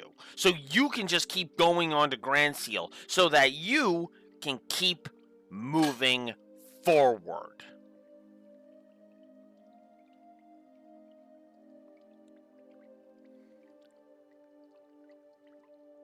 Holy shit, I've actually talked myself into a positive for this. Holy shit.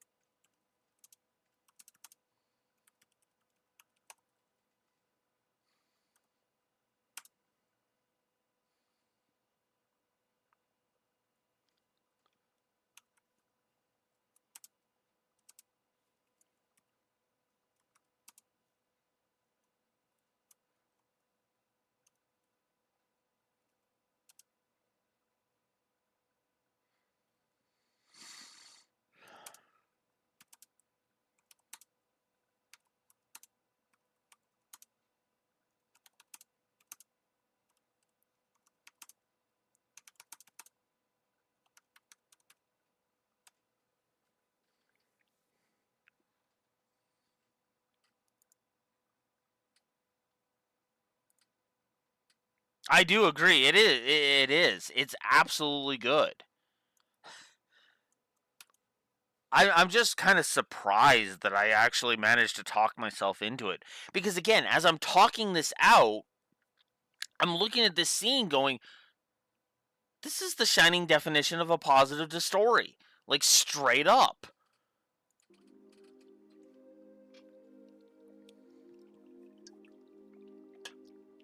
Because again, as I said, as I say in the document, this is the only scene in the entire game where I like Agate as a character. Agate is actually a good character in this scene. He's not talking with he's not speaking with arrogance. He's not puffing up his chest and saying, I rock, you suck. Look, he's just saying that the fewer that he's basically saying, you've got a future. Future if I do this for you. I don't give a damn about advancing in rank in the guild.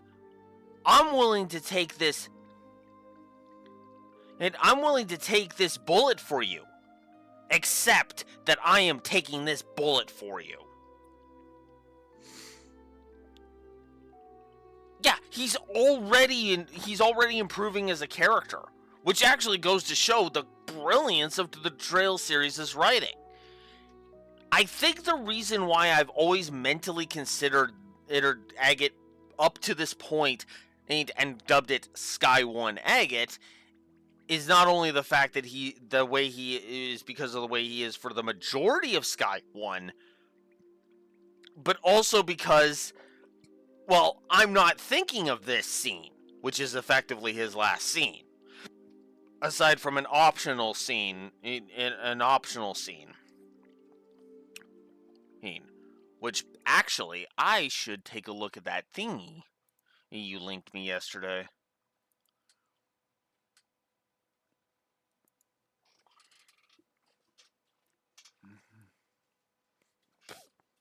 Hmm.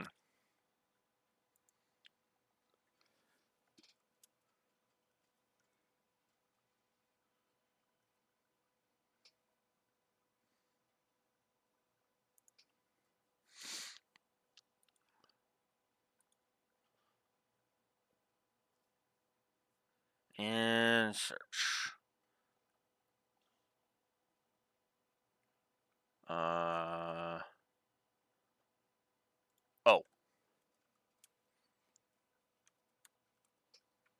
English, please.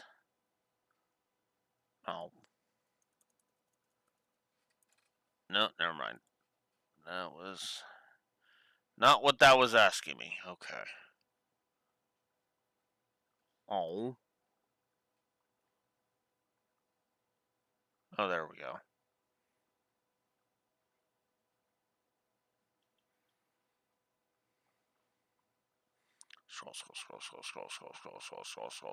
Scroll. I just want to check something. Page 2.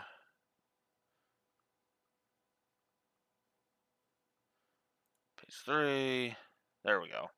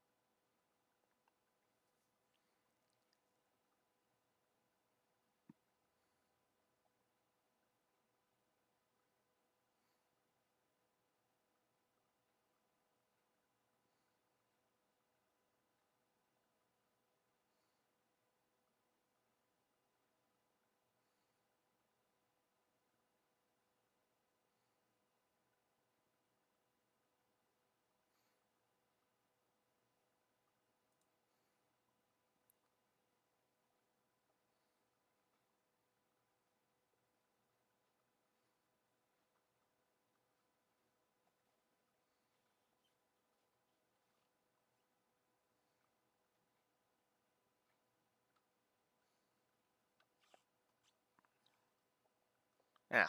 Okay. Never mind. I'll have to look at that later. Because that's not in any kind of. It seems like it's not in any kind of real order. I was trying to see if you see about a specific scene, but we'll touch on it later. I'll talk about it when we get there. But yeah, no, this scene is absolutely this scene is absolutely a good one. Which again is just such an interesting contrast as to how Agate is in the entire rest of the game, honestly. So,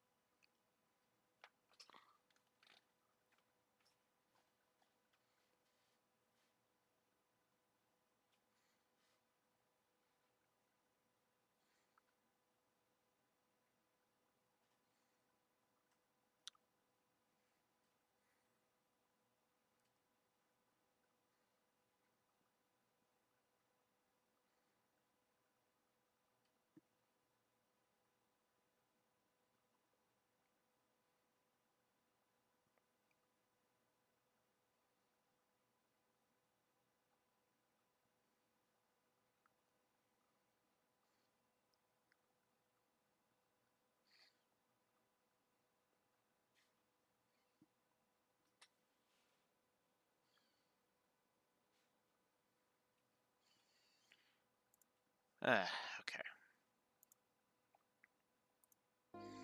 Sorry, it's just looking some stuff up. I'll have to look at that later. What? According to the theory of retreat and cover, the more people there are together, the greater the chance of detection. Which means that Agate will stand a better chance helping them get away on his own. I understand how you must feel, but for now, we really need to do what Agate says. But... Nice one, Joshua. Exactly what I was getting at. Now, I need you to be a good girl and withdraw. Wait, I get your idea in theory, Estelle. You don't agree, and I can see it written all... You don't agree, and I can see it written all over your face. So, how about I send you on an important mission instead? Something I certainly can't do myself, given the circumstances. Huh? First, I want you to go to Grand Seal. Then, you must speak with Her Majesty Queen Alicia in Grand Seal Castle. I must... What? What's this all about? The aforementioned Black Orbment. It originally somehow fell into Colonel Richard's hands. He referred to it as the Gospel. Gospel? As in religious teachings? Heh, that's certainly an ominous-sounding name. Apparently, this Gospel was taken from the Intelligence Division, but by whom, I couldn't say. After that, I'd wager that it was probably sent out in a package addressed to Cassius. However, intelligence caught wind of our little, blackout from before. They must have realized the Black Orbment was involved, and here in Zeiss, I suspect that this was their true objective in attacking the factory. They came to retrieve this Gospel. Really? I see, that explains a lot. Colonel Richard has some kind of plan to use it in the capital. Unless I miss my guess, something very bad is coming. Her Majesty must be informed of this at once.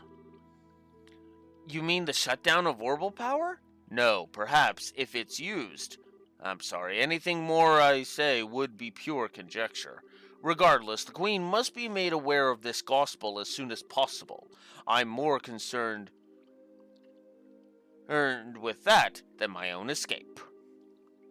I swear, when you put it like that, I feel like a jerk for wanting to say no. To be fair, this was actually smart on Russell's part, on Professor Russell's part. For one very simple reason.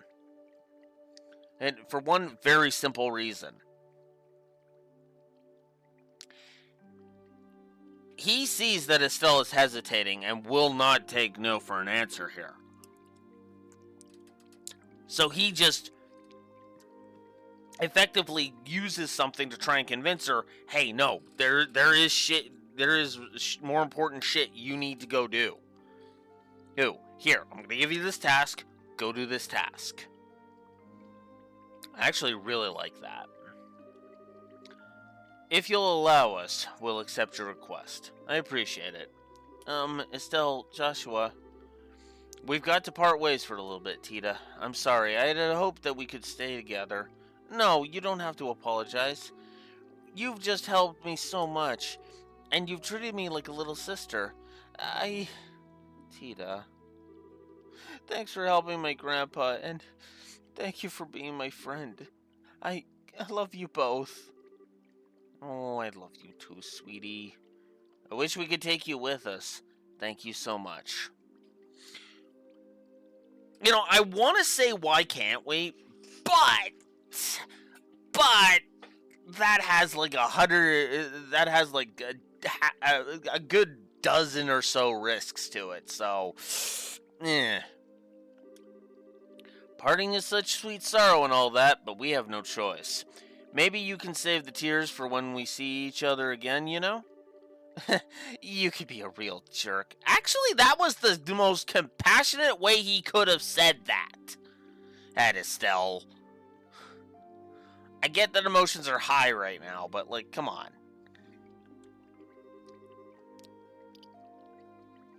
But I guess this is where we part ways too. A lot's happened, but you've taught us so much about letting us work with you, by letting us work with you. Thank you, Master Agate. Don't call me that. It creeps me out. Oh, do I look like an 8 Leaves teacher to you? Who I am not Annalise's grandpa. Not nowhere near that old. Nor am I voiced by Steve Bloom. I think.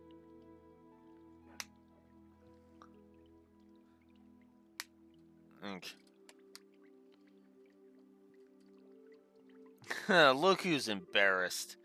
Bah, you really are your father's daughter. Hey, Joshua, don't let her get too out of control, you hear me? She's not half bad in combat, but there's more to being an adult than just that. Huh. Not that it's any of your business. Just leave her to me. You take care as well. Oh, take care of Tita and the professor. I will. Alright then, let's get a move on. Farewell, children of Cassius. Stay safe, both of you. You too, Tita. Adios be with you. Be careful out there.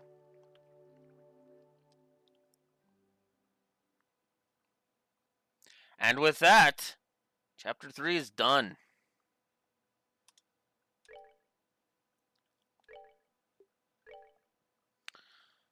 This may sound weird.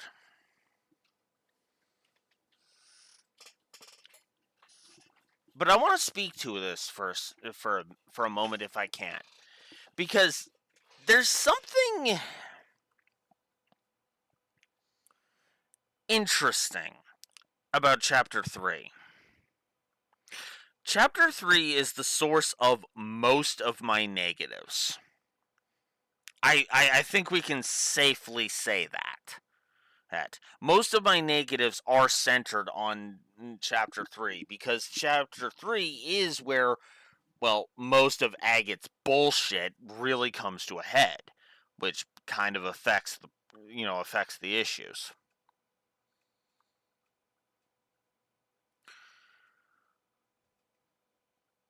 But I think what makes me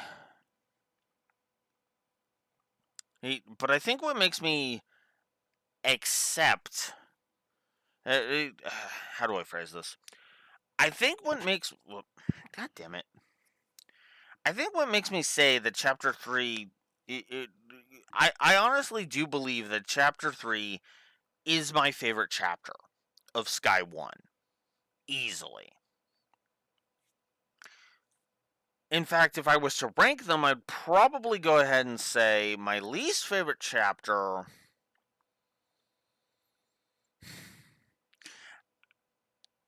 I would say my least favorite chapter, as much as this is like pulling teeth, would probably be Chapter 1. Then it would probably be the final chapter. Then it would be the prologue. Then it would be Chapter 3. No, then it would be Ruon, and then chapter 2, in other words. So it would go. It would go. Chapter 1 at the bottom. Uh, then then the final chapter. After then the prologue, then chapter 2, and then chapter 3. And I wanted to kind of talk about that because I kind of find it funny because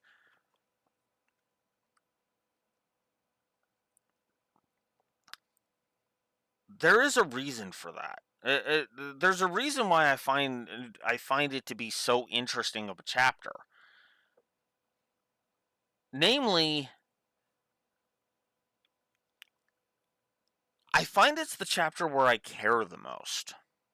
It's where I remember the most story beats, right?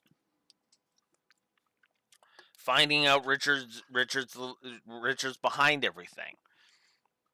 Hey, Leston Fortress, all of the stuff involving Tita. Tita, in to be as blunt as I physically can with this, is one of my favorite characters in the whole series, and it all started right here at Sky 1.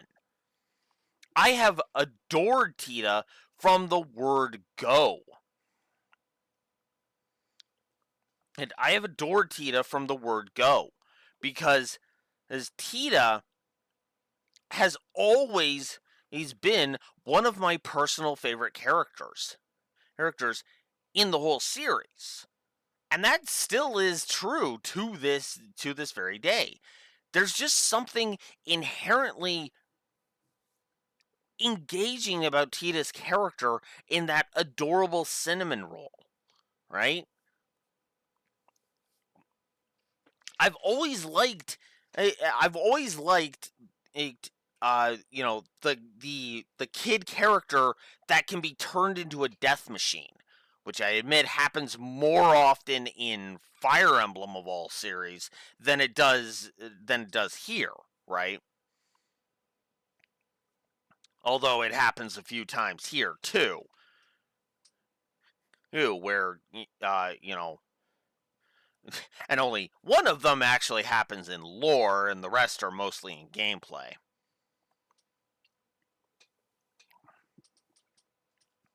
So, what I think I'm going to do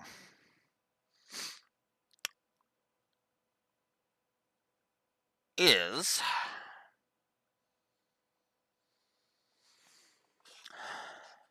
okay.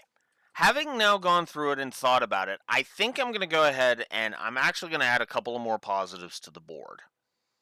In fact, I'm going to add a few more positives to the board now that I'm thinking about it.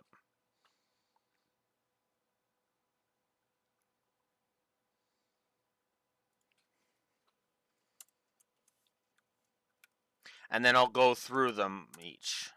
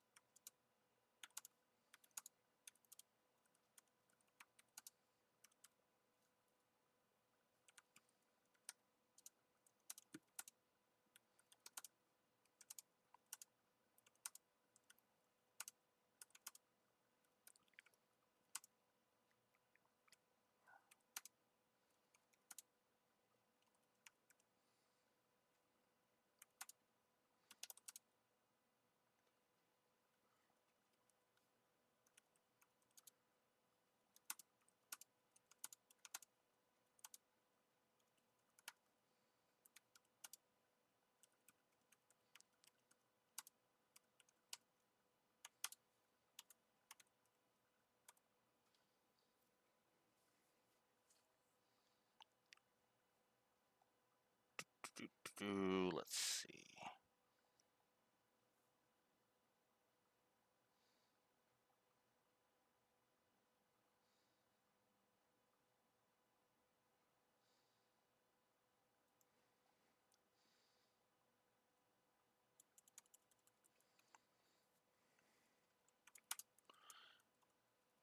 Yeah, I don't even know why I wouldn't have done this, but I'm going for it.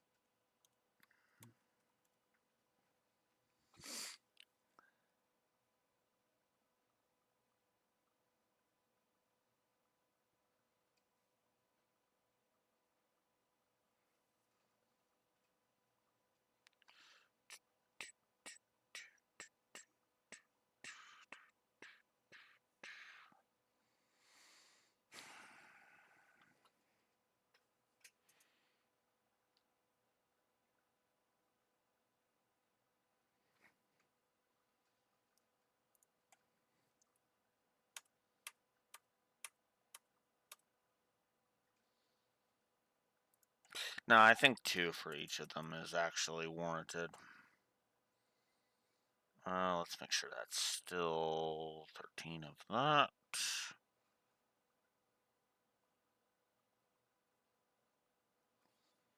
No, I do have to change it to 14 now. Ah!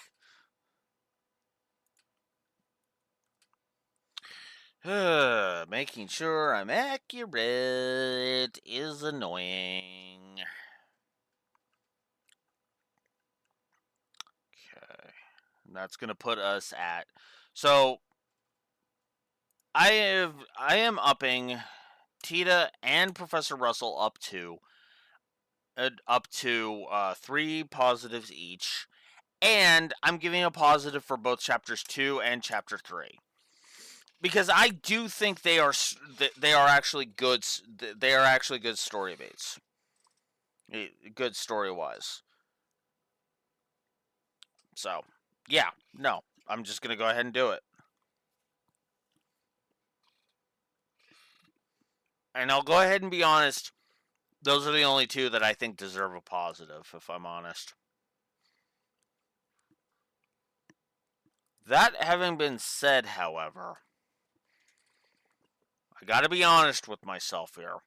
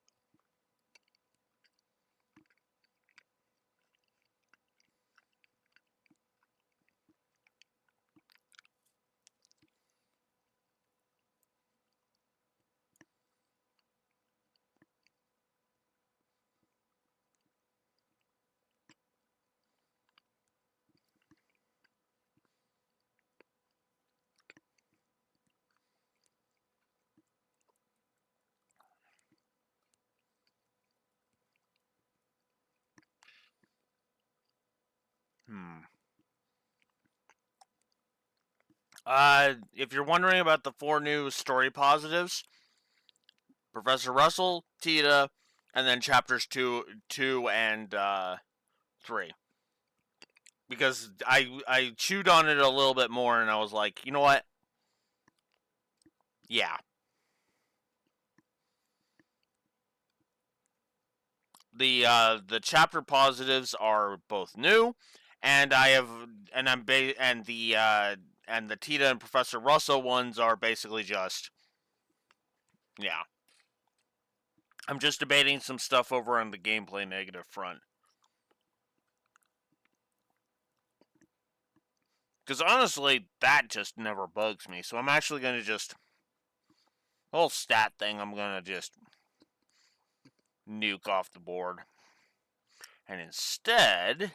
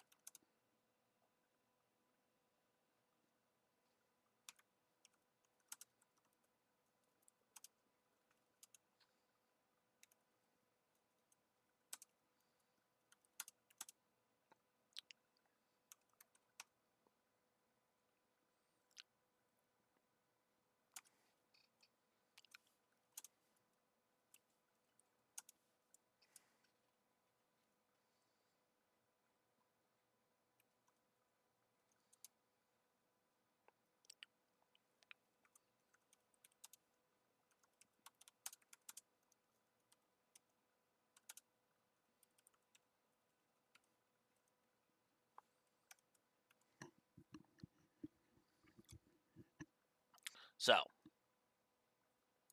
gameplay negatives did not move. They just shifted a little bit.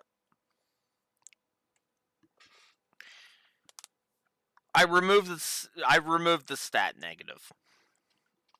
Because the stats don't bug me in this game. They actually don't. Like, at all. So, meh. That one's just, no.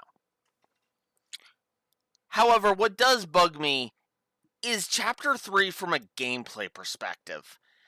Because the more I think about Chapter 3 from a gameplay perspective, it has my most hated trash mobs.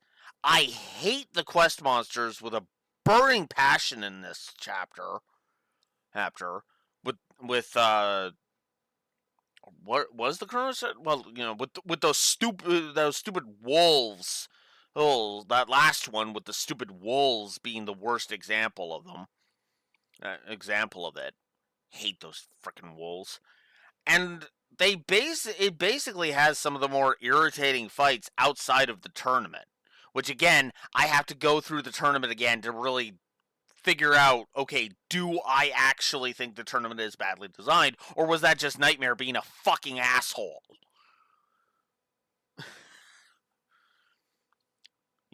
So we may or may not nuke some negatives from the board. Hell, we might pull a soft do I agree with list.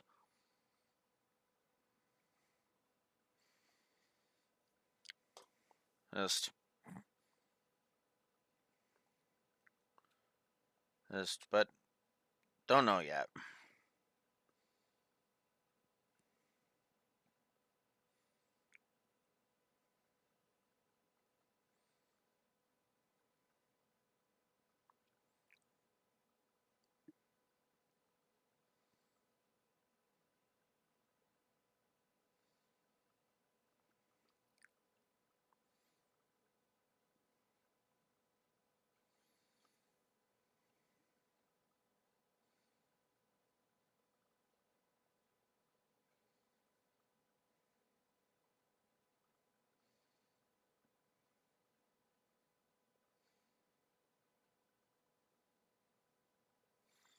Oh, that's that thing.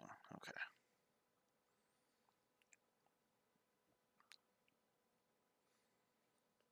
Oh, wow. It is saying it's going to arrive tomorrow. Interesting.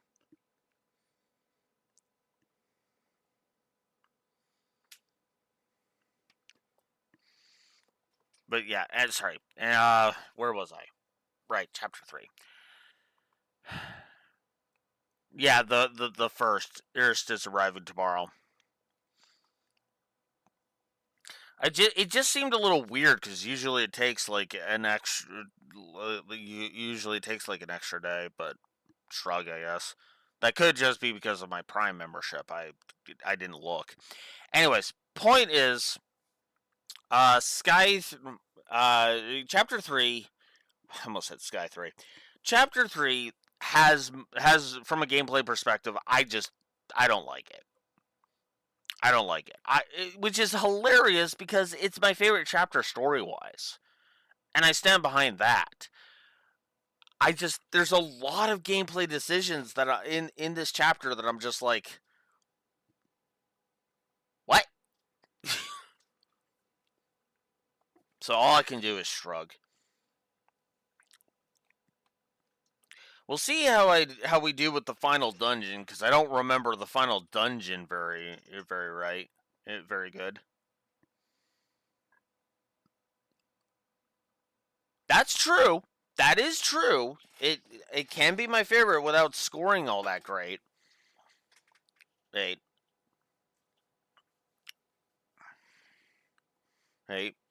But yeah, story-wise, this is my favorite chapter. Gameplay-wise, probably my least favorite chapter. No, there is no probably. It is my least favorite chapter gameplay-wise. Because, well, the finale's got some gameplay stuff that's just like, oh god.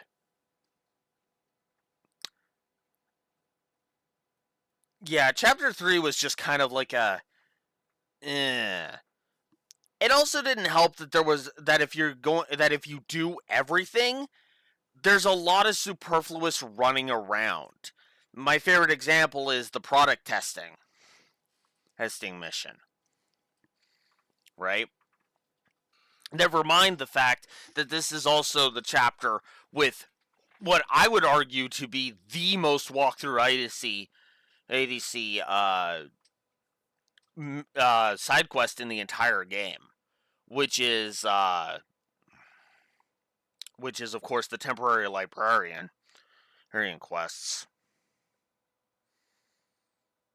Yeah, yeah. Which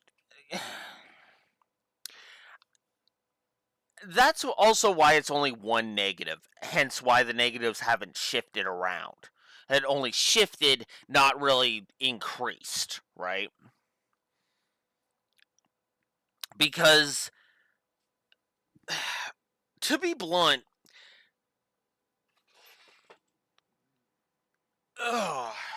gameplay wise, I find that it's a lot of go here, go there, go here, go there. And it gets a little kind of obnoxious in kind of a backtracking kind of way, which I think is my other problem. You know, like how many times do we have to return to the central factory? Right?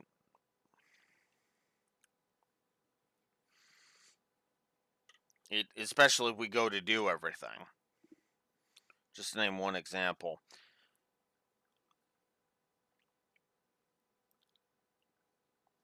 But yeah, but no, for honestly, more so, it is the frickin' trash mobs and the encounter design within Zeiss that just makes me go, really?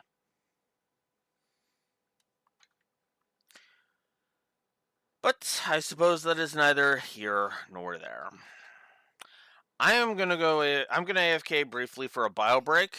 I will be right back, and then we will start the final chapter. Be right back.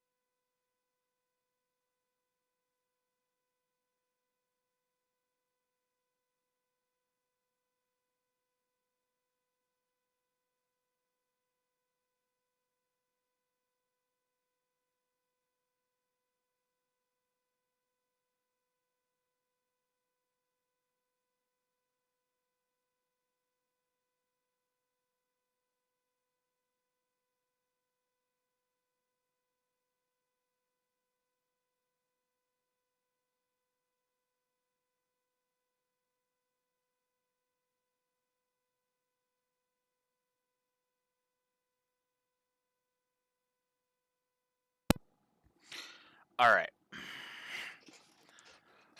Ugh. Let us continue.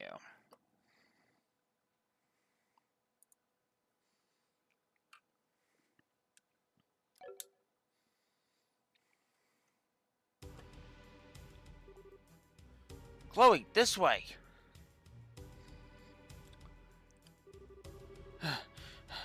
We're finally off the Irbsanic route.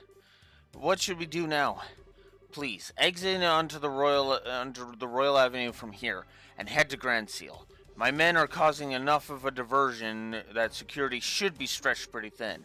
If everything looks okay, you can keep on to the Bracer Guild without getting spotted. I understand. Oh, what about you? I'll hold the enemy off here. I should be able to buy you a little extra time. No, you can't. I can't go on my own. I'll fight at your side. We all have something to protect. I will stay here for my convictions and my duty. And most importantly for you, my lady, forgive my impertinence, but you are of paramount importance to me. I will guard you with my life, and I will ask that you remember me as your friend and confidant. I understand, Julia. But please, promise me you won't do anything reckless, and that we will meet again in better circumstances and take tea with my grandmother. I'll bake for you. I'll try a new recipe and bake you something sweet and delicious. I look forward to it. Now please hurry. Zeke, look after her for me. Well now, they finally caught up.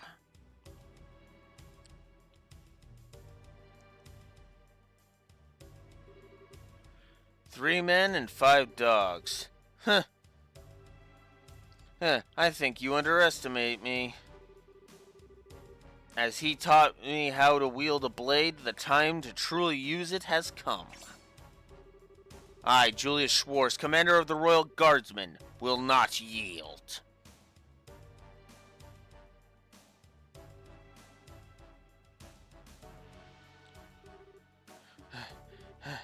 Zeke!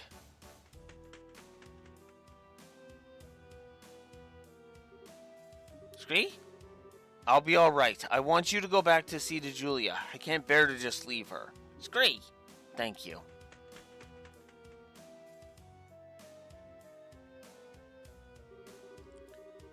It's just like she said. Security is much later this way.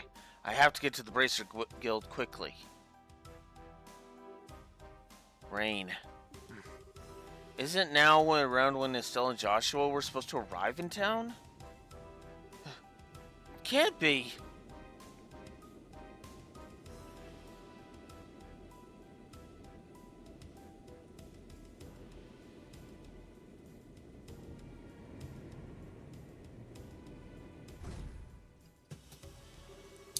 The Intelligence Division Special Ops vessel. They're actually operating in broad daylight?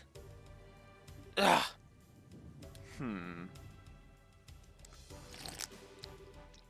Why, fancy meeting you here. Chloe Rhines, enrolled in the Special Studies program at Genis Royal Academy. If I could have a quick word with you?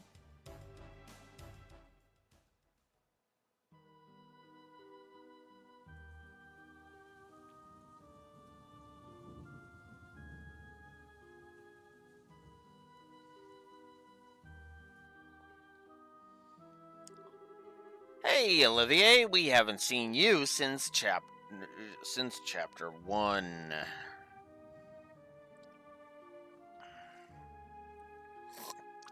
Dark cloud looms over the royal city, and yea, it signals a passion most black. Oh, but so fascinating a shade of black, it seems. You're such an idiot. Hi, Mueller. Am I perchance dreaming? Mueller, my boon companion, have you come all this way, all the long roads from the imperial capital just to see me?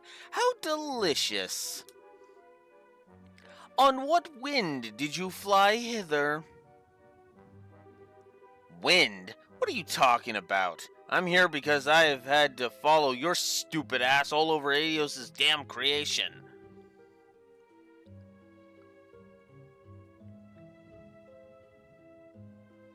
Ooh, nice. Yes, congrats, Raxor. Do you have any idea how much time this has cost me?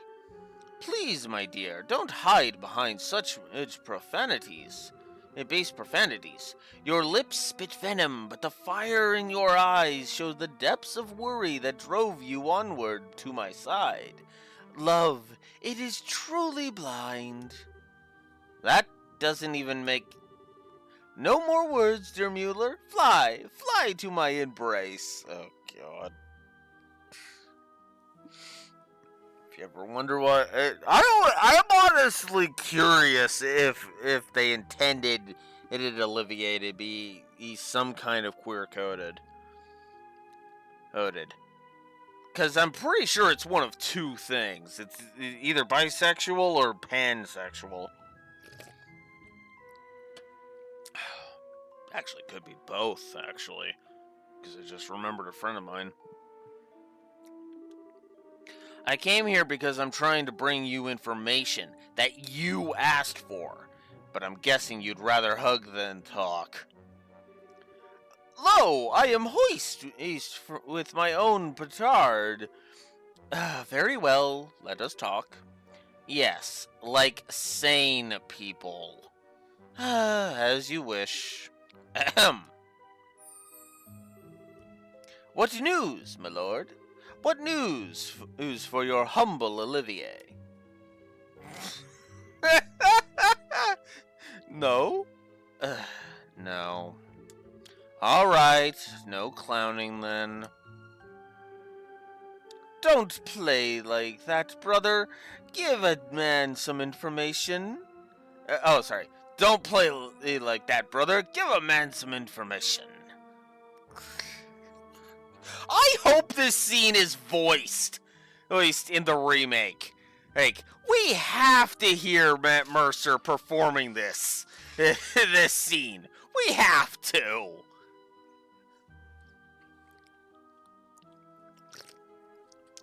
It would give Matt Mercer a chance to flex his acting muscles.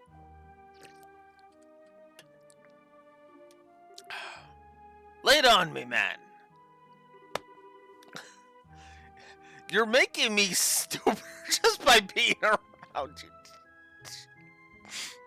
Speaking of savage, I mean, at least from Mueller, I expect it. Okay, I'll tell you. Just stop opening your mouth and making sounds come out of it. Ouch. Huzzah! God, Olivier. Regarding the guy we were talking about before, I managed to pick up his trail. From what I found, he was at one of the Erebonian Bracer guilds until about a month ago. Oh?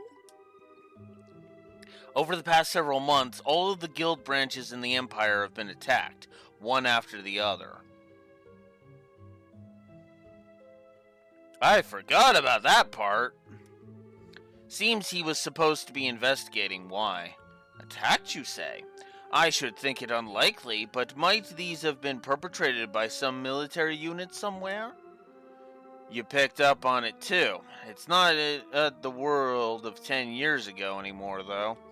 As far as I know, no military force has been given marching orders. I'd bet that someone hired Jaegers to pull this off. First mention of Jaegers, by the way. Anyway, our boy's trail stopped up for a while, right when that case was solved. Oh dear. I took such pains coming to Liberl, and 'twould seem that I was following a wild goose. I guess so. But if the man we're after isn't here, there's no real reason to stick around, is there? That storm you were talking about is going to be worse than expected. A lot worse. You should come back to the Imperial capital before you get caught in it. Ever a jester. How could I bear to part with the opportunity to play a role in the finest opera ever?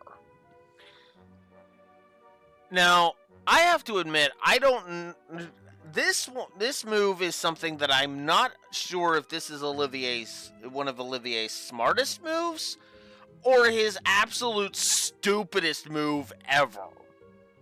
Ever. Because I'm actually going to cut right through the bullshit, and not in the way Olivier did. I am actually going to cut through the bullshit. Mueller is talking about the coup. And Olivier is effectively stating that he's going to stick around to try and effectively be a part of it. Not be a part of the coup, but be a part of the solution, what ends up stopping the coup. Which is an extremely dangerous act, especially if his secret would come to light. What? Tell me you're not actually thinking of... I am, you might say, already in costume. Sadly, the lead is unavailable, so the understudies must be used. I have the utmost faith that between the two of them, they will put on a grand performance.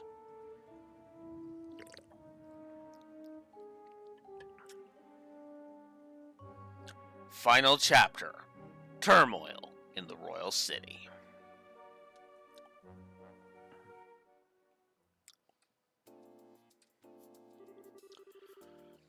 So, you were able to get the professor out safely, and you even got the logic unit back. I don't even have the words.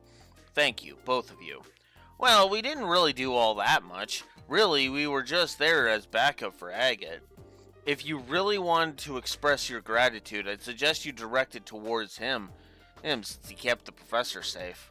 I certainly will. It'll be nice when all this craziness ends. All we can do now is put our faith in Agate. It does seem that Colonel Richard has something in mind for Grand Seal, however. He means to use that black orbment, that thing he called the Gospel. Yeah, I don't know exactly what it's used for, but we've been asked by the professor to talk to Her Majesty about it. Ouch, that's when you know things have gotten very, very serious. I'm pretty sure that the professor is on good terms with her. It's not unusual for him to have access to top secret information. Anyway, that's the gist of our request from him, unlikely as it sounds. Kilika, do you think it would be safe for us to go to Grand Seal given the current climate? There's currently no evidence to suggest that you were involved with the security breach at the fort, so it should be fine. Indeed, I'd advise you go there before a full investigation is begun.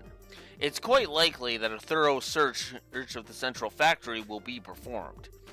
Agreed, which means that now's the time to figure out what to do about it. I wish both of you the best of luck on your journey. Please be sure to deliver the professor's message. You can count on us. Consider it in Her Majesty's hands. Take care of yourself, Mr. Murdoch. Yeah, now's not the time to let my guard down with the army around, so I'll be off now. Safe journey to you. Well then, I guess there's no time like the present, huh? We should try to get an audience with Her Majesty as soon as we can. If that's the plan, then we need to take the next airliner out. It would take us half a day to reach Grand Seal on foot. An airship would only take an hour. Yeah, that's true. I kind of thought it'd be cool to walk all the way around the kingdom, but oh well. Alright, wait just a moment. Bracer Guild. Good afternoon. Always a pleasure. Yes, if you would, please. To Grand Seal. Right, yes. Bill it to the usual account.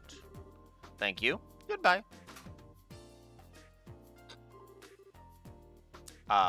What was that all about?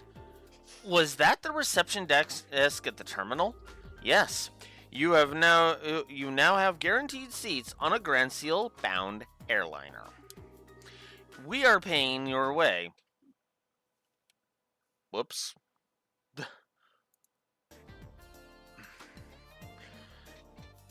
We are paying your way, so all you need to do is check in. Also, take this with you. Recommendation. Whoa, wait, what? This really isn't necessary. You've already done so much for us. Oh my god, you guys, come on, man. This is the third time you've said that. Oh my god. I'm not. I'm done. I'm done bitching about it.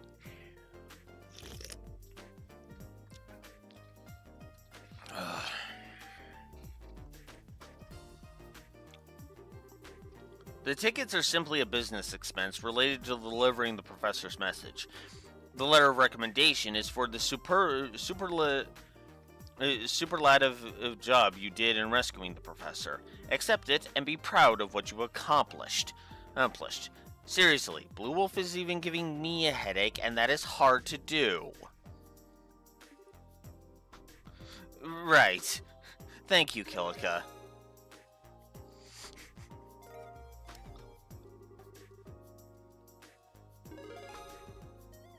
Professor's whereabouts. Oof, that's a lot of money. Thank you for everything. I believe I said this before, that this is simply my duty. Now, your flight leaves at 11 o'clock. You'll want to get to the terminal before then, so you have time to check in. Adios keep you. Be well in your travels. We will. Thank you again.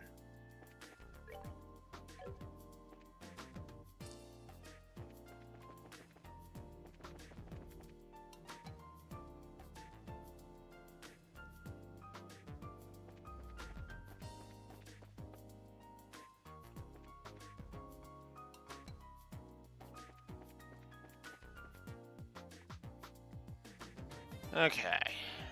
Yeah.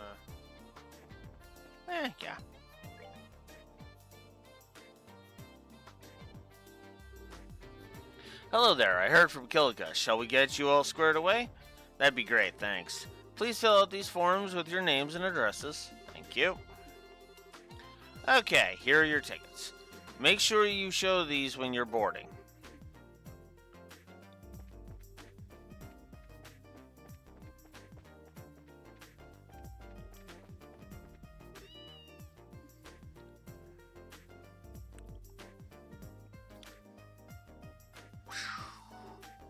Anthony!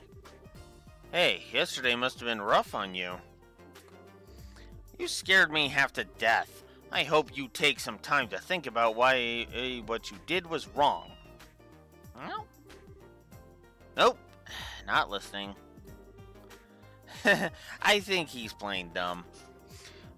Oh well, I guess we owe him some gratitude. Thank you, Anthony. Hey, there you are.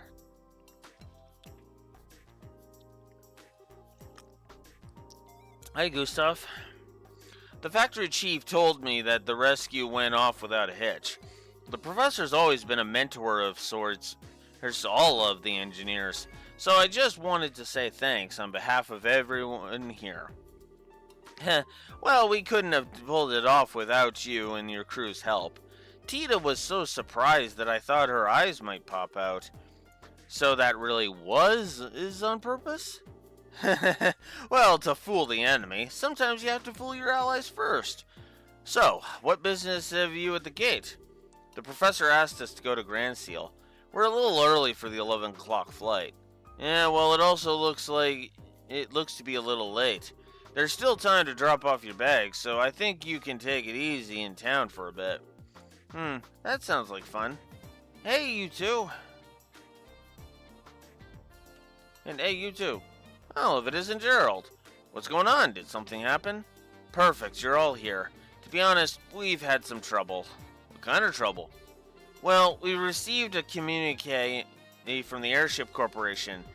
It looks like the ship will be arriving a few hours late. What? Okay, just what's going on here? More Sky Bandit trouble? Well, something like that anyway. Seems to me that the terrorists staged an ambush to disrupt the Queen's birthday celebration. All ships are grounded at port while the military conducts inspections. That would mean they're probably looking for the professor's group. Which means that the ship, if that's bound for Ground Seal, is being held up in Ruan. Apparently, a military guard ship is coming here from Leston Fortress instead. I get it. But if that's the case, you're going to be extremely busy soon, aren't you? No kidding. I've got to explain the situation to the customers, which means that you two have a good chunk of time to kill. Just thought of something. If you want to eat at the Bracer Guild, I can get in touch with you there. Okay. Thank you very much. Well, this stinks like last year's diapers. If the military's coming here, I know they'll want to check out the Libnets. We'd better have a talk with the factory chief. Yeah, if they check up on what happened yesterday, that won't be good. Be careful, whatever you do. I ain't so senile that I need a couple of punk kids to tell me to be careful. Take it easy, you two. Joshua, this doesn't look so hot. Yeah, this could put the airliner in danger. We've got time, so maybe we should take the highway. Oh man, it's been so long since I last got to ride on an airship too. This is all your fault, Colonel Richard. Well, try to look at it as an ongoing opportunity to advance your training. So I guess we need to cancel our reservations at the reception desk. Yep. I mean, at that point, it's like we might as well. Hey, it's you. I told you before, I don't know when the ship's leaving. If you just wait at the Bracer Guild, actually, there's been a slight change in plan. I apologize for the timing, but can we still cancel? Oh, sure, that's no problem. As long as it's before your flight arrives in port, there's no cancellation fee. We just need to get your tickets back. Great, here you go. Hey, that's a military patrol vessel. It's here early. Well, gotta go, bye. Thank you for your help. No worries, come back and see us again sometime. And of course he's not thinking there's anything wrong. Why would he? Hey, they're bracers. They've got work to do. It's all good. Well, things are certainly bustling around here. First, I believe I shall go see the factory chief. I have to admire the colonel for planning all this. Okay, Hart. Anytime you want to go back to normal running speed would be just fine. If we waste any more time here, those intelligence people will catch up with us. Yes, we should head to town while we have time. Okay. We take the east road to get to Grand Seal, right? Right. Hey, and the Sanctum Gate, hey, is to the north, along with the Ritter roadway. Hey, pass through the gate and you're right by Grand Seal.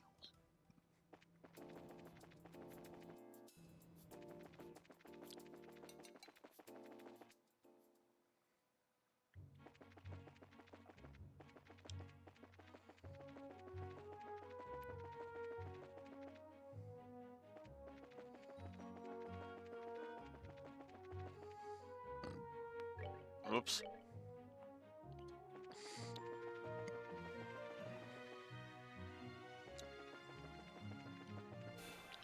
God damn it.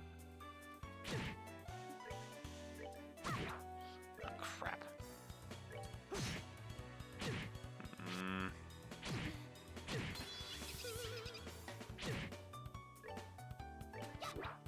Oh, come on.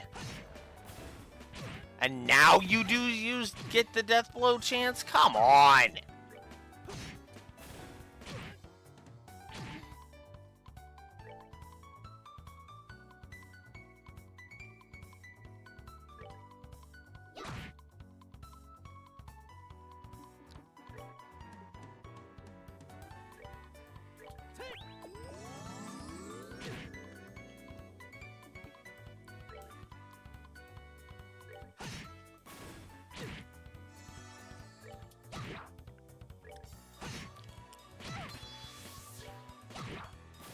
We're good to go.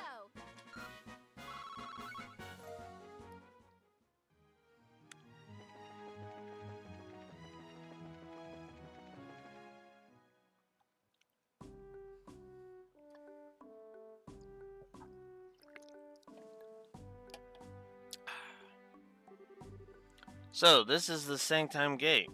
It looks like the Garoon gate back in Roland. Well, both gates cut through the same wall. Well, Einhenberg Wall completely surrounds the Grand Seal region. It was built almost 1,000 years ago, but it's solid enough that it's held off of the Imperial forces. It sure looks like it would take more than a few guns to knock it down. Still, it looks like a tourist attraction, one where you could climb up to the top and check out the view. So you're planning to get up there and sprint all along the walls, are you? I didn't say that. I was just thinking that it'd be nice for us to have a nice, quiet lunch together. Just, the two of us. And, just, talk about whatever. Isn't that what we always do anyway? Okay. To be fair to Joshua, he's actively ignoring it. What she's implying is not lost on Joshua. Not even slightly.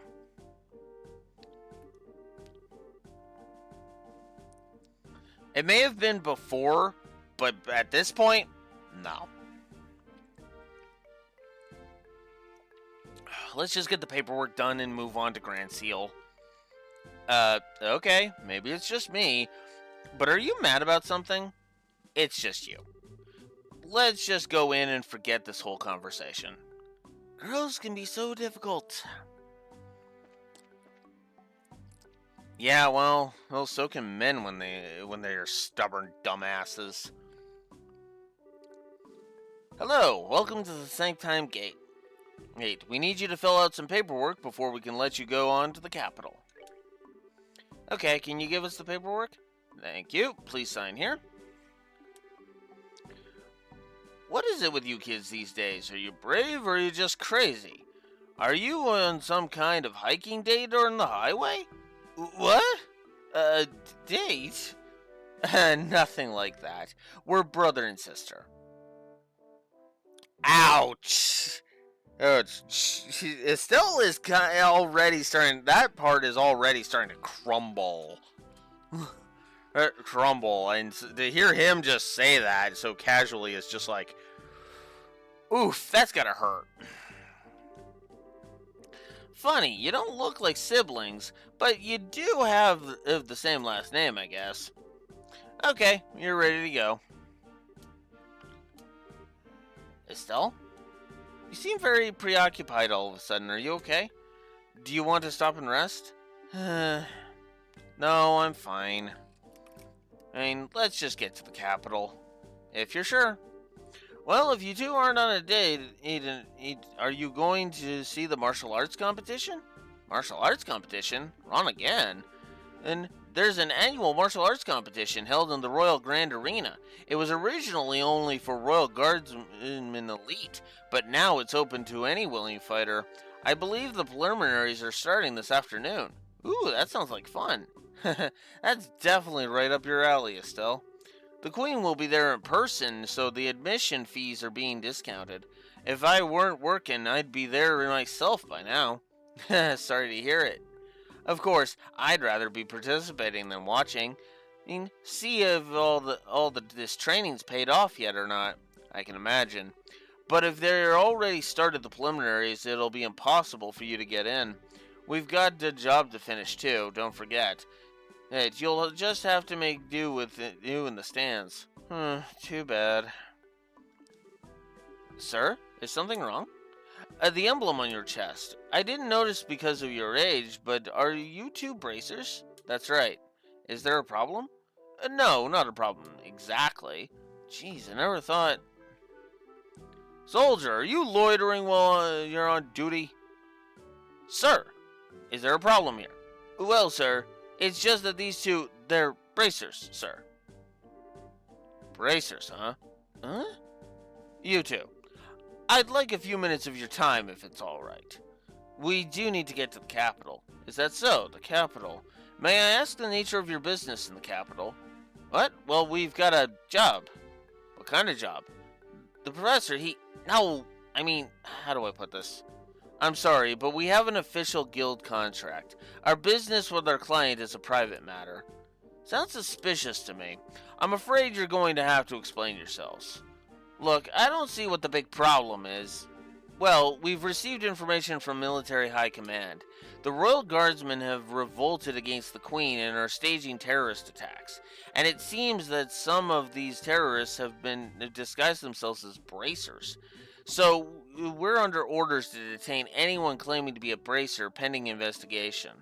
Wait, what? What? That's enough, soldier. We're sorry, but we're under strict orders. Until we can confirm your identification, you're to remain here at Sanctime. You can't be serious. Why do... Ah, there you are. There you are. Huh? Why, you're... I've been waiting for you. Oh, if you've finished your paperwork, let's get going. What? I apologize, Professor. It seems we've had a small snag that might delay our departure somewhat. Just a moment here. Who are...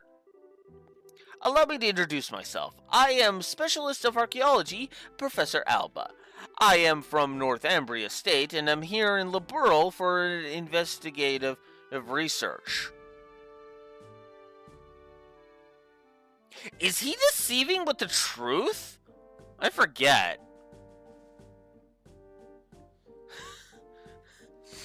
I actually forget.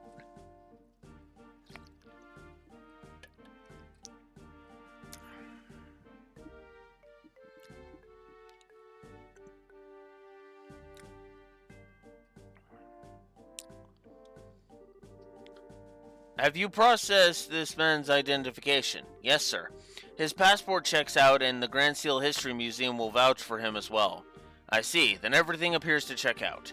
I apologize for the delay, Professor Alba. So what relationship do you have with these two? Well, they're bracers. They've saved my life quite a number of times, so I decided to have them accompany me to the capital. Isn't that correct, Joshua? Estelle? Yes. That's it, all right. Well, it seems you have enough proof of your identity. I apologize to you both for the misunderstanding. No, it's not a problem. We know how it is to have strict protocols. No hard feelings at all. I love how smooth that was. It's like, damn, Elba, that was smooth as hell. And that was even more of a surprise. I mean, you started playing along so fast with the professor. I thought I had forgotten our assignment for a moment. Hardly. I had hoped you'd catch on a little quicker, though. Excuse me for the poor performance, Mr. Silvertongue. I mean, to be fair, getting pissed, she was starting to get pissy, and it was just flabbergasted. That's it. Also, she hasn't had training in this department like you have, Mr. Black Fang.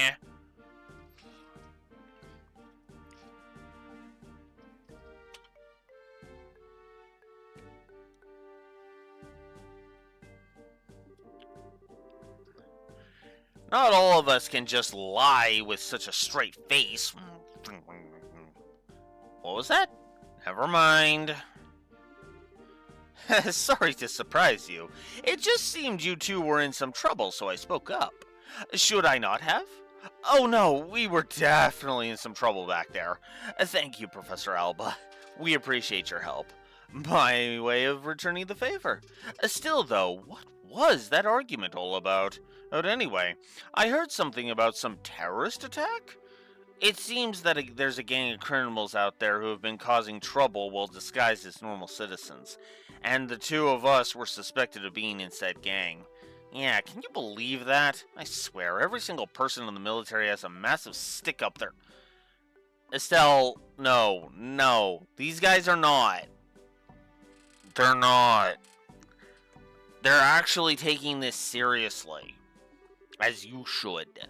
I see. Very troubling indeed. The situation and the imagery. Thanks for that last part, Estelle.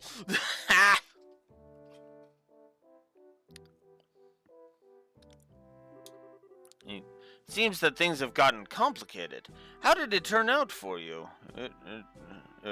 Well, there were a few loose ends, but for the most part, we managed to get things done. I expected you'd do well. I could tell you two had the beginnings of great bracers in you from the moment we met. I'm happy to see I was right. Aw, we don't deserve that. We still got a lot to learn. We're still in training as it is, but Professor, what brings you to a place like this? And naturally, I'm on my way to the capital. I was originally going to take ship, but I found myself short of funds. Well, archaeologists need to exercise too, so the walk should do me good. You don't have to beat yourself up like that, but still, you sure are poor. Jesus, Estelle!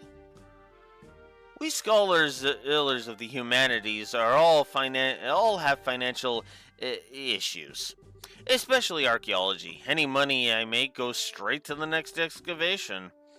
That's too bad. But we sure were lucky running into you back there. Do you want to come along with us to the capital? Now, just a moment, Estelle. I'm sure the professor is very busy with his own. I'd love to. The road to the capital can be dangerous, so having you two nearby would be a relief.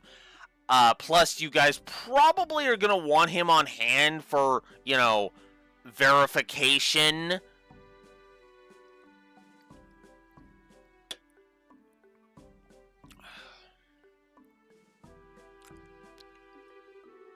Not that it's all that far to the capital anyway. Well, if you don't mind, then we would be honored. It's settled then. Let's get going.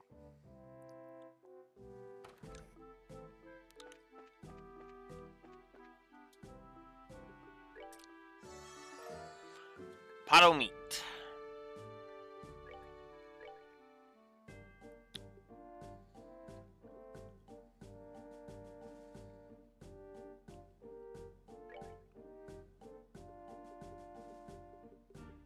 How much would 16 of these cost me? 56? I will do that.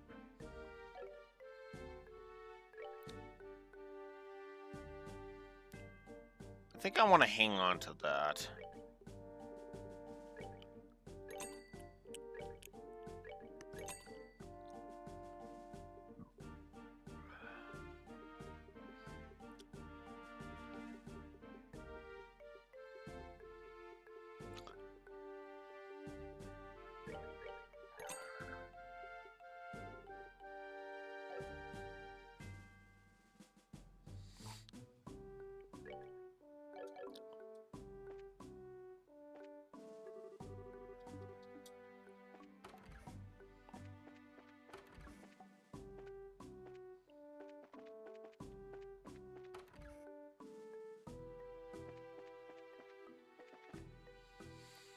Alright, let's get going. Royal Avenue.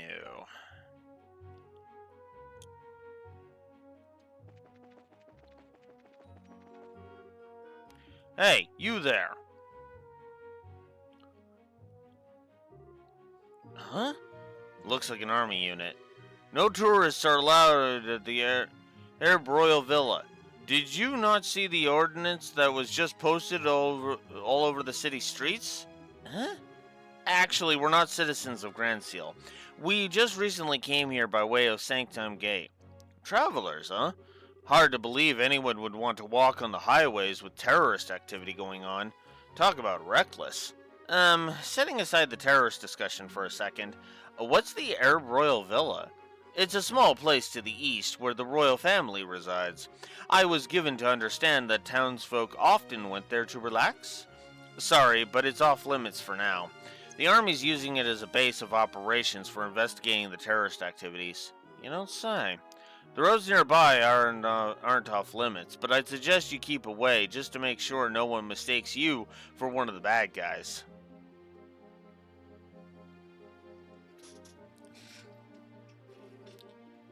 Well, that's certainly grim. Personally, being told not to go somewhere just makes me want to go see what all the fuss is about. What do you say? Want to go poke around and see what we can see? It's not that I'm not curious. We did just get that warning, so I think it's best if we hold off. I mean, to be fair,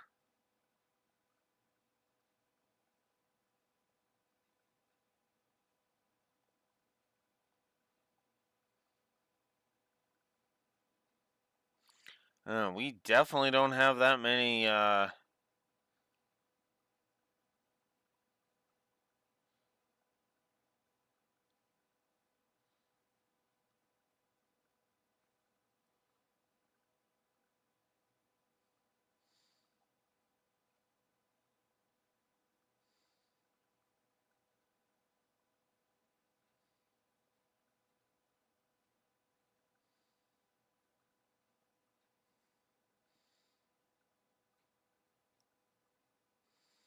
so yeah.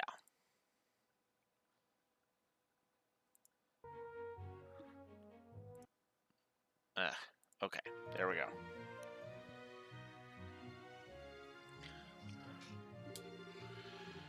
There may actually be terrorists, like the soldiers said. Well, I think the intelligence division is just using the Royal Guardsmen as bracers as scapegoats. Estelle, you really need to not say things like that out loud. If someone overhears you, then we're apt to get caught up in it. Yeah, you're right. Yeah. Yeah. I actually always tend to forget a lot of the smaller beats, but it's funny because as I said, Professor Alba even mentioned Alba even mentioned the God, I'm giving it away. Alba even mentioned being from Northumbria, and I was like, because I was like, wait, is he deceiving with the truth? Because I always forget because I'm pretty sure they say where he's from in 2. Huh? Intelligence what now? Let's see. I'm sorry, it's nothing. Anyway, let's head on to the city. Oh, alright, you kids are no fun. I also love how dumb he's playing right now. It's actually kind of awesome.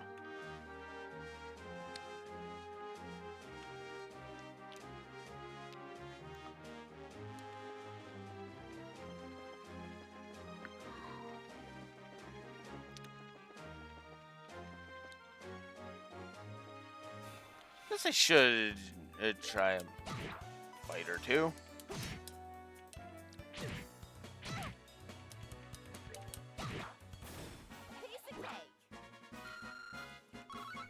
Nah, I didn't think so. Didn't think there was much to that. Alright, let's get in there.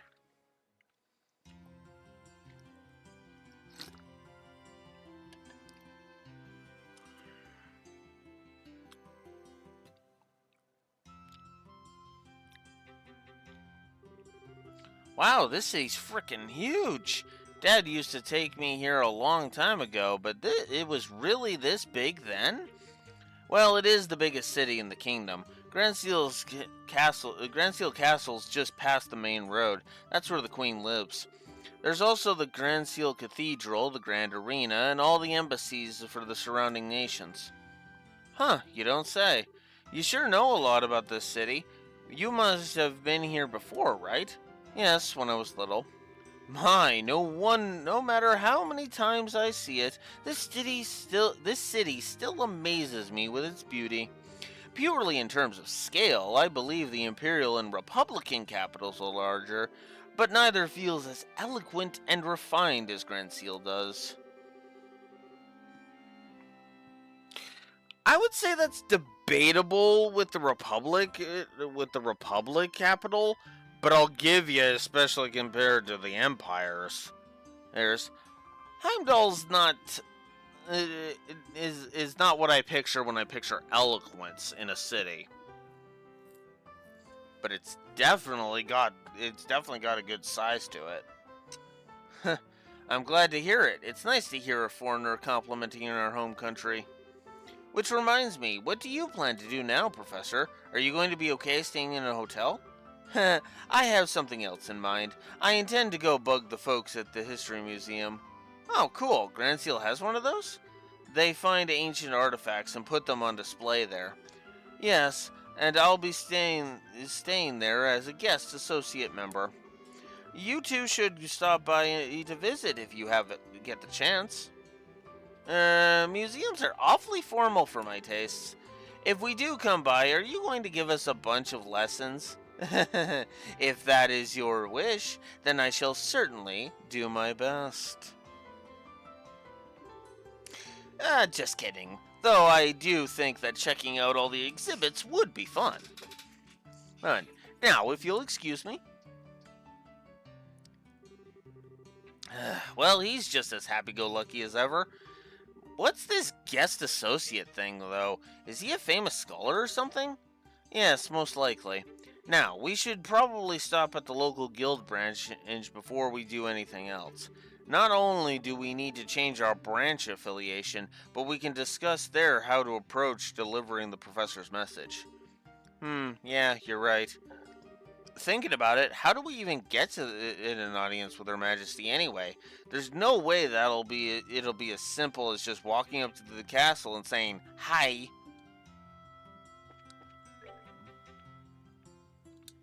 I do like that Estelle points that out, because it's like, that is so damn true.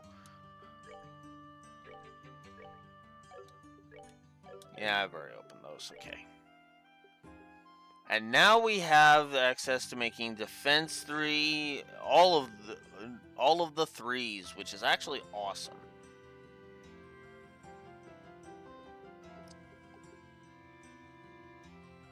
Oof. That's expensive AF. Oof. Oof.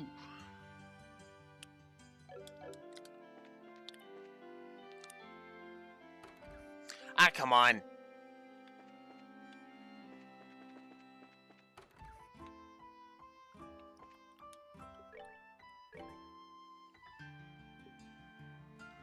Battle staff, 10,000. Oof.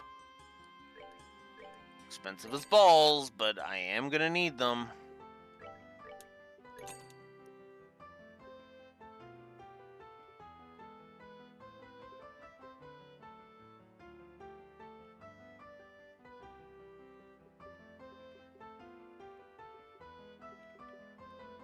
For 18.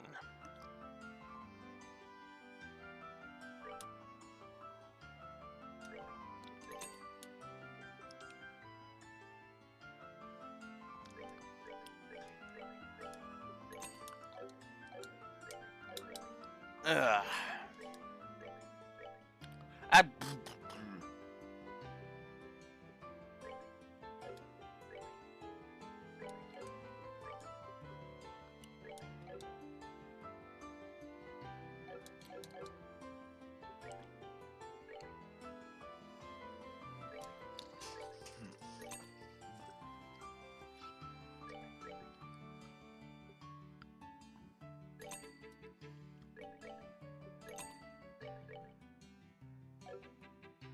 No, I'm pretty sure he comes equipped with that.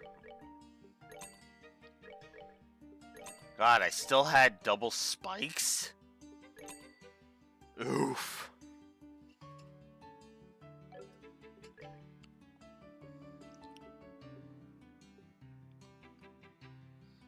I have one. Oh.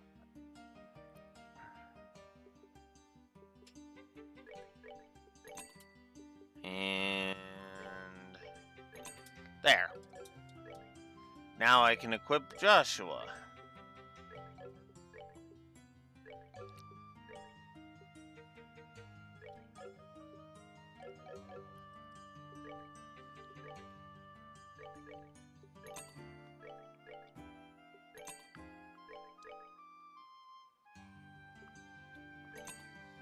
There.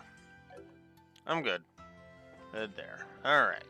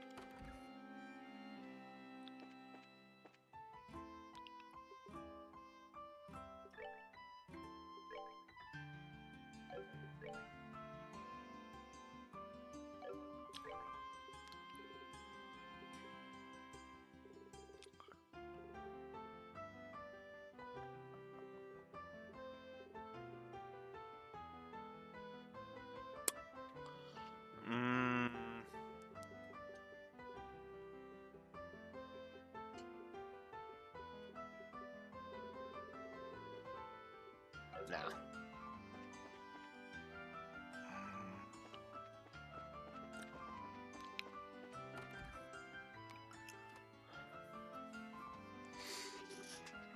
May fortune smile upon you. With everyone together, I think we may just succeed. now you've got it. If we're participating, I expect nothing less than everything we've got. Right. Hey, we can't let those army goons beat us. I forgot Annalise was actually in the first one. 'Cause there she is.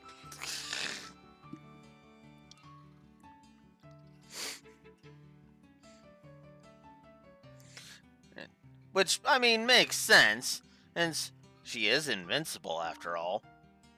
Or is she? Sorry, bad joke, I know. But anyways.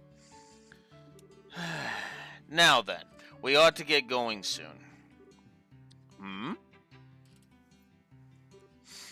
Pardon the intrusion. Well, if it isn't Estelle and Joshua. Oh, Karna. Wow, fancy meeting you here. Yes, and we met once during the whole Sky Bandit incident. You were the rookies with Sherazard, right? Long time no see. What brings you all to Grand Seal? I'll field that one. They have to hurry, or else they'll be late. Oops, you're right. Sorry, you two. We'll talk later. We've got to get going. See you later, rookies.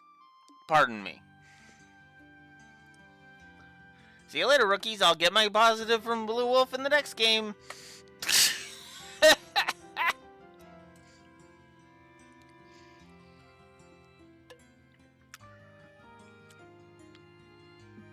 That's not a ding against how she's written in this game, but no, Annalise literally does nothing in this game, so I can't really give her a positive.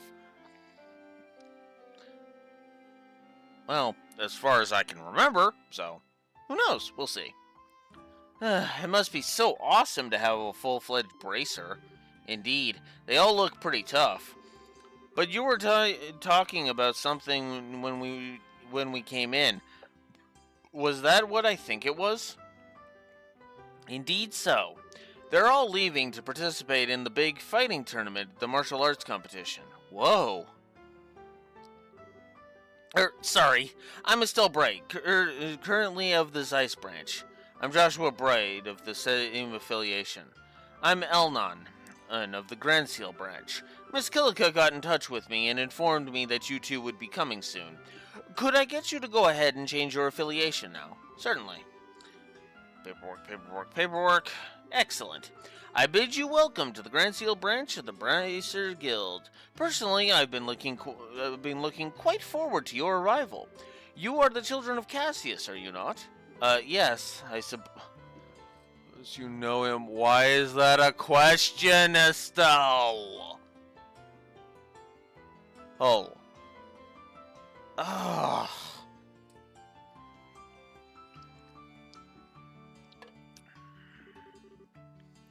Oh yes, I'm ever in his debt. Is it true that he set out on a journey from which he has not yet returned? Yeah. He hasn't been home in quite some time. He did write us a letter, but he failed to mention when he was, where he was or what he was doing. Yeah, the questioning of knowing Cassius. Saying that about Elnon, of all frickin' people, just feels dumb. Cause it's like, he's a receptionist. Of course he's gonna know Cassius.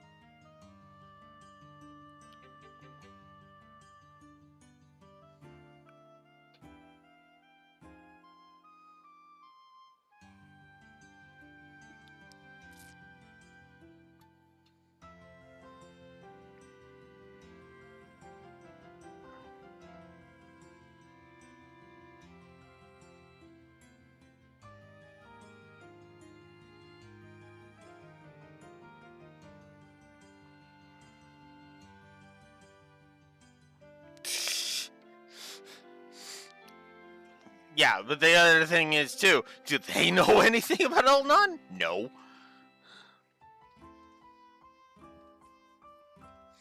We've traveled everywhere from Roland to Zeiss, but we've heard no news of his whereabouts. Which I suppose makes it unlikely that he's still in the country. That's a pity. The Army's current counterterrorism activities have made it difficult for us to do our jobs. With a former soldier like Cassius among us, I'd hoped it might smooth things over. Is something wrong? Well, actually, we know what's going on behind the scenes with all of that. Eh? Let us tell you everything that happened in the incident in Zeiss. Explain. What? What's wrong? Nothing. It's all just a lot to take in.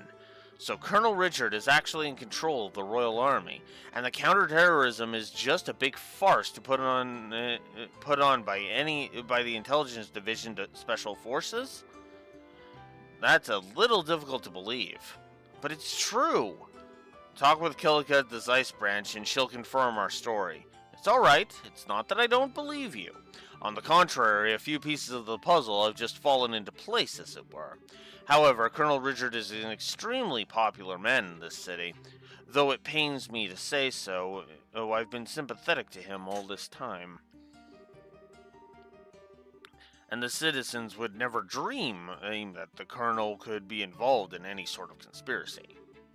I figured as much. The Intelligence Division has played everyone for fools. The Bracer Guild cannot directly interfere with military matters, but neither can we simply stand back and watch. Hutch, first of all, did you accept the Professor's request? Absolutely. The question is, how do we get an audience with Her Majesty? That it is an issue. Ordinarily, a guild letter alone would be enough to get you in. What, really? Oh, no way! No need to worry then. Estelle, I really don't think it's going to be quite that simple. No matter how you look at it, the Royal Guards are supposed to be protecting the castle, are being treated as terrorists. Do you understand what that means? Well, I think it means that... yeah. All of those statements are accurate.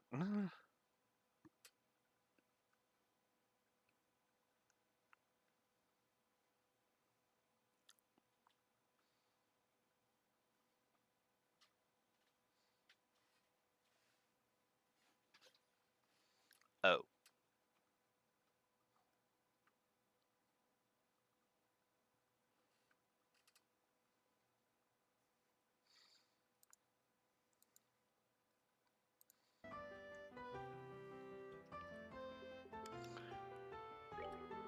Or it would just get crumpled up. That's the most likely outcome, yes. Odds are that the Colonel has a strong hold on Grand Seal Castle, as he did on Leston Fortress. I guess so. In other words, there's no simple way we're going to get in touch with Her Majesty. We could possibly sneak in, like we did in Leston Fortress, but I doubt they'd be so foolish as to fall for the same trick twice. Hmm. Well, in that case, why don't we just try going like normal and see what happens? If we play our cards right, we might get some useful info out of the gatekeeper. Well, that's fine by me, but just one piece of advice. Keep the fact that we want to see the Queen to yourself. If Colonel Richard gets wind of it, he'll likely cause us no end of trouble. Oh, okay.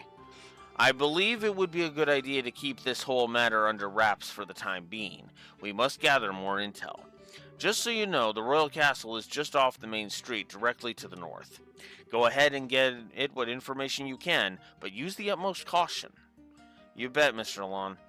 And we'll let you know if we find anything.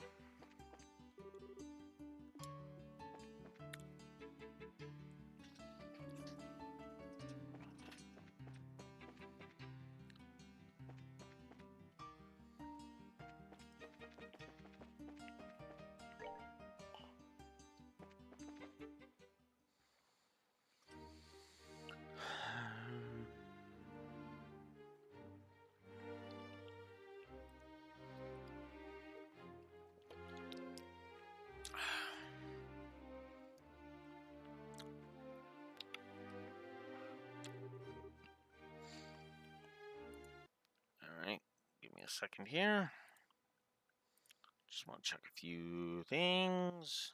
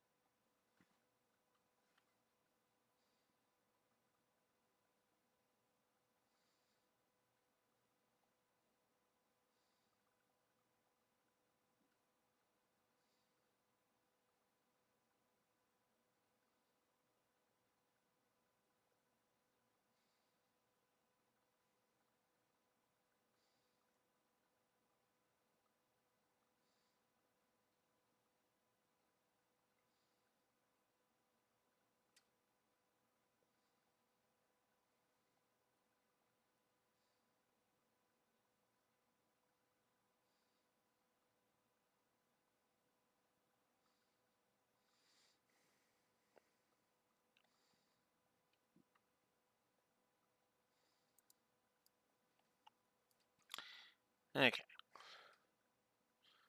Just checking some stuff. Alright. Wow, so that's Grand Seal Castle.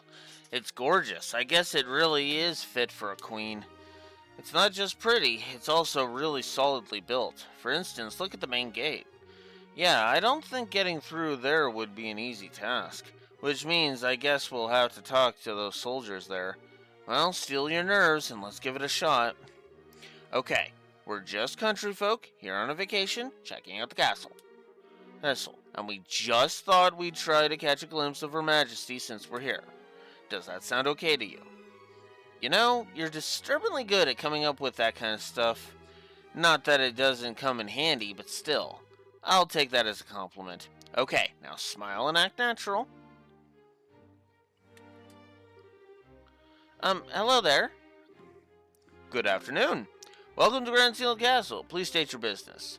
We're just getting here from Roland. We're taking in the sights, you might say. We were wondering if there was any chance we might get a tour of the castle. Ah, I get it.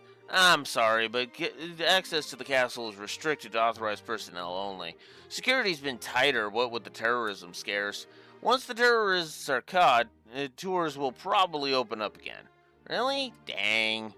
I mean, there goes my dream of seeing the Queen in real life. Well, not necessarily. She always addresses the people from her terrace during the birthday celebration. You could see her then. Fair warning, though, Her Majesty hasn't been in the best of health these days. I don't know if she'll be able to manage her traditional greeting. Huh? Her Majesty is ill? Yes, I hear it's because of stress, or maybe from the shock of learning the Royal Guardsmen were involved in a terrorist plot.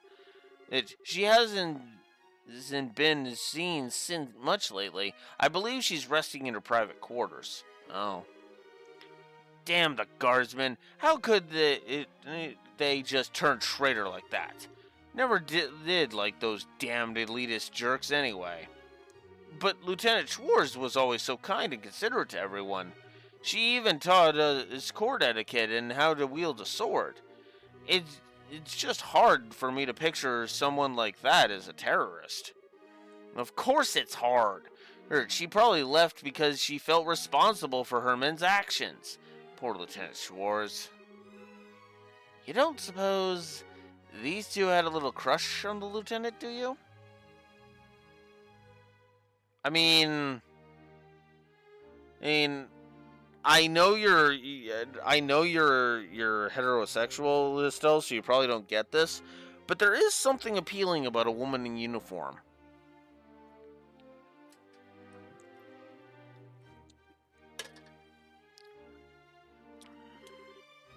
Yeah, it seems so. Ahem.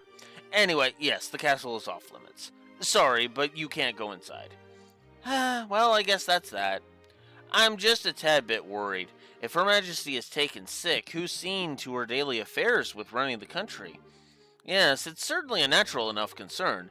For now, there's someone acting as her proxy on paper. How's that work? Literally on paper.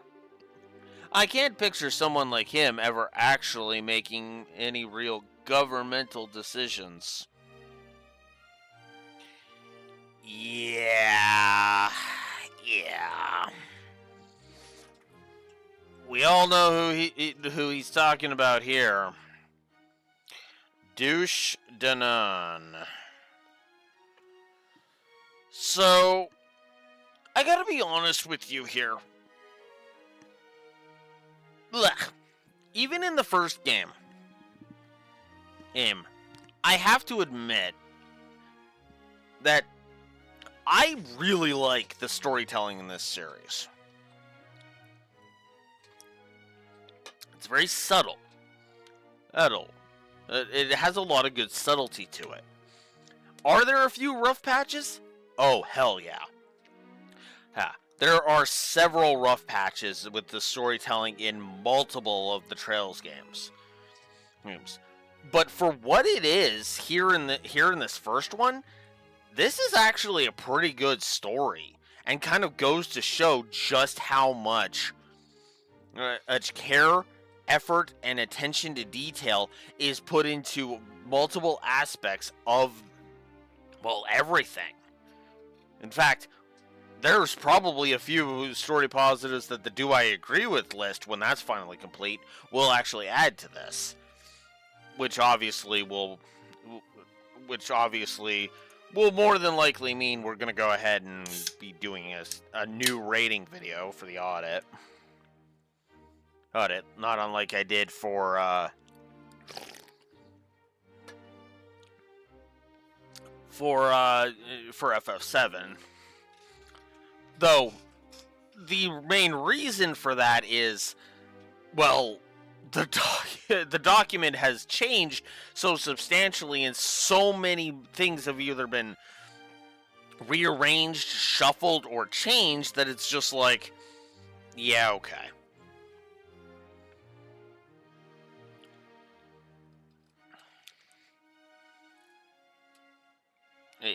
Which is kind of impressive. I still find a lot of this very impressive. Because the funny thing about the way this this game's story is structured is again, it's very low scale. Hey, like even when it starts going high scale, it's still fairly low scale. In fact, the only thing to indicate that it's high scale is, well, as far as you know within the context of the story so far, an Erebonian agent two, namely two Erebonian agents, if you count Mueller, are involved in this now. Never mind a Calvardian bracer, which kind of, in a small way, brings Calvert into the mix, too.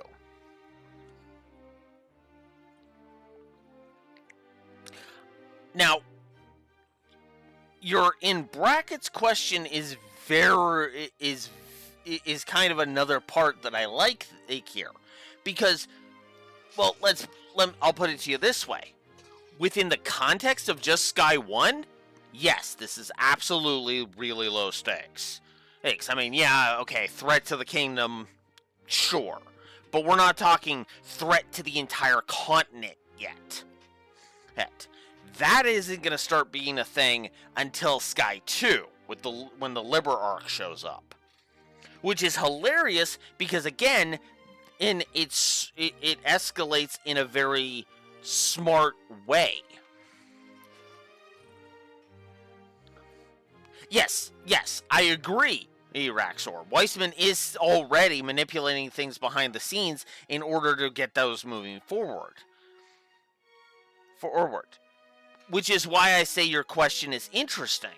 Because within just the context of this first game, yeah, this is pretty low scale. But once you take the rest of the series into account and realize how interconnected it is, especially the connections with Sky 2, you realize how high tier this is. I mean, let's be real here. Well, I forget which element it is. The Liber arc is a Septarian. And for those that know this series, the Septarians are the high tier of high tier shit in this series.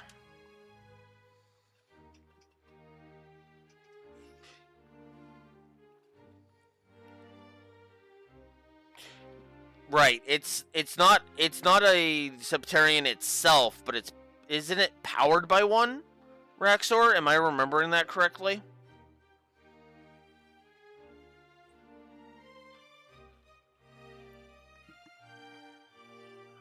Yeah, the Arale is the Septarian, and it powers the Liber arc.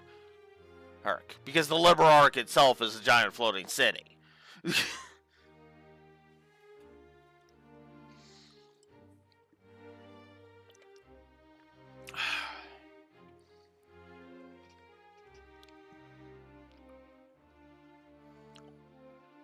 Yeah.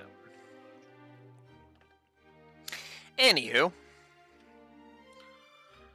But yeah, I actually really like this, and it's all that hindsight. It's actually why this, if I was, effectively doing a one document, all the entire series in one nice big review to give a final, a big old thing there, I would never do this because that would be insanity. Yeah, obviously we would be dealing with Babylon 5 effect stuff across the whole series. But yeah.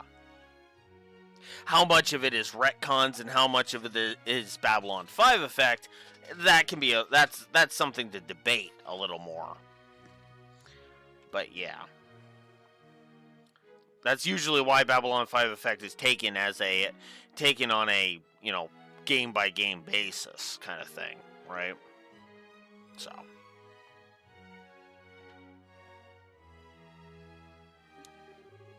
hey, what would you say? Though I'll admit I would have thought that the duty would fall to the princess. And you tell me to watch what I say. What's that? Whoops, speak of the devil.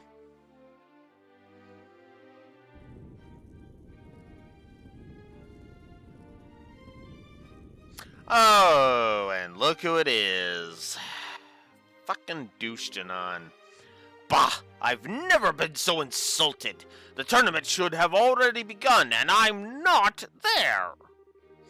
Philip, why didn't you wake me sooner? This is all your fault. I am terribly sorry, Your Grace, but I was merely trying to look after your mental well-being. For the last few days, you have been in the banquet hall drinking and singing, consuming exclusively beer and donuts while reading your morning comics. Oh my god.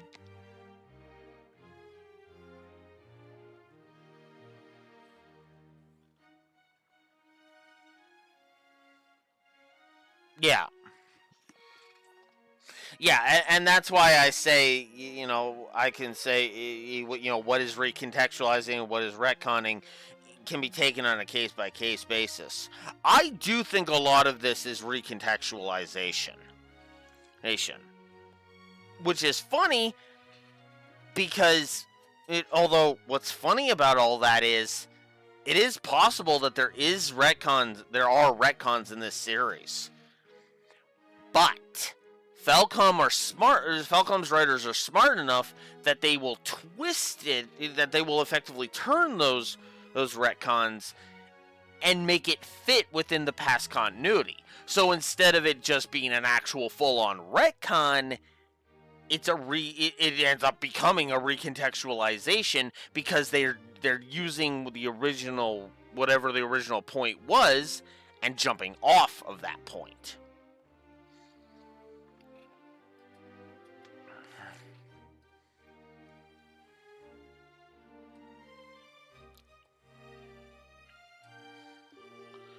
I feel that it should come as no surprise that you overslept. Silence, Philip! I am not in the mood to listen to your chastisements. I am never in the mood for any chastisements. I am the worst written character in this entire fucking game. The only reason Blue Wolf hasn't given me a triple already and claimed that I'm the worst character ever is because as Agate sticks that bracer Agate has stuck his nose in so much of this game's story that it has pissed Blue Wolf off to insane proportions. You noticed, Douche-Danon.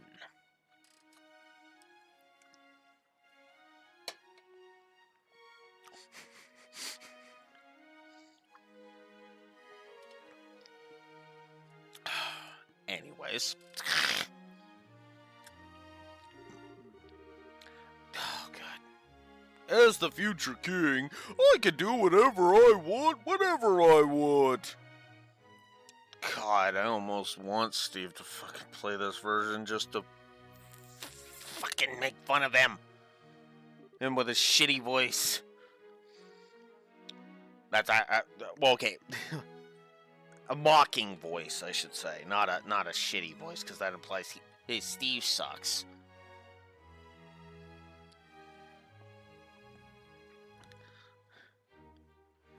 Ugh, God. Anyways, bah, time is short. Come on, we must hurry to the Grand Arena. By any chance was that...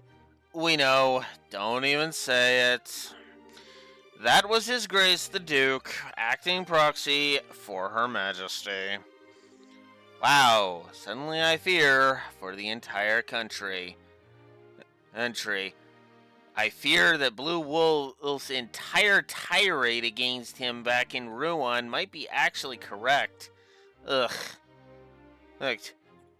And I don't even know who the hell this Osborne guy is that Blue Wolf was ranting about. I won't know that until the next game when Chloe mentions him. But anyways.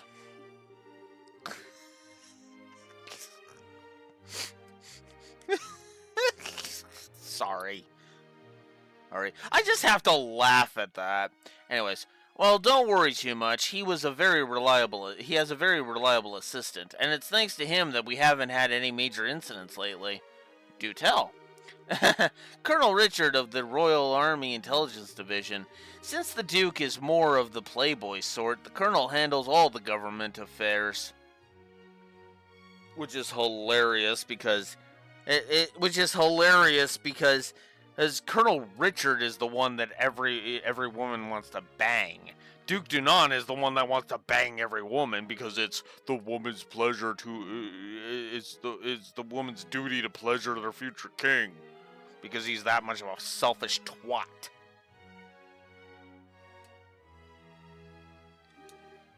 I knew it. They're pushing harder into the core of the kingdom than I'd expected. So try not to let this whole thing get you down.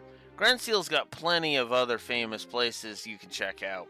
Yeah, you're in the royal city after all. Just go at your own pace. You're right, we will.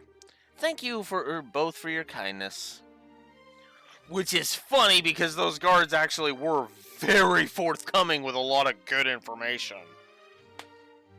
Haitian. I actually kind of like that. Well, that was informative. I can't believe that the Duke is supposed to be acting on behalf of the Queen, though.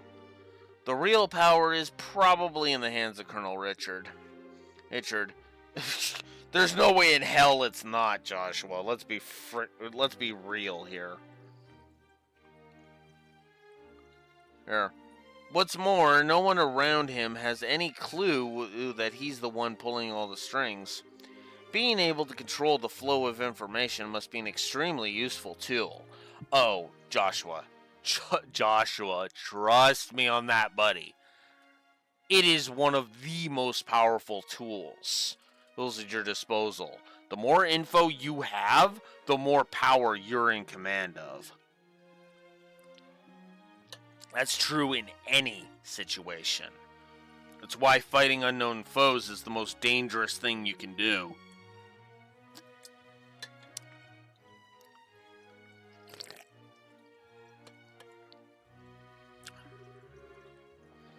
You're not supposed to envy the enemy. He's stating a fact. Heck, it's not admiration, Estelle. And anyway, it looks like the Duke is going to that fighting tournament. Can we go too? Yeah. If nothing else, we need to keep an eye on what he's up to. That settles it then. Which way was it to the Grand Arena? I believe it's in the East Block. Go back to the main road and then east.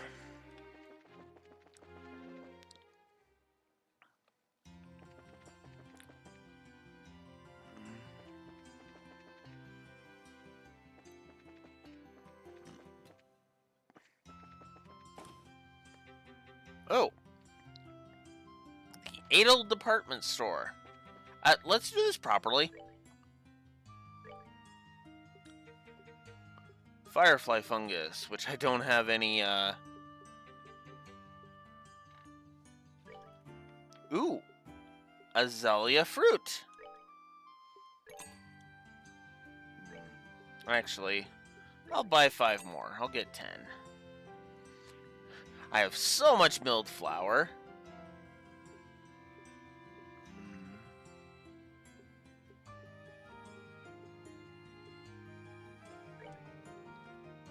No.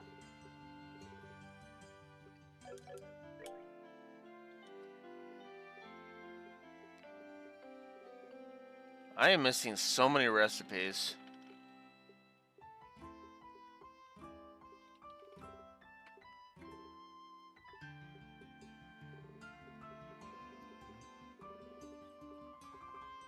How many Azalea roses can I make? 2.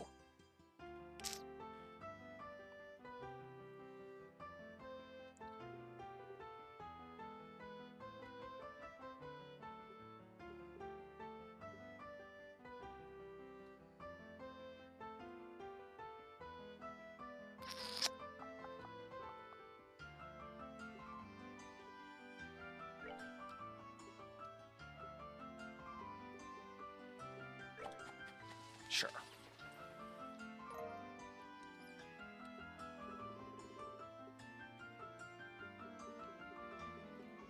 That screw me out of the Azalea Rose? Maybe.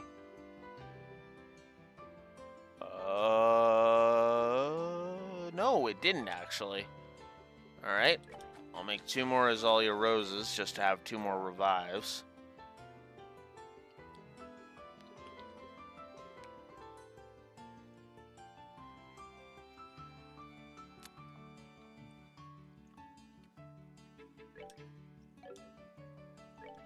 Yeah, let's get 3 of these. Why not?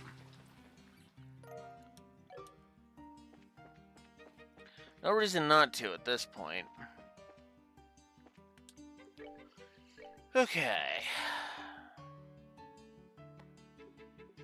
Oh wow, it's not letting me see what these do.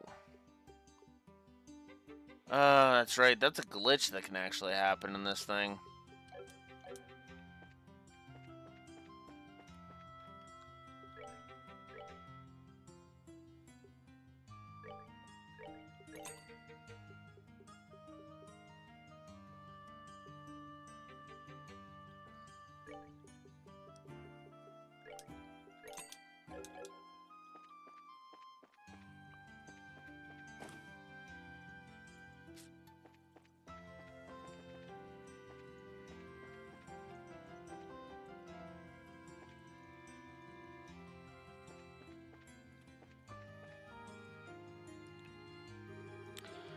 Currently at the arena, we're holding the preliminary matches of the martial arts tournament. May I see your tickets? Ticket sales are to the right. Welcome to the Grand Arena. Would you like a ticket? Yes, 2 please. Preliminaries are in progress right now, but the main event will last for the next 3 days starting tomorrow. For which day would you like your ticket? Actually, we were hoping to catch the preliminary matches if we could. Oh, alright then. And they're already more than halfway finished, though. Will that be a problem? Nope, no problem at all. Okay, bad value, but hey, not my money. Honey, that'll be 1,000 Mira. Wow, that's a lot. I had heard that it was some kind of discount for the birthday celebration. I'm sorry, sir. This year there have been some complications that have made it impossible for us to offer discounts. Oh, okay, that's pretty sucky, but what can you do? Let's see, 900, 950. Thank you very much. Here are your tickets. The entrance to the arena is directly to your left. Show your tickets at the gate.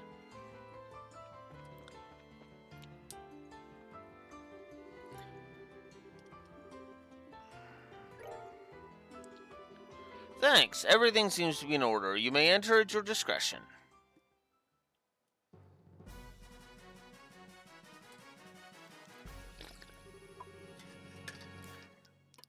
Wow, this room is gorgeous. This is the entrance hall. Audience seats are on the 2nd floor, apparently. Let's take a look.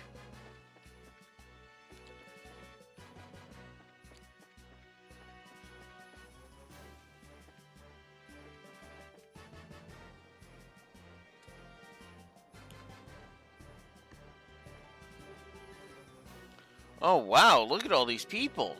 Yeah, there's some serious enthusiasm in the air. Judging by the number of spectators, this must be a major event. I wonder how far the prelim rounds go. Thank you for your patience. The 7th round is now starting. Oh, looks like they're starting up. Well, let's go find ourselves a place to sit down. Southside, Blue Team. Border Patrol 2nd Regiment Team. Captain is 2nd Lieutenant Sammy.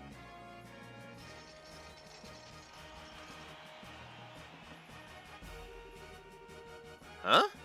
I thought the matches were one-on-one. I guess this one's a team outing. I could have sworn it was individual bouts only, though. Northside Red Team. Bracer Guild Grand Seal bout. Grand Seal Branch Team. Captain is Kurt. Hey, it's Karna's team. Wow, we got here just in time to see them fight.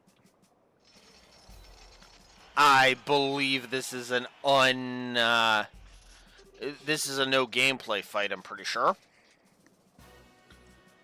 This begins the 7th preliminary match. Both teams, go to your starting places. Take your positions. Begin!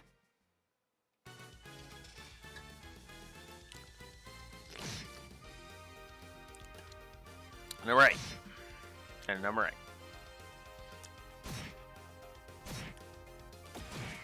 By my art, become hard as steel.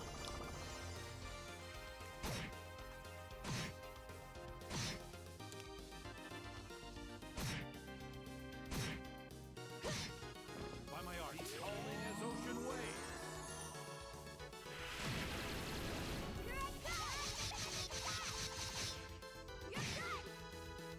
Oof! That had some power to it.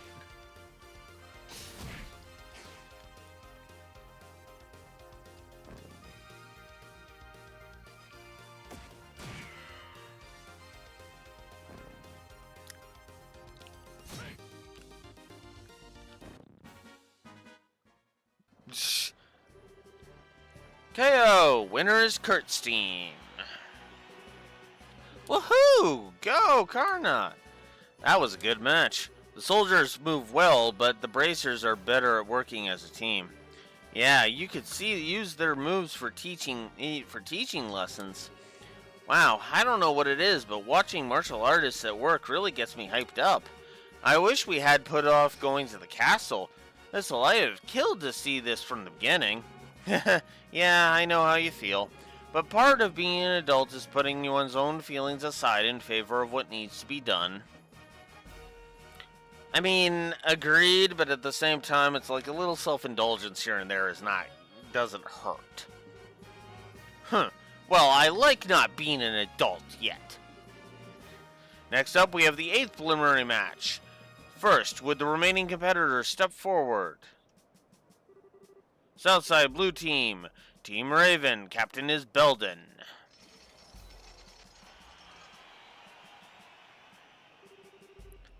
What are those guys doing? What are those guys doing here? Oh yeah, it's that group from the warehouse district in Rouen. Ah, I see. The competition's open to the general public. They stick out like sore thumbs. They really don't deserve to be counted among professional soldiers and martial artists. Northside Red Team. From neighboring Calvard Republic, appearing alone is Jin. Jin? Another familiar face, huh? Small world. But fighting alone is going to be a real handicap for him. No kidding. He may be fighting a bunch of punks, but if they surround him, he's in real trouble.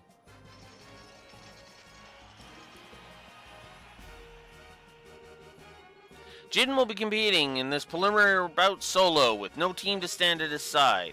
He fights at a considerable disadvantage, but his prodigious skill will make this match a sight to behold. We ask all in attendance to understand the arrangement. This begins the 8th preliminary match. Both teams go to your starting places. Ready? Begin!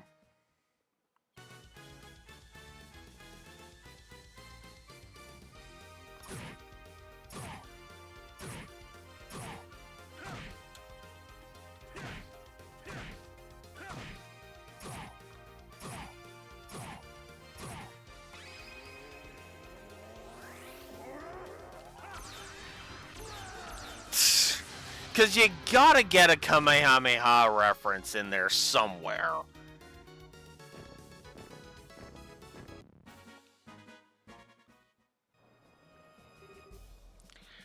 KO! Winner is Jin. Yahoo! Go, Jin! That'll show him what bracers are made of. Looks like I was worrying over nothing. His build, speed, and technique make him a real force to be reckoned with. For anyone else, though, I'd say 4-on-1 is insane. Yeah, seriously. The current match will mark the end of the preliminaries. 8 teams will be competing in the no-holds-barred matches. The competition opens tomorrow, and over 3 days, the ultimate champions will be decided. Now, we will hear some words from the tournament sponsor, Douche-Denon. Ahem. My dear ladies and gentlemen, I thank you for your efforts in today's fine matches. I regret that government affairs forced me to miss the first half of them. But I was here for the second half, and what I saw was an exciting and enjoyable display of technique and talent. The distressing news of recent terrorist activities has had an unfortunate impact on Her Majesty's health. But I ask that you take heart. She has entrusted her governmental duties to me, Dunan von Oslis, and I will do all that I can to live up to your expectations. And then I will fail to meet those expectations because I am an incompetent dumbass as who would rather sit on his ass and guzzle beer and devour donuts than actually do his frickin' job. Not that I'm very competent at my job anyway. Yeah, I don't like Dunan. Let us all remember the spirit and enthusiasm we feel during this competition, and recall it in the days ahead. I hope you will all enjoy tomorrow's no-holds-barred Battle Royale. I'm not used to hearing the Duke speak so decently to people. He probably just memorized something written by the Intelligence Division staff. Yes. The winner of the competition will not only receive a prize in Mira, but will also get a special gift from me. Your Grace, are you certain this is wise? You be silent. Ellen, this is the opportunity to show my generosity. The gift is to be a written invitation to a royal court dinner party at Grand Seal, to be held in 3 days. Sadly, Her Majesty's presence will be missed, but it will be attended by celebrated persons of great renown. Arrangements have been made for only the finest royal and noble cuisine to be served. I trust that this will serve as incentive for those competing to excel and advance.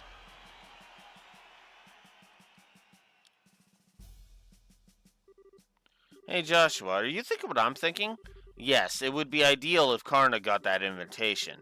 If they win the championship, they'll be allowed into the castle. It'll all be above board. That could give her the chance to get the message to Her Majesty. Or were you thinking something else? No, that's it, but I hate the idea of leaving someone else to deliver the professor's message. Beggars can't be choosers, I guess. I have no objections. Shall we try to catch them in their waiting rooms before they leave the arena? Sure. Let's see, Karna's team came out from the north gate, right? Right. If they're still there, then that's probably where we'll find them.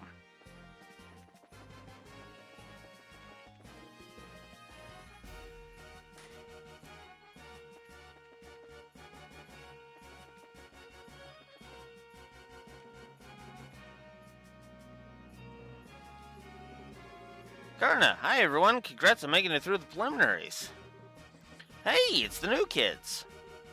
Oh, hey guys. Yo, you here to watch the fights? Yes, and we had a chance to see yours. That was a great match. Thanks, I'm glad to hear you say that. I don't get the sudden change to make it a team competition, though. Yeah, me neither, it's weird. It's been okay so far. All of our members are in one piece. Master Jin must be worried, though. Oh, you know Jin too? I don't know if I'd say that, but I know the name. He's a famous bracer in the Republic. People call him Jin the Immovable. He certainly proved that... Whoops, yeah, smart. He certainly proved that in that match. Ugh. Yeah. On air pathways.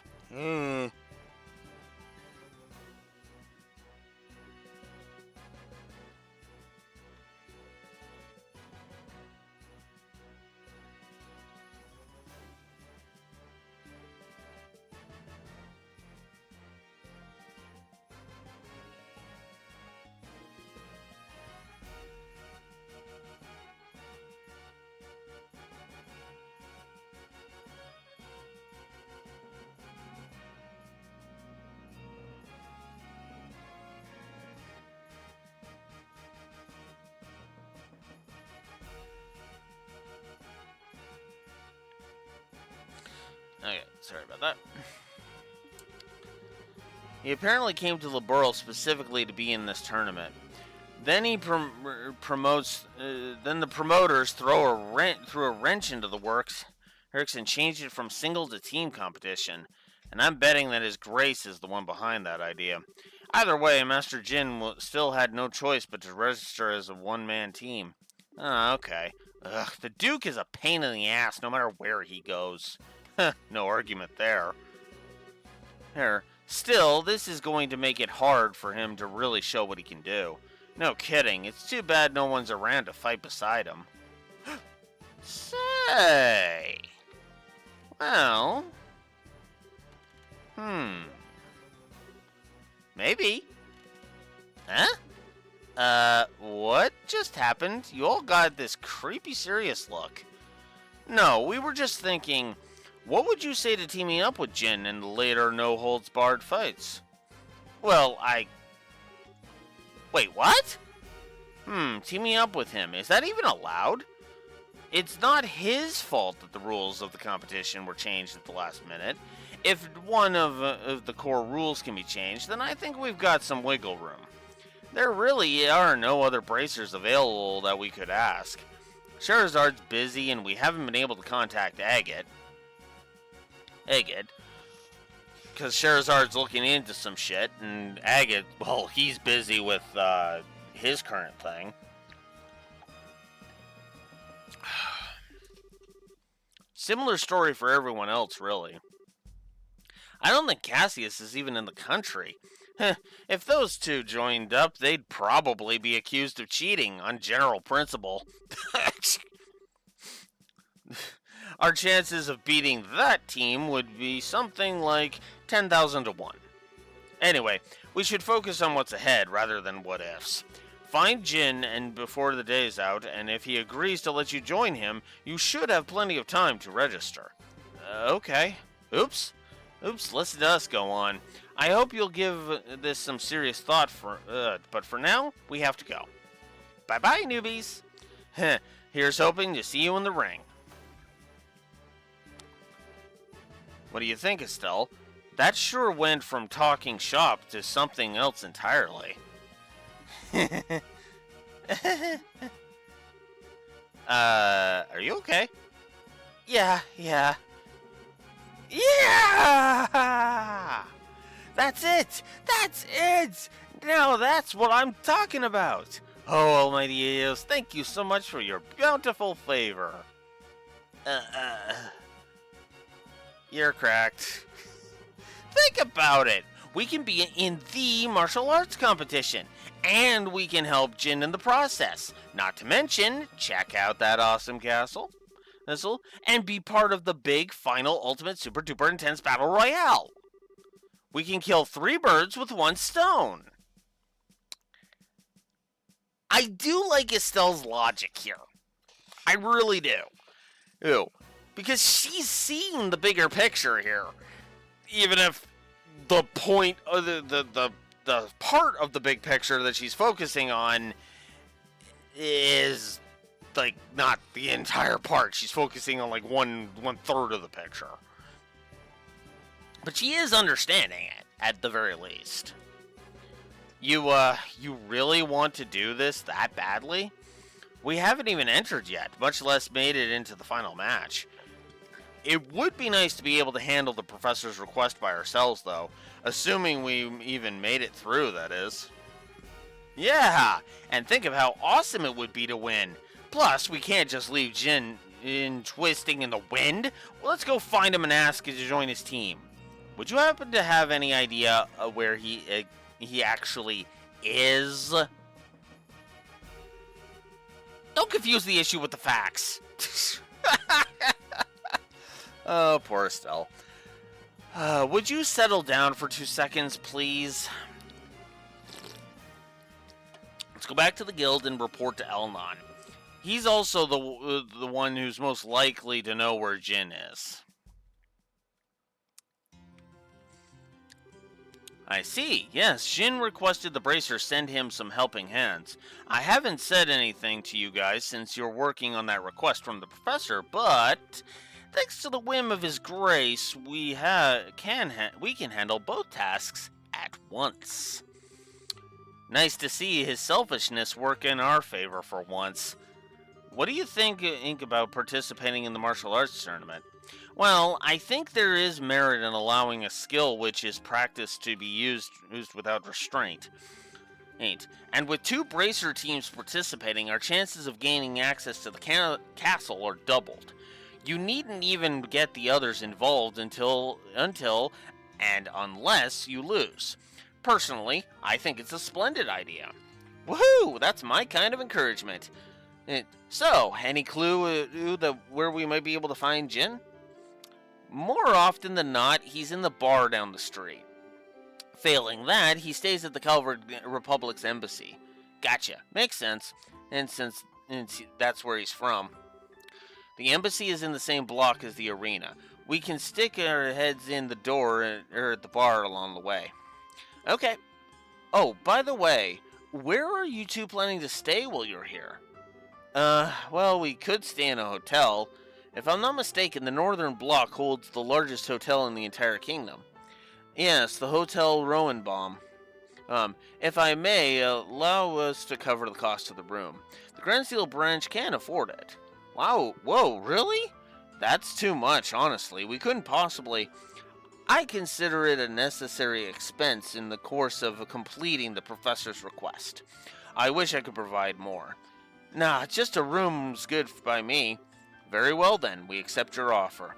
I'll book your room then. Just give your name at the front desk this evening and someone will help you.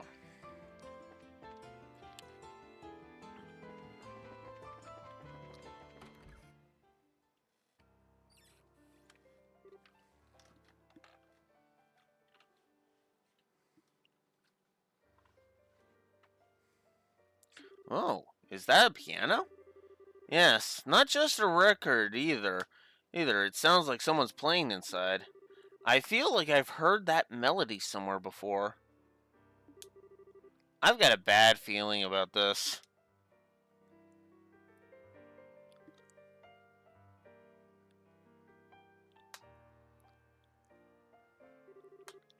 Oh joy, it's Olivier.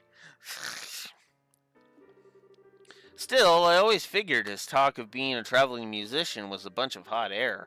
He's actually pretty good. I guess he really wasn't kidding, huh? Yeah, I'm kind of in shock.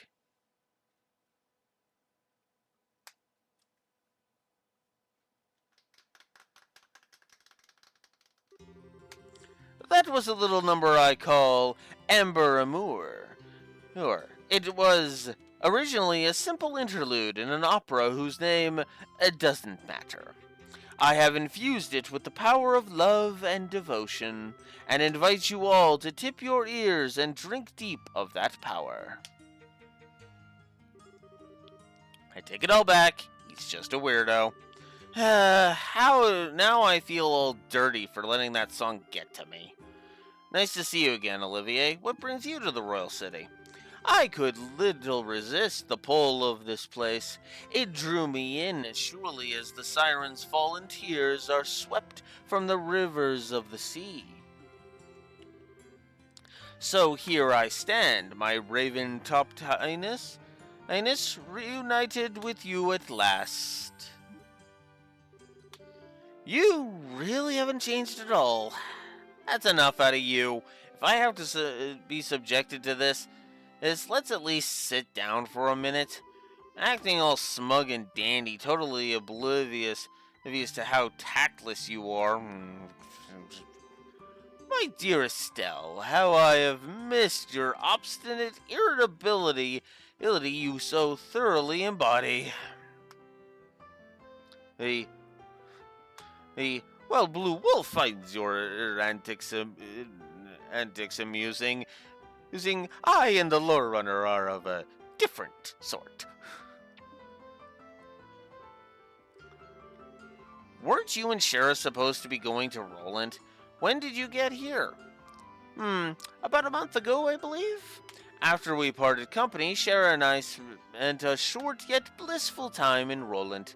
But alas, the overwhelming spirit of wanderlust that courses through my veins eventually got the better of me. 'Twas all I could do to pull away from weeping darling Shara. That's a load of crap. She got fucking drunk off her ass and you ran, buddy.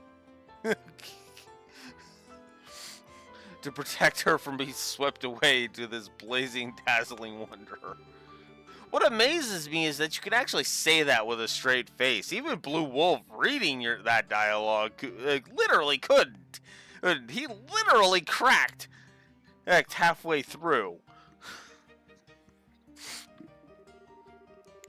I'm betting that she drank you under the table every night until you finally decide to run off with your tail between your legs. I mean, I forgot she actually said that. Oh. And then you figured you'd try your luck at drinking with Ina, right? Oof. But what you didn't know about Ina, did you, Olivier? She's one of Cher's closest friends, works the information desk at the Roland branch, and as far as drinking goes, she's the only person I've ever seen who could outdo Shara. Come now, dear Estelle. I never met this person you speak of, this Ina? Absolutely not.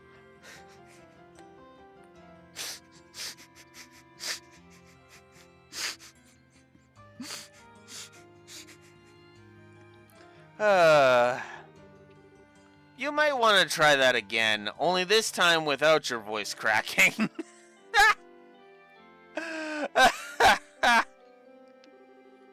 Okay, Estelle, enough teasing. I'm sure it was a very trying time for him. An affinity or spirit for spirits is greater than even Shara. Hateful inebriation. Why dost thou arm the darkest agents with smiles so alluring? Flashback much? And so begins the tale of Ina, Olivier's most tragic ballad. Ugh, indeed. Anyway, you've come after completing your tour of the surrounding regions, I presume. Mayhap you have seen something of interest? Well, we've seen a lot of stuff, but it's not easy to just sum up in a few words. Besides, we're kind of looking for someone, so maybe we can catch up another time. Oh-ho! And might I inquire as to whom it is you wish to find? His name's Jin. He's here from the Calvardian Republic to participate in the martial arts competition. We know he spends a good amount of time in the local bars and maybe you've met him? Ah, yes, I recall him. Large as a bear, with a disposition not to match, thankfully. I have borne witness to his countenance on several occasions, but alas, today has yet to bear any sign of him. So, in other words, he hasn't been into the bar yet? Odds are he's at the Calvardian embassy then. Then shall we proceed there at once?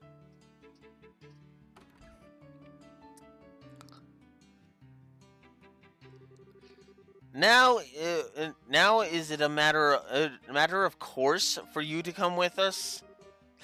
Please don't be cruel. Beyond my uses as a traveling companion, I also wish to assist in the manhunt. Unless, of course, you two want to be alone. What? Oh my, such an unsophisticated child. But when you blossom into your full potential, you shall be a woman to be reckoned with. And quite a desirable one, I wager. Eh? What are you trying to say? Well... Hiya! Aye! Wow, what the... Sir, speak to me! No good, he's not waking up. Estelle... You know, no matter how angry someone makes you, you're not allowed to brain them, especially not in public. It was all flash, no impact. I didn't do any real damage. It seems that Estelle is a very shy individual. Well, he doesn't seem to be hurt. Okay, let's get back to searching. We don't have time to mess around. Let's just go to the embassy, okay? Okay, so why is she mad at me? She's not. She's just mad in general. She's mad at Olivier. Wakey wakey. Hickey, dude.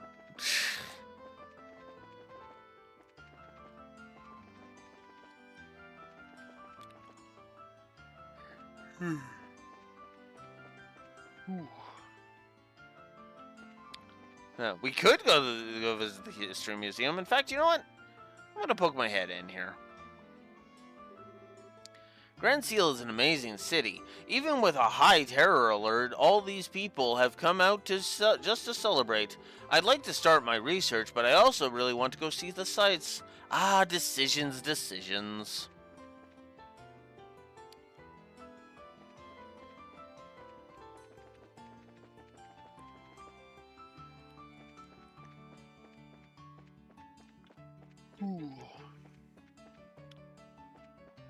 That's the arena. Ah, here's the Calvardian Embassy. This is the embassy for the Calvard Republic. What's your business here? We're looking for a person named Jin. May we see him, please? Oh, you're here to see Jin, are you? Have you actually met the man? First time I did, I almost peed myself. I was like, holy crap, he ain't a man, he's a grizzly. He is a pretty big fella, that's for sure. But he's real friendly once you start talking to him. He even gave me a meat bun when I told him I was hungry during my shift one day. Yeah, he's the kind of guy who you can really count on, like a big brother. Ahem, indeed.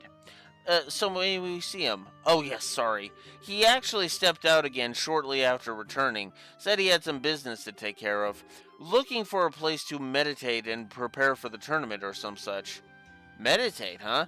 Man, he's not kidding around. Where do you think this place might be found? Well, when he left here, he was headed for the Arab scenic route. The old forest path has a feeling to it that's not unlike a park. But it's being monster infested makes it a good training ground. The Arab scenic route? Okay, got it. Come on, Estelle, let's go find him. Roger that.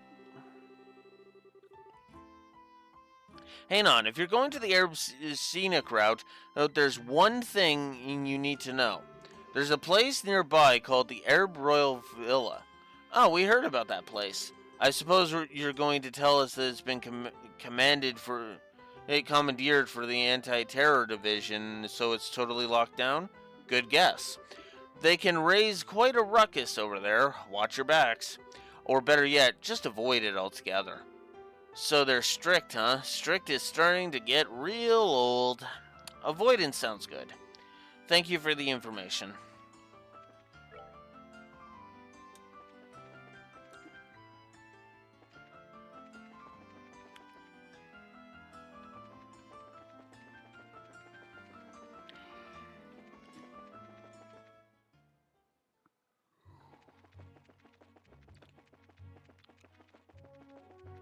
All right.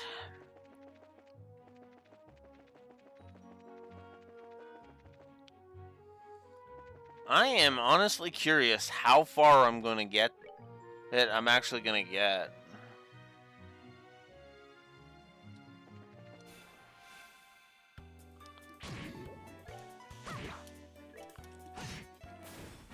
Let's move out.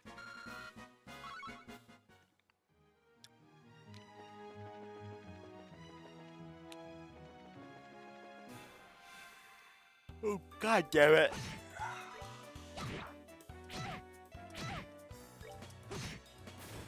All right, we're good to go.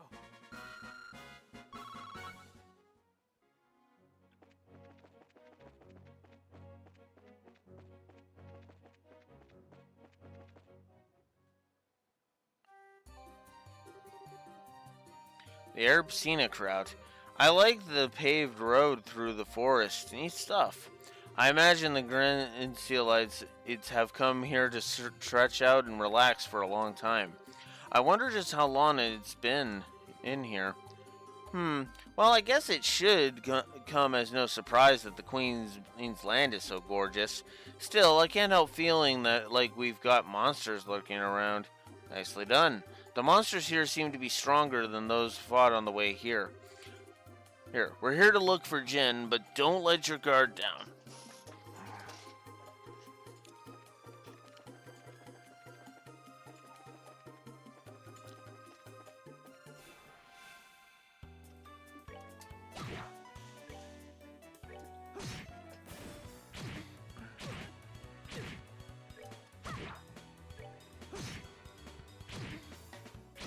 I'm sorry. Fuck.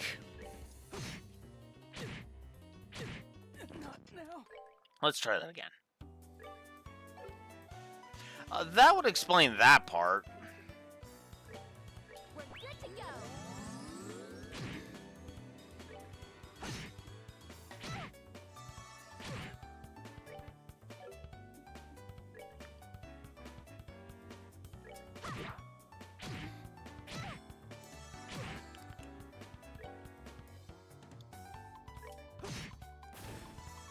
Just get these jackasses out of here.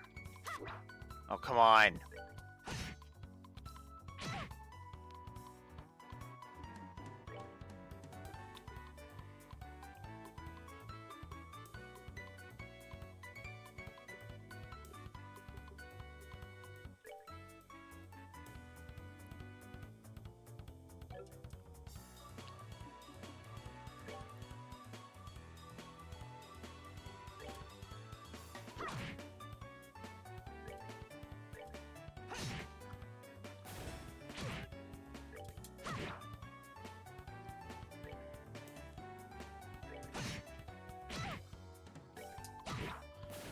We're good to go. Okay.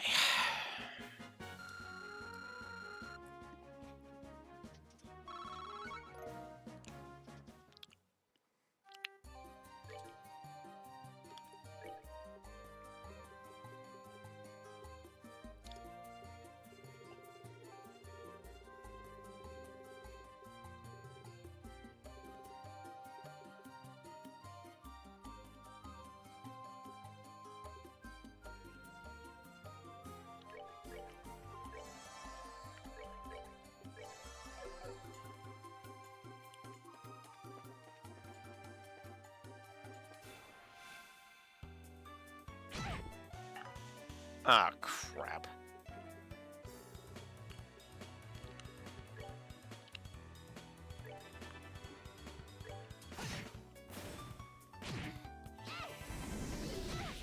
Oh.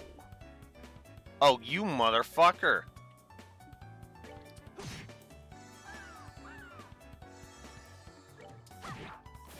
We're good to go.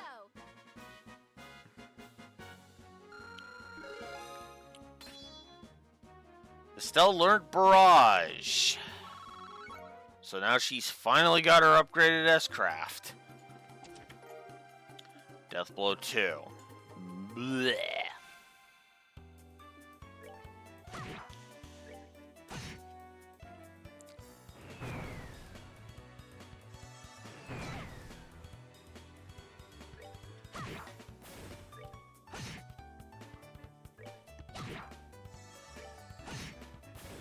All right, we're good to go.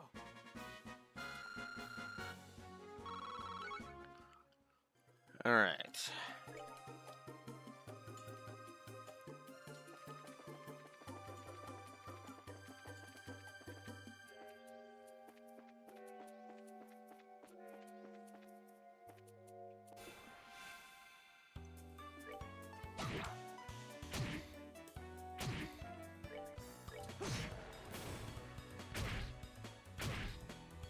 Holy shit.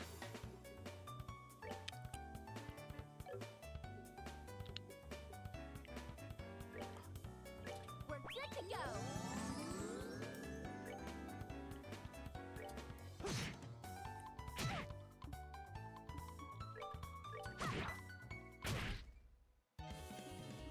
Well, shoot.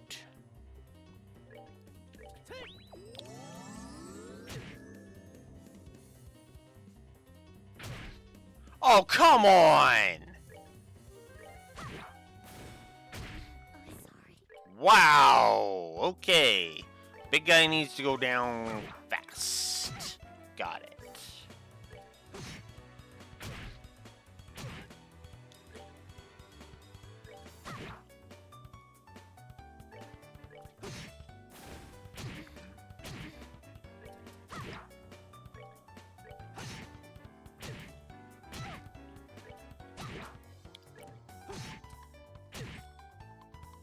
Oh, fuck off.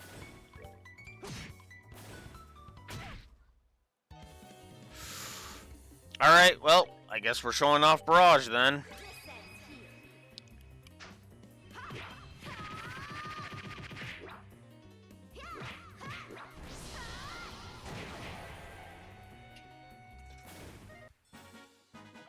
Piece of cake.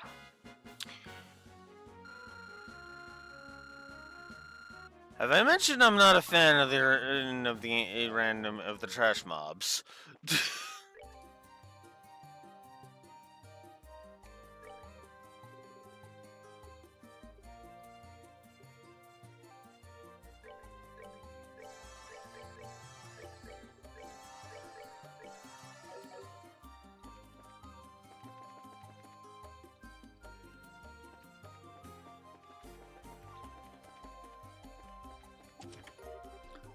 There's only one advantage I find to having enemies on the field. And that is the fact that the enemies in question disappear from the field when you defeat them. Not so great when you're trying to actually level off of them, but Piece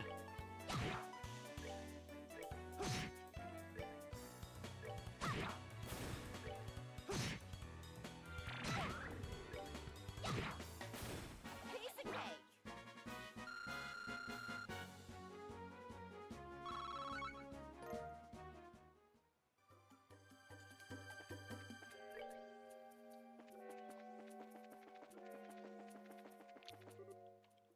No! You heard that, right? It came from over there. Let's go. Ah, help me! Someone, please help! Eh? Sister, it'll be alright. Stay back. It's too dangerous.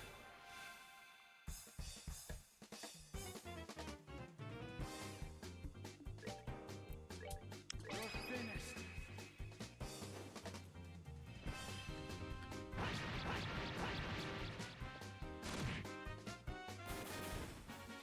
That's that then.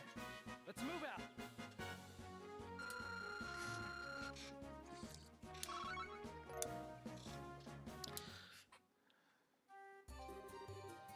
Phew, that was pretty rough.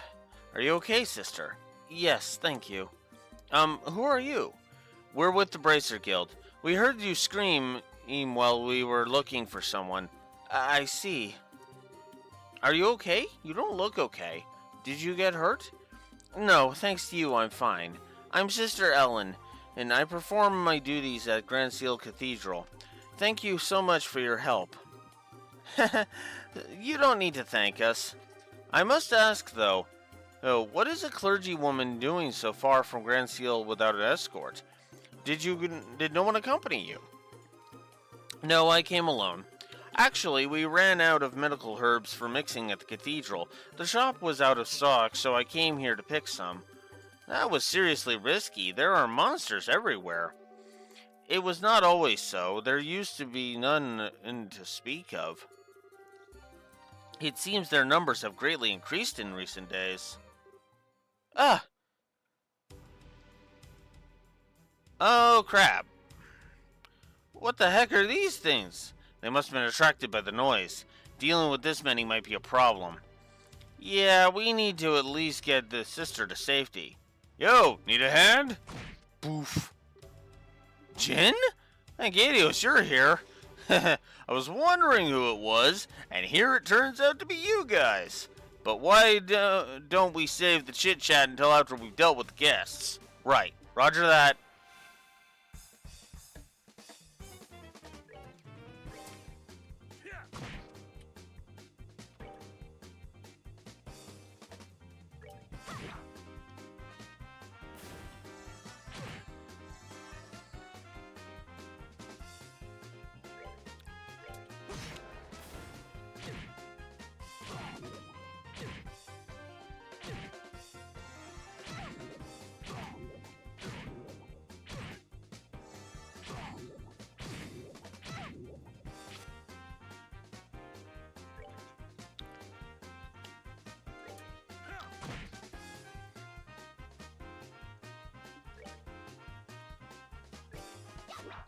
Oh, come on.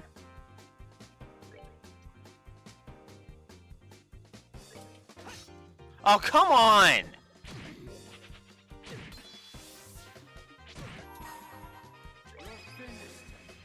Yeah, I'm not losing that. Screw you. All right, we're good to go.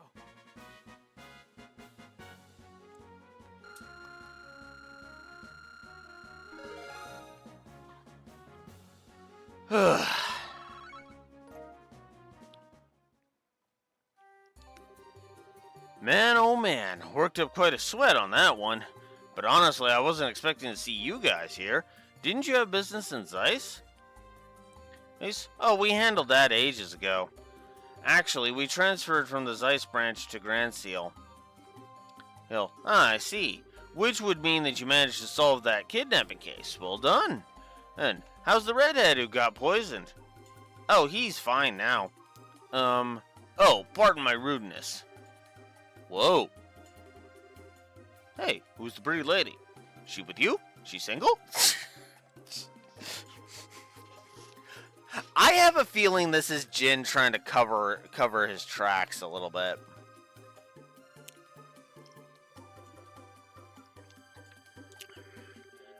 What?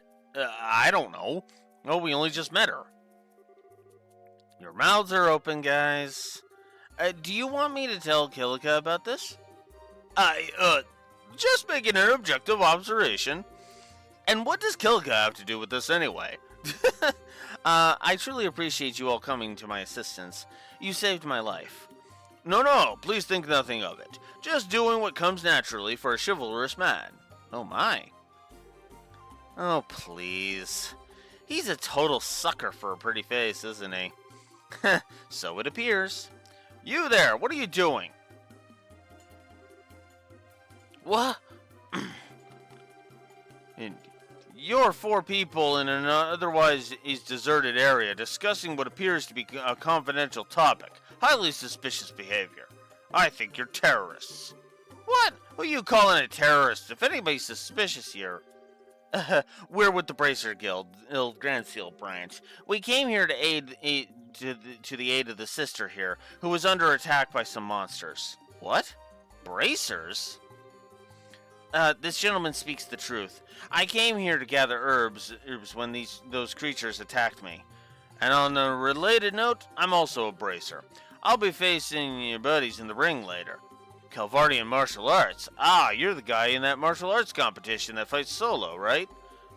You've definitely got the muscles of a prize fighter. I'll leave you be, just this once. But the Arab Royal Villa is close by. Wanderers and sightseers are not welcome. Also, sister, I think we should escort you back to Grand Seal. Now. You've already been in enough trouble as it is, from what I can see. Oh, but Oh, for the love of... You've been nothing but obnoxious from the moment you started talking. Estelle, shush. We'll take care to avoid the Royal Villa, sirs. You have our apologies for any inconvenience we've caused. Very well. In the future, however, I would advise you to know your place. Mouthing off to the wrong people can be hazardous. Come on, sister, let's go. All right. Thank you again for your help.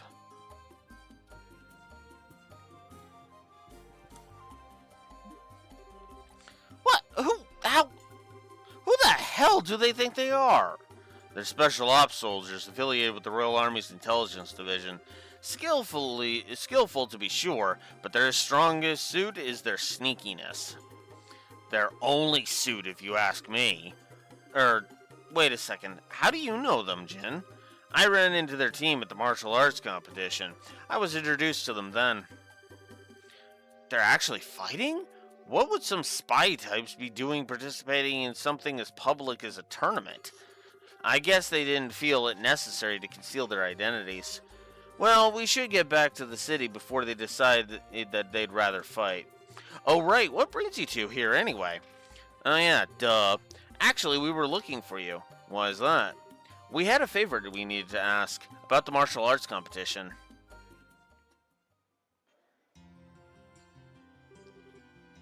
So that's how it is, eh? Tell me something, though. Why would you want to take part in the tournament? Well, I've been kind of itching to do something like this ever since I caught those preliminary matches. You know, really throw down with some tough opponents. We're traveling all over the kingdom and help prepare us to become full-fledged bracers.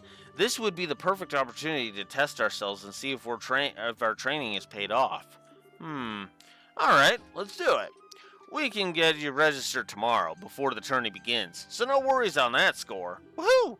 Hey, are you sure you're okay with giving us an answer so quickly? Hey, it'll give me a chance to see how skilled you are. I'm not like Agate. I ain't gonna dismiss you just because you're newbies. Newbies? I don't have a stick up my ass like that. Like that, kid. Roger that. Thank you, Jin. I'm going to give it everything I've got. We appreciate it. That's no bother.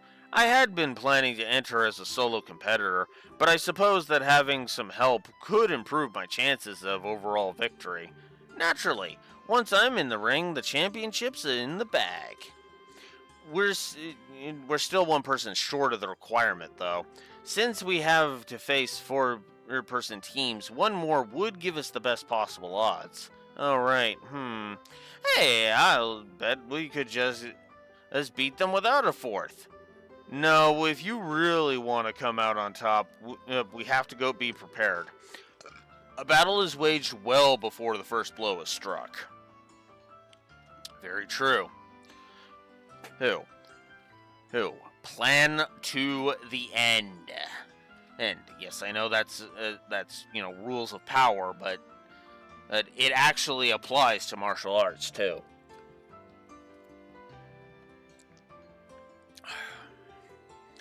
Well, yeah, I guess. I sure wish Shara were with us. That'd keep my spirits up. Hey, do you suppose we could ask Elnon to try getting in touch with her and Roland? I think she's kind of busy at the moment. Since Dad's not there, and we're not there, that branch is pretty short-handed. Yeah, that's true. Isn't there somebody who can partner up with us? Here I was, thinking you might never see your way clear to asking. Enter the pervert stage left. Don't tell me you were hiding out upstairs. Were you listening in on our conversation? Indeed, I heard every tragic syllable. Therefore, it seemed the appropriate time to make an appearance. Hey, who asked you to sit down? Oh, Stell, don't shoo him away again. And you have fulfilled your stick-whacking quota for the game. Enough. He was the one who was playing the piano before, wasn't he? You know him? Replace no with can't get rid of, and that about covers it. And we haven't even known him for that long either. Many call me Olivier Landheim, the wandering minstrel from Erebonia. It was Estelle and Joshua's pleasure to make my acquaintance on an earlier case. And ever since we seem to keep running into each other. Quit trying to trick him! Jin, don't listen to him. I'm not entirely sure what's going on, but there's no harm in introductions, I suppose.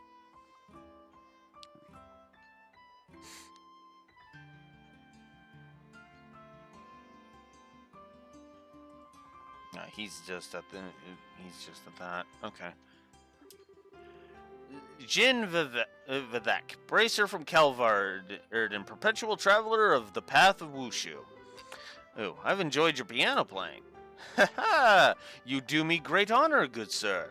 I have also heard tales of your prowess in the preliminary matches. Tell me, did you truly defeat a team of 4 entirely on your own? All I can say is that I had the good fortune of them all being rank amateurs. So, what does a wandering minstrel, as you say, want with us? Wait, hold it! Olivier, I'd like for you to verify something for me. By any chance, do you have a lot of spare time on your hands? And you say that I haven't changed, good Joshua. You are ever one for the pointed questions. It has been nearly a month since I came to Grand Seal. I've traveled the length and breadth of the city, enjoying all of the sights except the castle. Those boorish soldiers would not allow me to pass. To be certain, there are other places that I'd like to visit, but I could not bear to leave with the birthday celebrations so close. In other words, you're bored. Now, what is this talk of being a man short, or that I happen to overhear? I have heard that the winner of this competition will be invited to an extravagant dinner party. Erty, surely this can only be divine providence. Yeah, pretty much. It's what we figured you were thinking. I had, in fact, wondered if you might invite me to join you in the tournament. You okay with that? Wait, Jin, it's not that simple. I mean, you don't even know if he's any good in a fight. His specialty is orbital firearms, right? I think the team would be pretty well served by a broad range of tactics. What? Oh my, this is a surprise. I presume you could tell from my walk, and the musculature of my shoulders? That and the way your eyes move. A martial artist and swordsman each have distinct ways that they track their surroundings. You track for a specific point on any possible target. It's characteristic of someone who's familiar with small arms. And this is why I like Jin in a nutshell. He's very observant and he knows his shit. Whoa, that's awesome. I see, it certainly makes sense. I'll have to be more careful in the future then. And in your eyes, do I pass muster for participating in the tournament with you? Yeah, I think so. Welcome aboard. I'm not sure I like this. Thank you for your assistance, Olivier.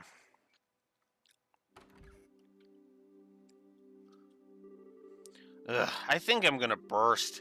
I can't believe those guys are actually drinking after a meal like that. They must fill up from the legs. Well, Jin's got the constitution for it, and Olivier is just kind of a glutton. As long as it doesn't interfere with Jin's performance in the tournament tomorrow, I think it'll be fine. Yeah, I guess worrying about it won't do any good. Good. You want to go to the hotel in the North Block? Like, our room should be ready by now.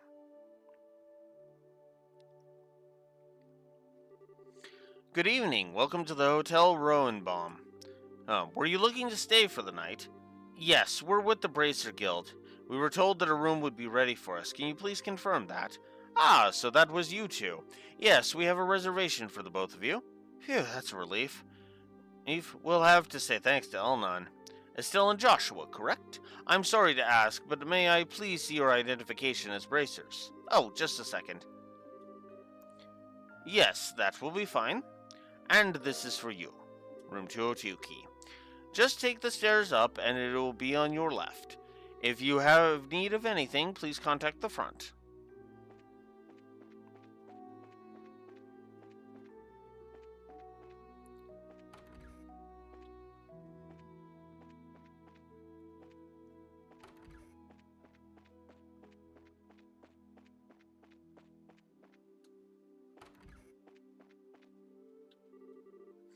Two. Yep, this is our room. Hey, nice room. Look, you can see the Grand Arena from here. Wow, no kidding. They really didn't skimp on anything here. I guess we can use this as our base of operations, so to speak, at least until the competition's over. So Joshua and I have to share this room for a while. God, what am I thinking? Bad thoughts. Estelle? Yes, yes. Yes. It just occurred to me that this might be a little weird, but, we're family, right? Huh? I might not be as dependable as Dad is, and I'm not as good a listener as Shara, but still, I'm your brother. I want you to know that I'm there for you if you need support. If there's ever anything bothering you, I just want you to know that you can always come to me. Oh. I've been getting kind of a weird feeling from you lately. If I've got it all wrong, I'm sorry. It's just that you're just so you. As smart as you are, sometimes you can be so clueless. What? Thank you, but you don't need to worry. I know I've probably been acting kind of strange lately, and not at all that serious or painful. I'm just trying to sort my feelings out, so I'll be okay. Just as long as you watch out for me. I see. Okay then, I'll keep my worry in check. And in return, you let me know when you've taken care of whatever's bothering you. I won't ask you to tell me anything, and when you're not ready to yet. Okay. Once I have everything straight, I'll be glad to tell you what's on my heart. Mind. Huh? Nothing. Nothing. It's still kind of early, but do you want to turn in? That's been going on today has worn me out. Yeah, we do have that match tomorrow. Let's get our stuff put away and get some shut-eye.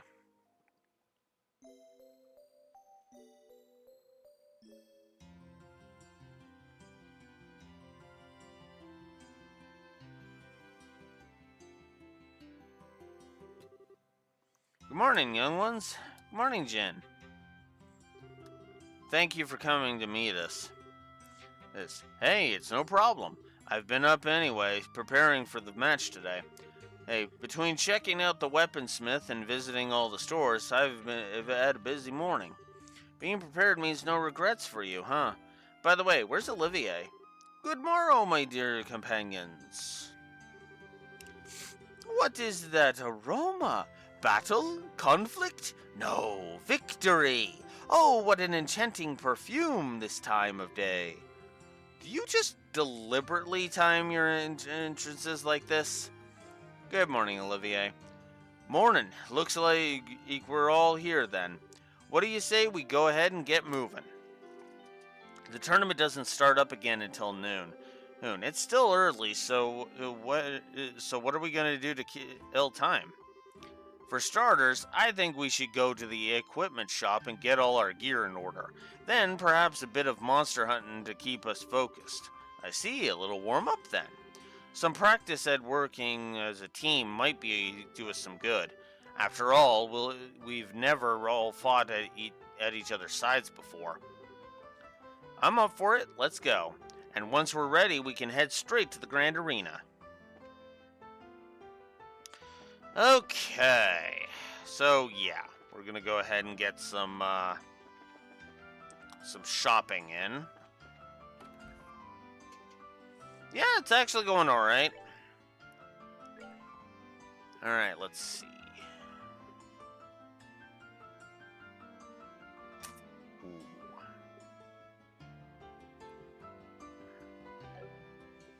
Ooh. Okay, this could be a problem.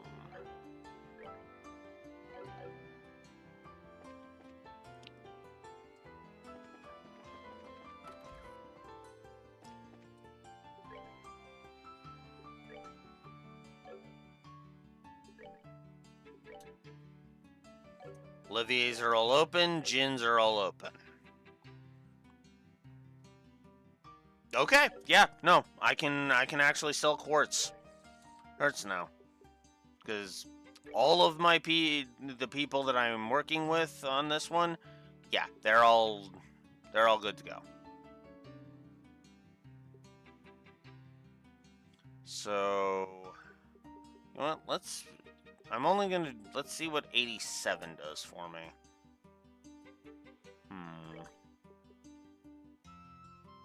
Let's go 287. Okay.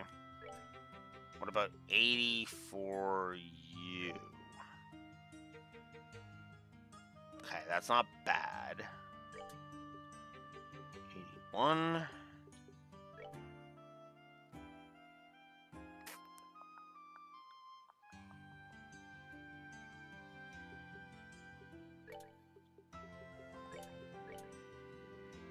No, no, no, no. 2.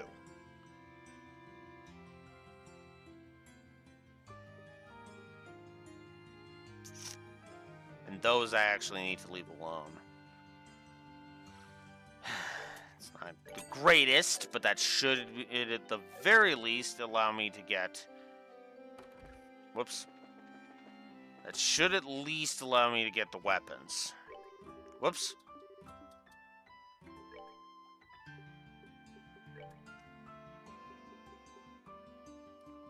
Steel Gauntlet. And Silver Star.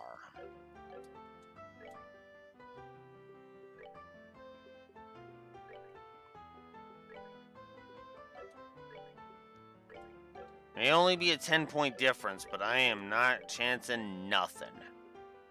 I'm going to give Olivier Long Barrel, and I'm going to give him... I'll give him the Pearl Earring.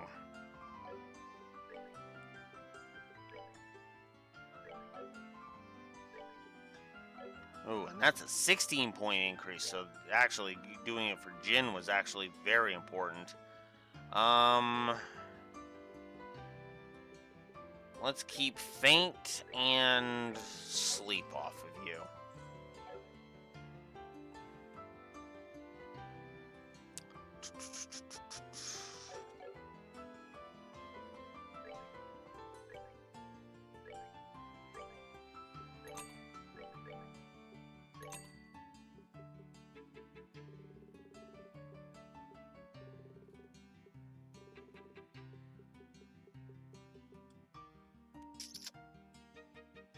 It's only 1,000. That is not worth it. I can do one. And I can do one composites, which is a 11-point increase. He's on Olivier, and a 10-point increase on Jin. I definitely want to at least do that.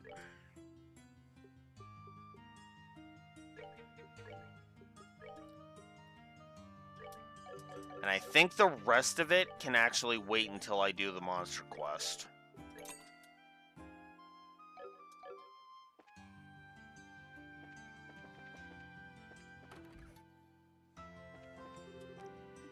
Oh, no request? Wait, Joshua, wasn't Chloe coming to the capital right about now? Now that you mention it, she did say that she'd meet us here before the birthday celebration started. She should definitely be here by now. Elon, there wasn't a girl about our age named Chloe who came around asking for us, was there? We promised to meet up here. Chloe, you say? No, I'm afraid no one by that name has been here. Ah, raspberries. Maybe we should have asked as to where she was staying. She mentioned some rich relatives, though that's not much of a lead, I suppose. I'm sure she's simply running late, and we'll try to contact you shortly. If she comes by, I'll be sure to let you know immediately.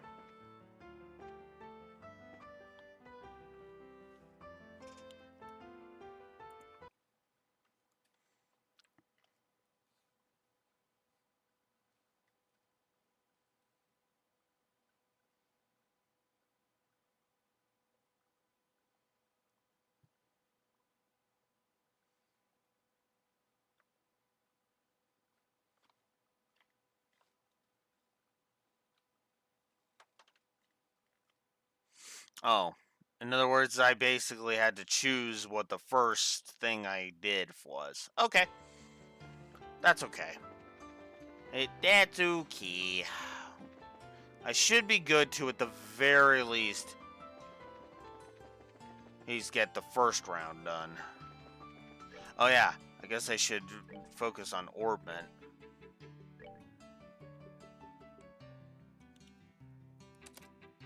Let's up that. Definitely want that. And... yes! All of the yes on all of that. Alright.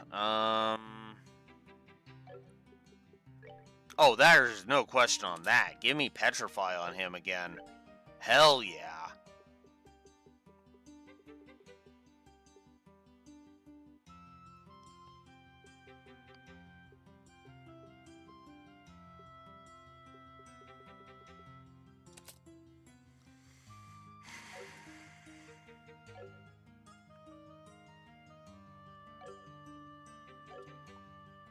Alright.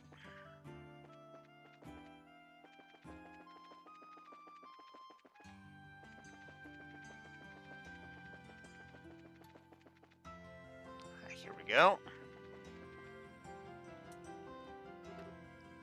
Good morning. Oh, Jin, good morning. Do you feel ready for the next match at noon? I do, and I'd like to finish my registration if I may. Can you help me with that? Absolutely I can.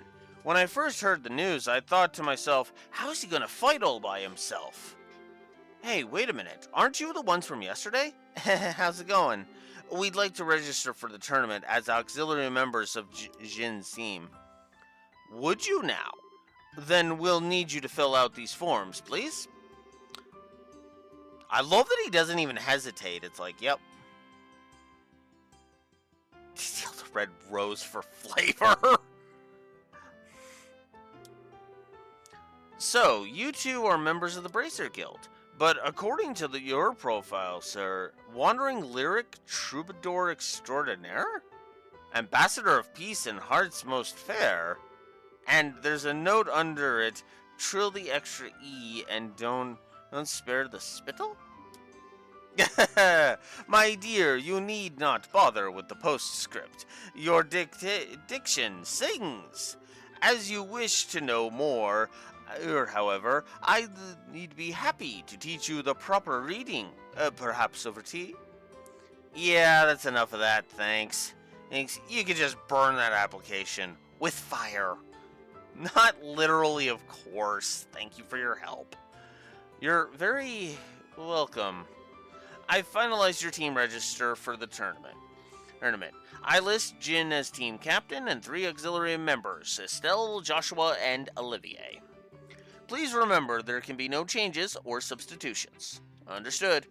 Feels like it's all about to break loose, doesn't it? Oh yeah, do we know who our opponents are going to be? We have already determined the pairings, but to discourage wagering, we do not announce them until just before the match is about to begin. You can guess it's your opponents just prior to the match, though, by taking note of who else is sharing your ready room. Ah, so opposing teams are kept in opposing rooms, I take it. That's correct. Here, this is for you and your teammates. Registry card. Please show this to the staff before you enter the arena. And that should just about cover everything. Best of luck to you all. Knock 'em dead. Your card, please. Ah, part of the tournament, I see. Please note that the tournament participants are asked to remain within the arena's walls until the end of the day's matches.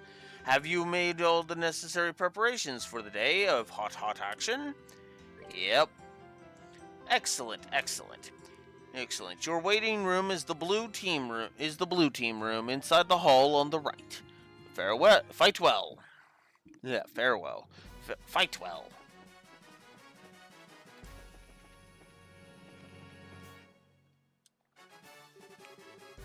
The blue team is on the right, so this must be the waiting room. Yeah, it has to be. Well, why don't we just relax until it's time for the match? Do you ever do anything other than relaxing? Heh, look at you guys all calm and collected. It's you!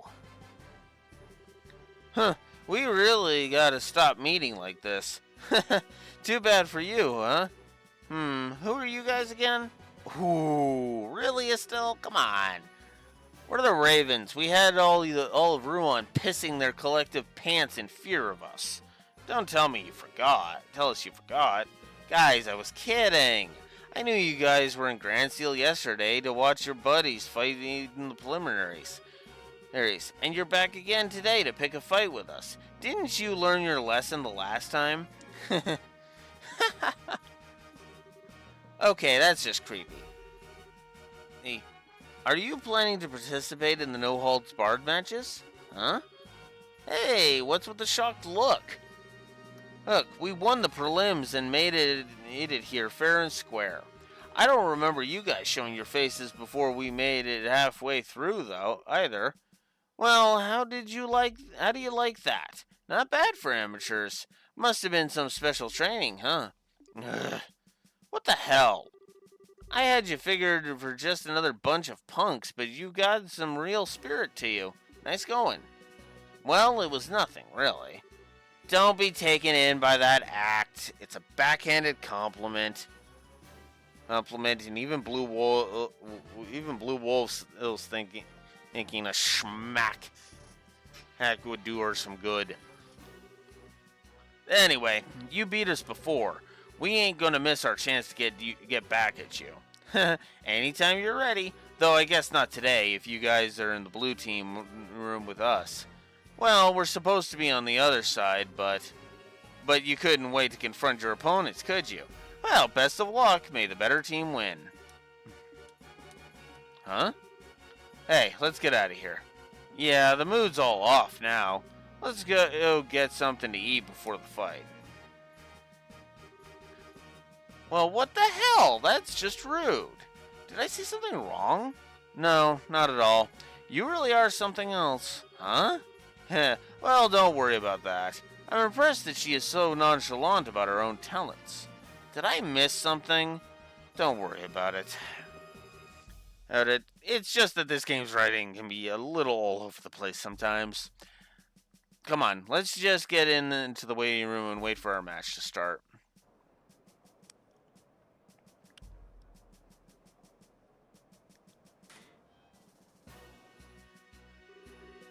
Almost time to start. My heart feels like it's gonna break out of my chest, right out of my chest. Calm down. All we have to do is wait patiently until it's our turn. They'll call for us. That doesn't calm me down at all.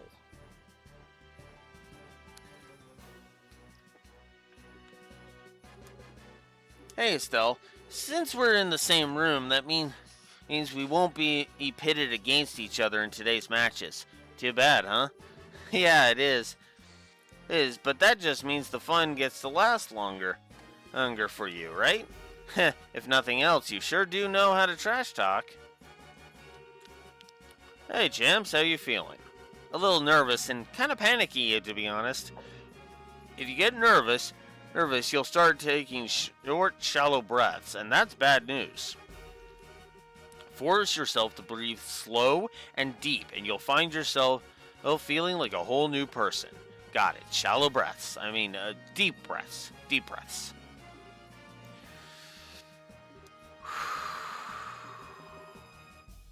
Wow, that actually helped, I think. Thanks, Kurt. No problem. Looks like you're in. Yep, sure are, thanks to you. Show us what you can do, and may the best team win. Hey, you newbies. Hi, Annalise. Looks like you got into Jin's team. Not too shabby. I'm looking forward to seeing what you got. Maybe talking to the other teams will help calm me some nerves. After all, we're not fighting anyone in this room today, so we can all get along just fine. No matter how you look at it, these are some strong teams. Glad I came to Liberal. This place seems right up my alley. I'm in the moments just after the curtain rises, but before the diva sounds her first refrains. Quick, hand me a glass, that I may catch this feeling and drink deep of its bitter malt. Right. Well, General Morgan here, we'll need to give 110%, and we absolutely will. So you'd better believe you'll be seeing us again. So don't you dare break my focus, or I will kick you. Okay. This tournament is where we military and the bracers alike get to shamelessly display some prowess. Shake what you've got up there, and don't lose an eye, cause that would really hurt. border garrison, not to be messed with for sure. But we're not about to lose. So you're bracers, huh? You guys are pretty good for your age. May the best team win. Is it our turn yet? I'm dying to do some killing. All we can do is our best, and our best is all we can do. Here's where we show whether or not all that practice paid off. We can't afford to hold back, not against any of them.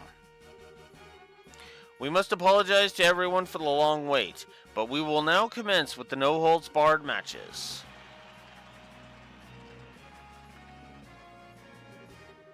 Without further ado, let's announce the fight card for the first bout. Southside Blue Team, Bracer Guild Grand Seal Branch. Team Captain is Kurt. Northside Red Team, Royal Army Assault Cavalry. Team Captain is First Lieutenant Jed. Okay, we're up. The Assault Cavalry is made up of the best men of the uniform. They won't be easy to beat. Good luck, guys. You just leave the heavy lifting to us. Let's go!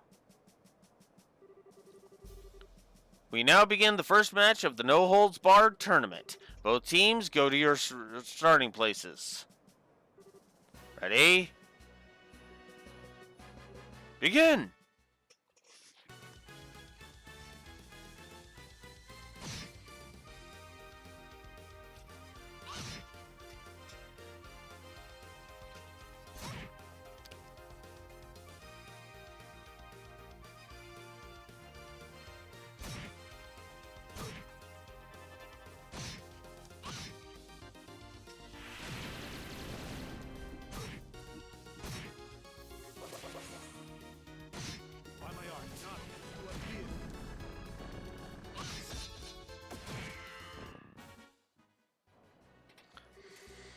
KO, winner is Kurt's team. Alright, they did it! LeBurl's bracers are not to be trifled with. They all demonstrated great skill. Indeed, they may be few in number, but one of them could likely take on 1,000 foes. If we have to face them in a match, we'll have to have a tough time of it. Great match, you guys. Yo, nice fight. It's an honor to be told so by Jin the Immovable. It feels different from the prelim matches, much harder to stay focused. Here's the lineup for the second match. Southside Blue Team from the Calvard Republic, captained by martial arts master Jin. In Northside Red Team, Team Raven, captained by Dean. That's us. And look who we're facing. Facing such louts ought to prove most interesting indeed. Alright, to the arena.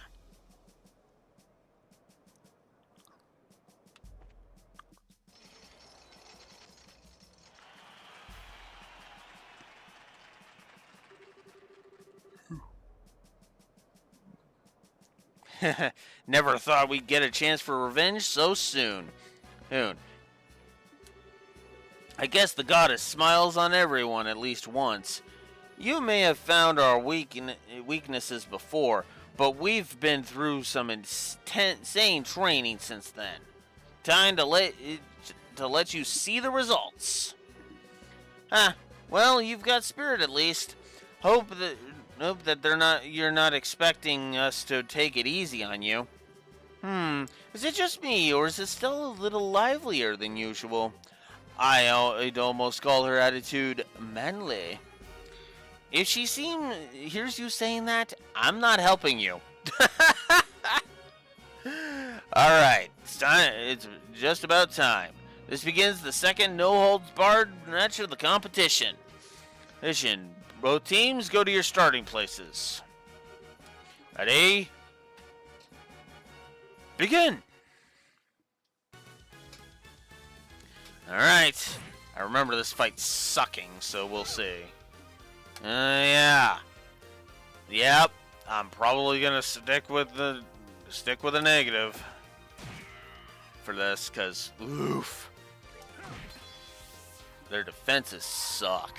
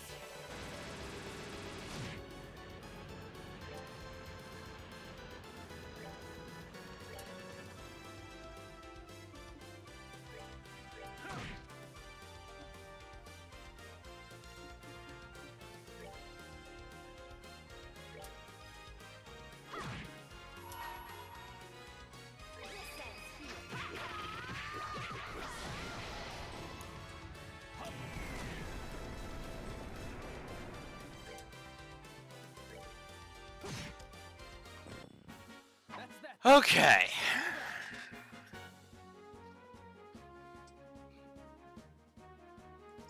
Okay. So, apparently on normal, they don't really utilize a lot of their techniques a lot of the time. But, I know what they're capable of. That fight sucks way harder than anything else. If you go it on Nightmare. Good lord. So, I'm gonna stick to the 2. Just because I know how bad that fight was last time, and oof. Winner is Jin's team. Also, the stat down and status effect, and the seal fetish. Damn it, lost again. He's too damn tough. Shit. Oh, now, don't get so discouraged. To be honest, I'm impressed. You guys gave us a good run for our Mira. I agree. Hey, you're a lot stronger than when we fought in the Vern Lighthouse. Really? I don't really remember it too well. I wouldn't know, but it seems we all have it. We all gave it all we had. I think we can all return to the waiting rooms with our heads held high. Haha, I never thought that those delinquents would ever fight that hard for anything. Just goes to show that change is the only constant in life. I watched the fight closely. It wasn't bad. Not bad at all. Thank you. I'd like to think that their change of heart is born of a desire to follow my shining moral example. Wow, you really think so? Would you quit with your bullshit? You don't even know their situation. You don't even really know who they're talking about. The moment one falls in love is as quick as infinity itself. You're not normal, are you? Here's the lineup for the third match. Southside Blue Team, the Royal Army's 3rd Regiment, and captained by First Lieutenant Riel. Okay, that's our cue. Ooh, let's show 'em how it's done, people. Aye, sir. Northside Red Team, the Kapua family, aka the Sky Bandits, captained by Don Kapua. Huh? The Kapuas? That name rings a few bells.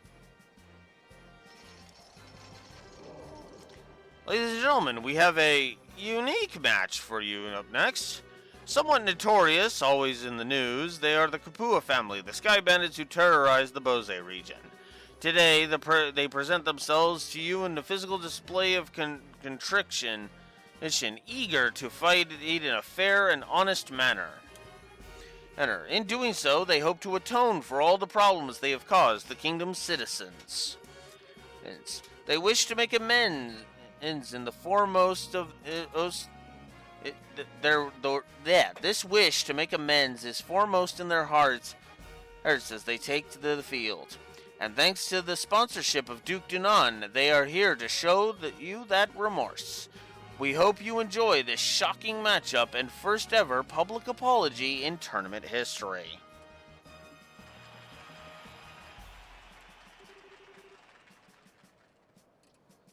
You know, I somehow get the feeling that this new team play rule was enacted so that those criminals could participate. The Duke is certainly a generous man. This is no laughing matter. I kind of expected something crazy, but this is just... Can I have your attention, please? We now begin the third match of the No Holds Bar tournament. Both teams go to your starting places. Take your positions. Begin!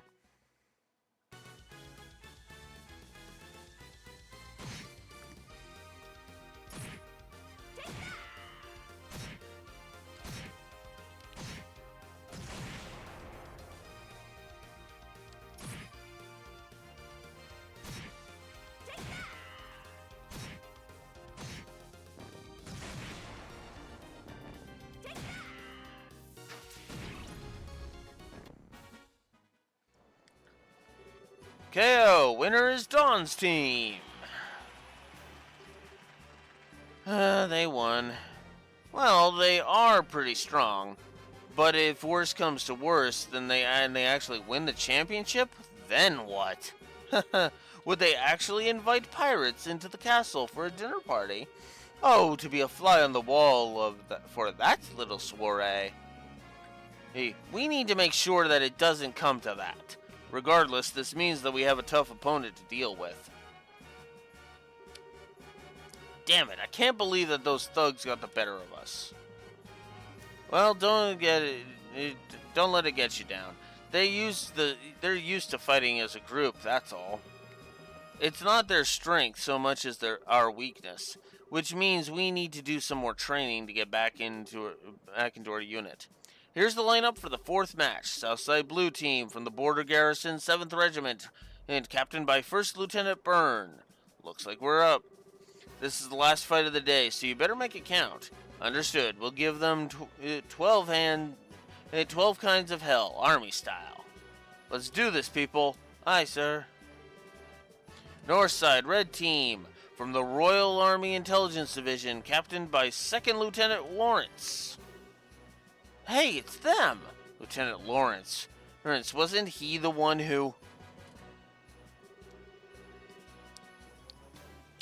We now begin the fourth match of the no-holds-barred tournament. Both teams, go to your ready positions. Take your positions. Begin.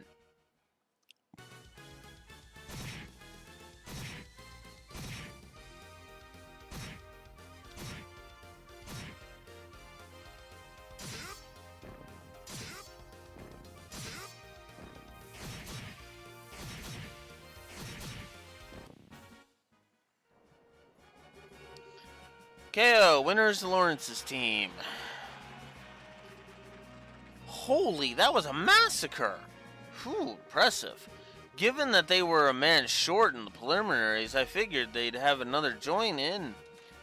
I guess they had an ace in the hole. Still, Joshua and I are also aces in the same hole then, since we too missed the preliminaries.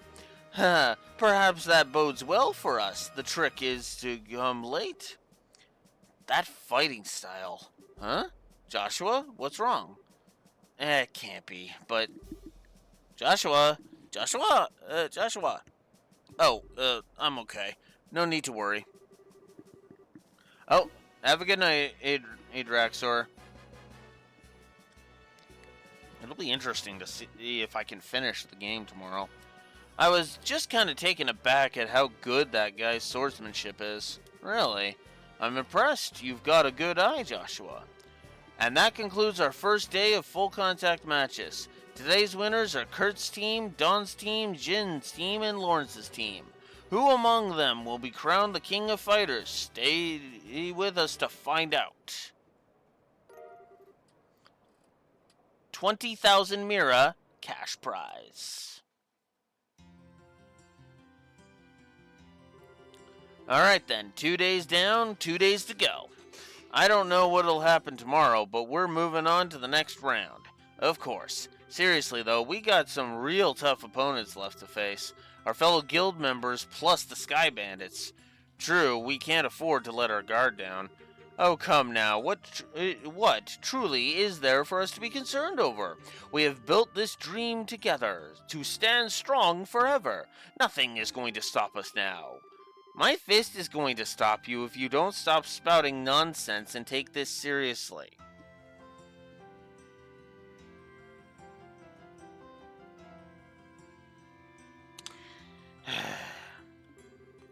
Well, positive thinking isn't a bad thing. We've got to keep each other's spirits up from today, so that we'll be ready for tomorrow.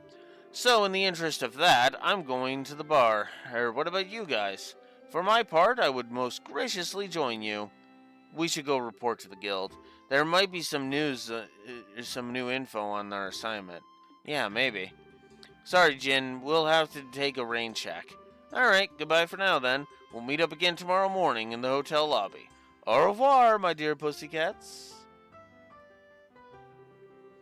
Okay, so off to the guild. Right. Right, and it wouldn't hurt to try getting some information from around town, too. Like, what exactly?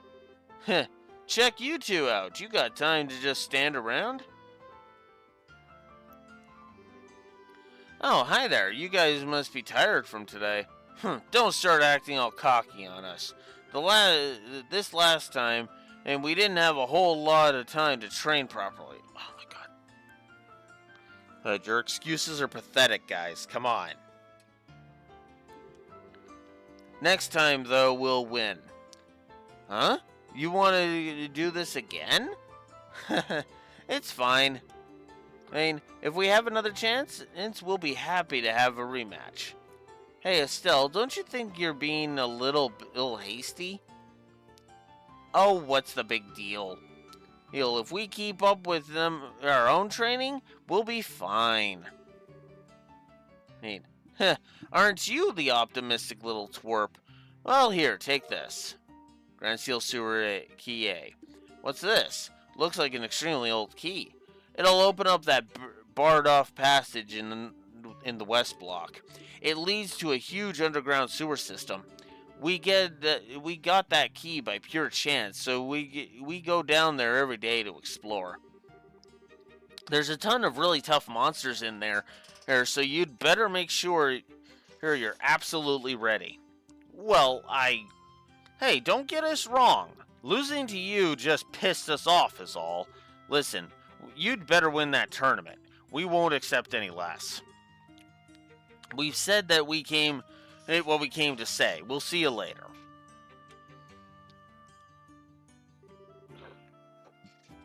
Okay. So what was that all about? I think they were trying to show us that they're rooting for us. Again with the acting like dicks are actually nice people. Fuck. Maybe they're telling us to use the sewers to train ourselves before the big match. I guess that makes sense. Maybe they really have turned over a new leaf.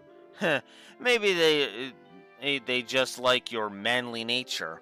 After all, you are the most violent person I've ever met. Manly? Violent? What are you trying to say, Joshua? Well, whatever. I say we should accept whatever goodwill is offered. It's late, though. I think we should wait before we go underground. We can give it a try before tomorrow's match. Okay. Let's stop in at the guild, then, and report to Ilnon.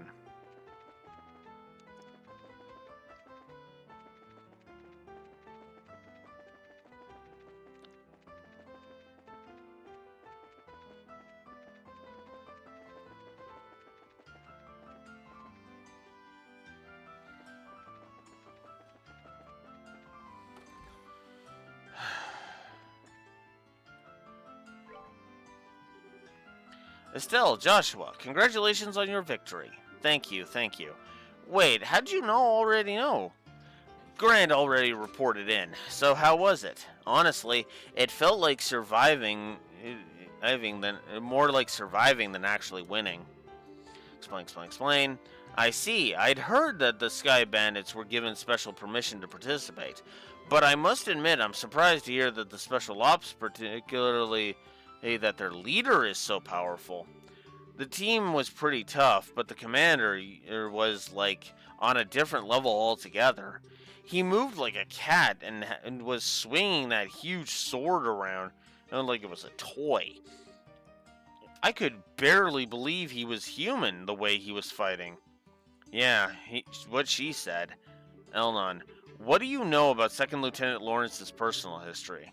Nothing, I'm afraid. The Intelligence Division is new, and Colonel Richards suppressed all information regarding them since their official inception. That includes information on the lieutenant. Drat. Joshua? You seem pretty caught up with that guy in red. Is there something we should be watching out for? No, we just need to know who we're facing, that's all. Anything can give us an edge in the tournament. Good point. Knowing your enemy is the best way to eat him, after all. Actually, this doesn't concern the lieutenant exactly. Today at noon, a military patrol vessel arrived at the landing port. Its passenger was the colonel's right-hand woman, Captain Amalthea. That is news. Captain Amalthea, is that sneaky fox-faced woman? That witch who used Tita to threaten the professor? She's traveling through all the major cities. Her arrival was unexpected and caused all civilian airship lines to run late. Yeah, that doesn't bode well. A tour of the major cities sounds like a cover for her to hunt down the professor. We've got all branches investigating her trip very carefully. We'll let you know as soon as we learn anything. You two just focus on the tournament for now. Oh, you bet. Thank you so much for all your help.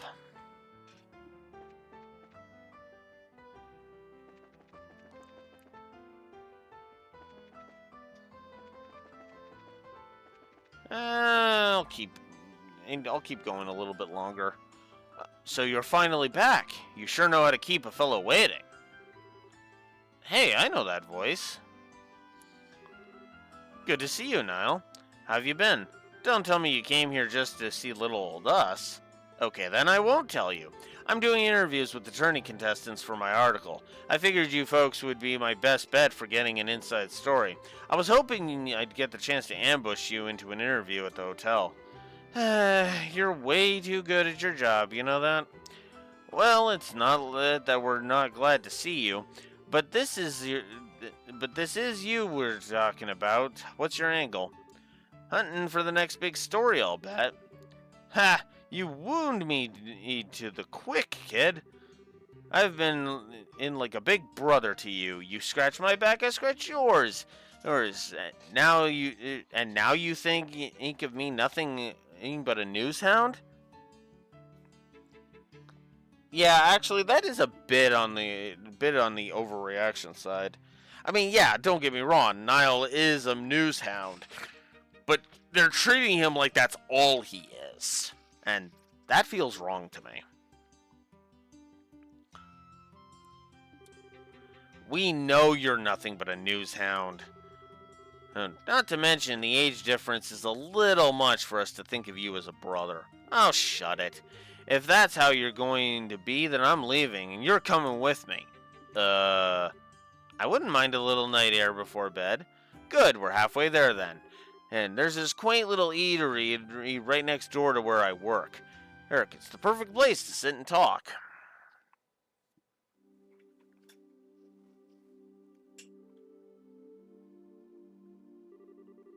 This is a nice little place.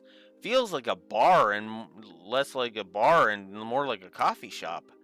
That might explain the smell of coffee. I hear the owner started this place up as a hobby. The brew here is amazing. Plus, he took some advice from someone later on and added curry rice to the menu. Curry with authentic spices. I just like the atmosphere out here, though, personally. Have a seat. Let's get this interview started. Not so fast.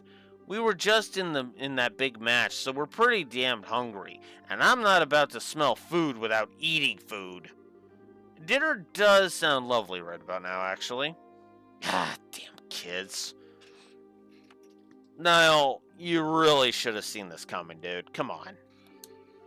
Fine, I'll buy you dinner. And while you're stuffing your faces, you can give me the exclusive on the news you found.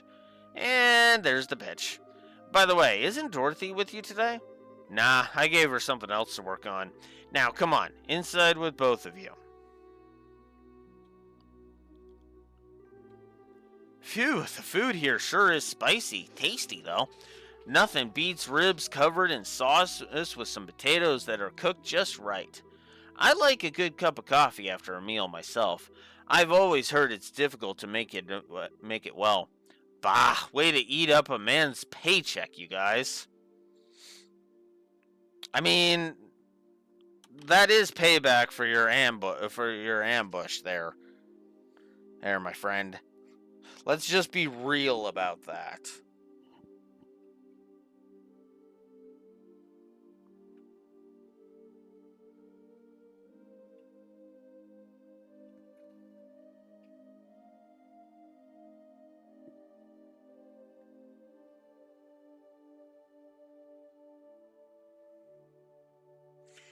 And suddenly, I've got no...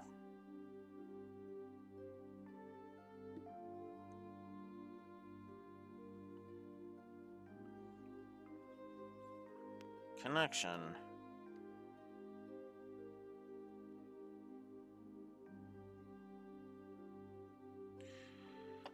Well, that sucks. Alright, I'll try restarting my phone then. Right. I don't know how I'm supposed to afford all this on a reporter's salary. Now, it was a great meal, and great meals don't come cheap. Okay, now, you were saying something about an interview? Huh, I could write a story about extortion.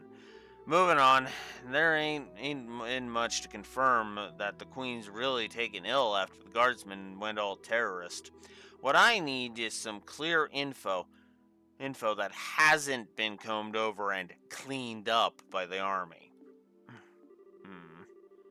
I heard a little from Dorothy about the kidnapping in Zeiss. Look, let me get straight to the point. I know you've got Colonel Richard by the proverbial tail. Hell, I just need to know how hard you're holding on.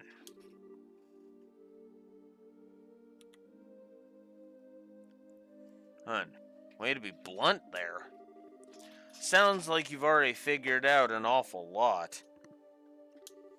I knew he was crooked. Before the interview in our magazine bumped up his popularity, he wasn't really well known or worth paying attention to. Oh, seems like this guy has been planning his moves every step of the way.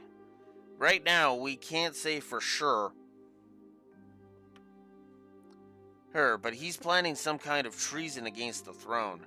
But it does look like he's manipulating the Duke somehow. Duke Danan. He's taking advantage of the Queen's poor health and acting like he owns Grand Seal Castle, alright. But what I don't get is why none of the military bigwigs are making their move. Well, about that. What do you think, Joshua? Should we tell them? Well, we could definitely use some fresh intel ourselves. As long as he scratches our backs, let's scratch his. Hey now, you two know something, don't you? We would have told you sooner, but anything we say from here on out has to be completely off the record. I hope you're ready for this. Shit. I'm really not going to like this, am I? But fine, say what you're going to say.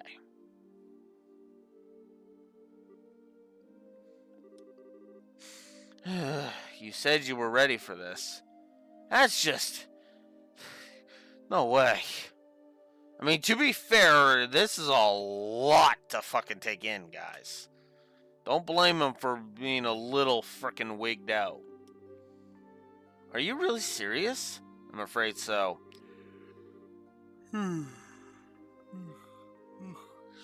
me. The Special Ops soldiers were behind the Sky Bandit incident, as well as the arson. Not to mention the kidnapping of the kingdom's greatest scientific mind. General Morgan is at the top of the chain of command, and even he's basically under arrest. All of the terrorist-style activities are being made out to look like the guardsmen are doing it. Okay, enough. You've made your point. Damn it all, I can't even report a word of this. The Army censors already have their stamp all over their latest issue. They did their work at the final printing. Stage. Really? And I'm left with nothing to cover except for this damn tournament. Hey, wait a minute. You two have something up your sleeves, don't you? That's why you're in the tournament. You could say that. We can't give you all the details on our current request. We do, however, think that we need to make a move just to break the deadlock. You don't say. All right then. Since I can't do anything as a reporter, I might as well pitch in. We'll see what I can dig up. I've got a few sources with fingers in places that the guild would never go. That'll be a big help. doing anything to oppose the military's is going to be a risky proposition, you know. Are you sure you're okay with this?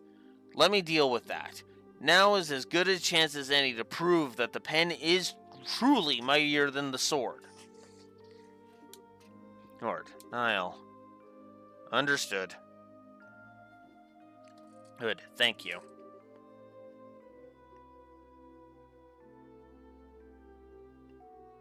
Yeah, just leave it to me. So, what do you want more information on? Info about the army's movements would be good, as would knowing whether or not all of the Royal Guardsmen have been arrested, and also where General Morgan is being held. Got it. All stuff that I've been thinking about, too. I'll check them out. Anything else? Maybe some background info on someone in the intelligence division? Huh? You mean like a background check? On Colonel Richard, Captain Amalthea, and Second Lieutenant Lawrence. If we have to face any of them, the more we know, the better the odds.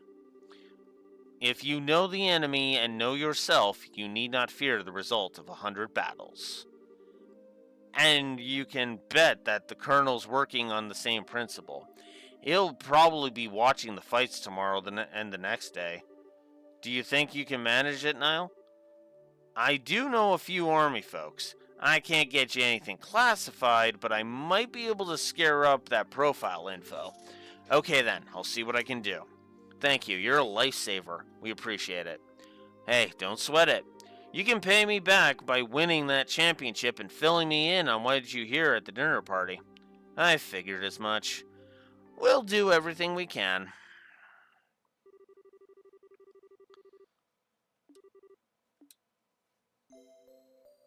Bum, bum, bum, bum, bum. Well, we all seem accounted for. Shall we be off? Our match is in the afternoon, just like yesterday. We're free to do as we please in the meantime. We can stop by and get our equipment set up, and maybe even work in a little monster killing on the way. Hey, if that's what you're after, I know exactly where to go. Oh, explain about the key. You don't say. That's mighty interesting. I hear there are some tough monsters down there, so maybe they'll prove to be worthy opponents. A Byzantine labyrinth snaking out beneath this jeweled city. My adventurer's bosom strains its corset strings. I have no problem with that, provided that we have the time. I think the entrance is just at the edge of the Western Block's residential district. Okay. That's going to do it today. Wow, that actually was quite a bit of progress. I'm actually kind of surprised. We probably will not beat the game tomorrow because Compass has got to be Compass apparently. I'll see what I can do about getting him to hold off until like 2 o'clock, but we'll see. But regardless, tomorrow at 9 a.m. Central Standard Time, we head to the sewers to deal with a monster extermination, and then we enter the tournament yet again. Blue Wolf Alex of the Lore Walkers signing out. Have a good one. We're almost there, guys.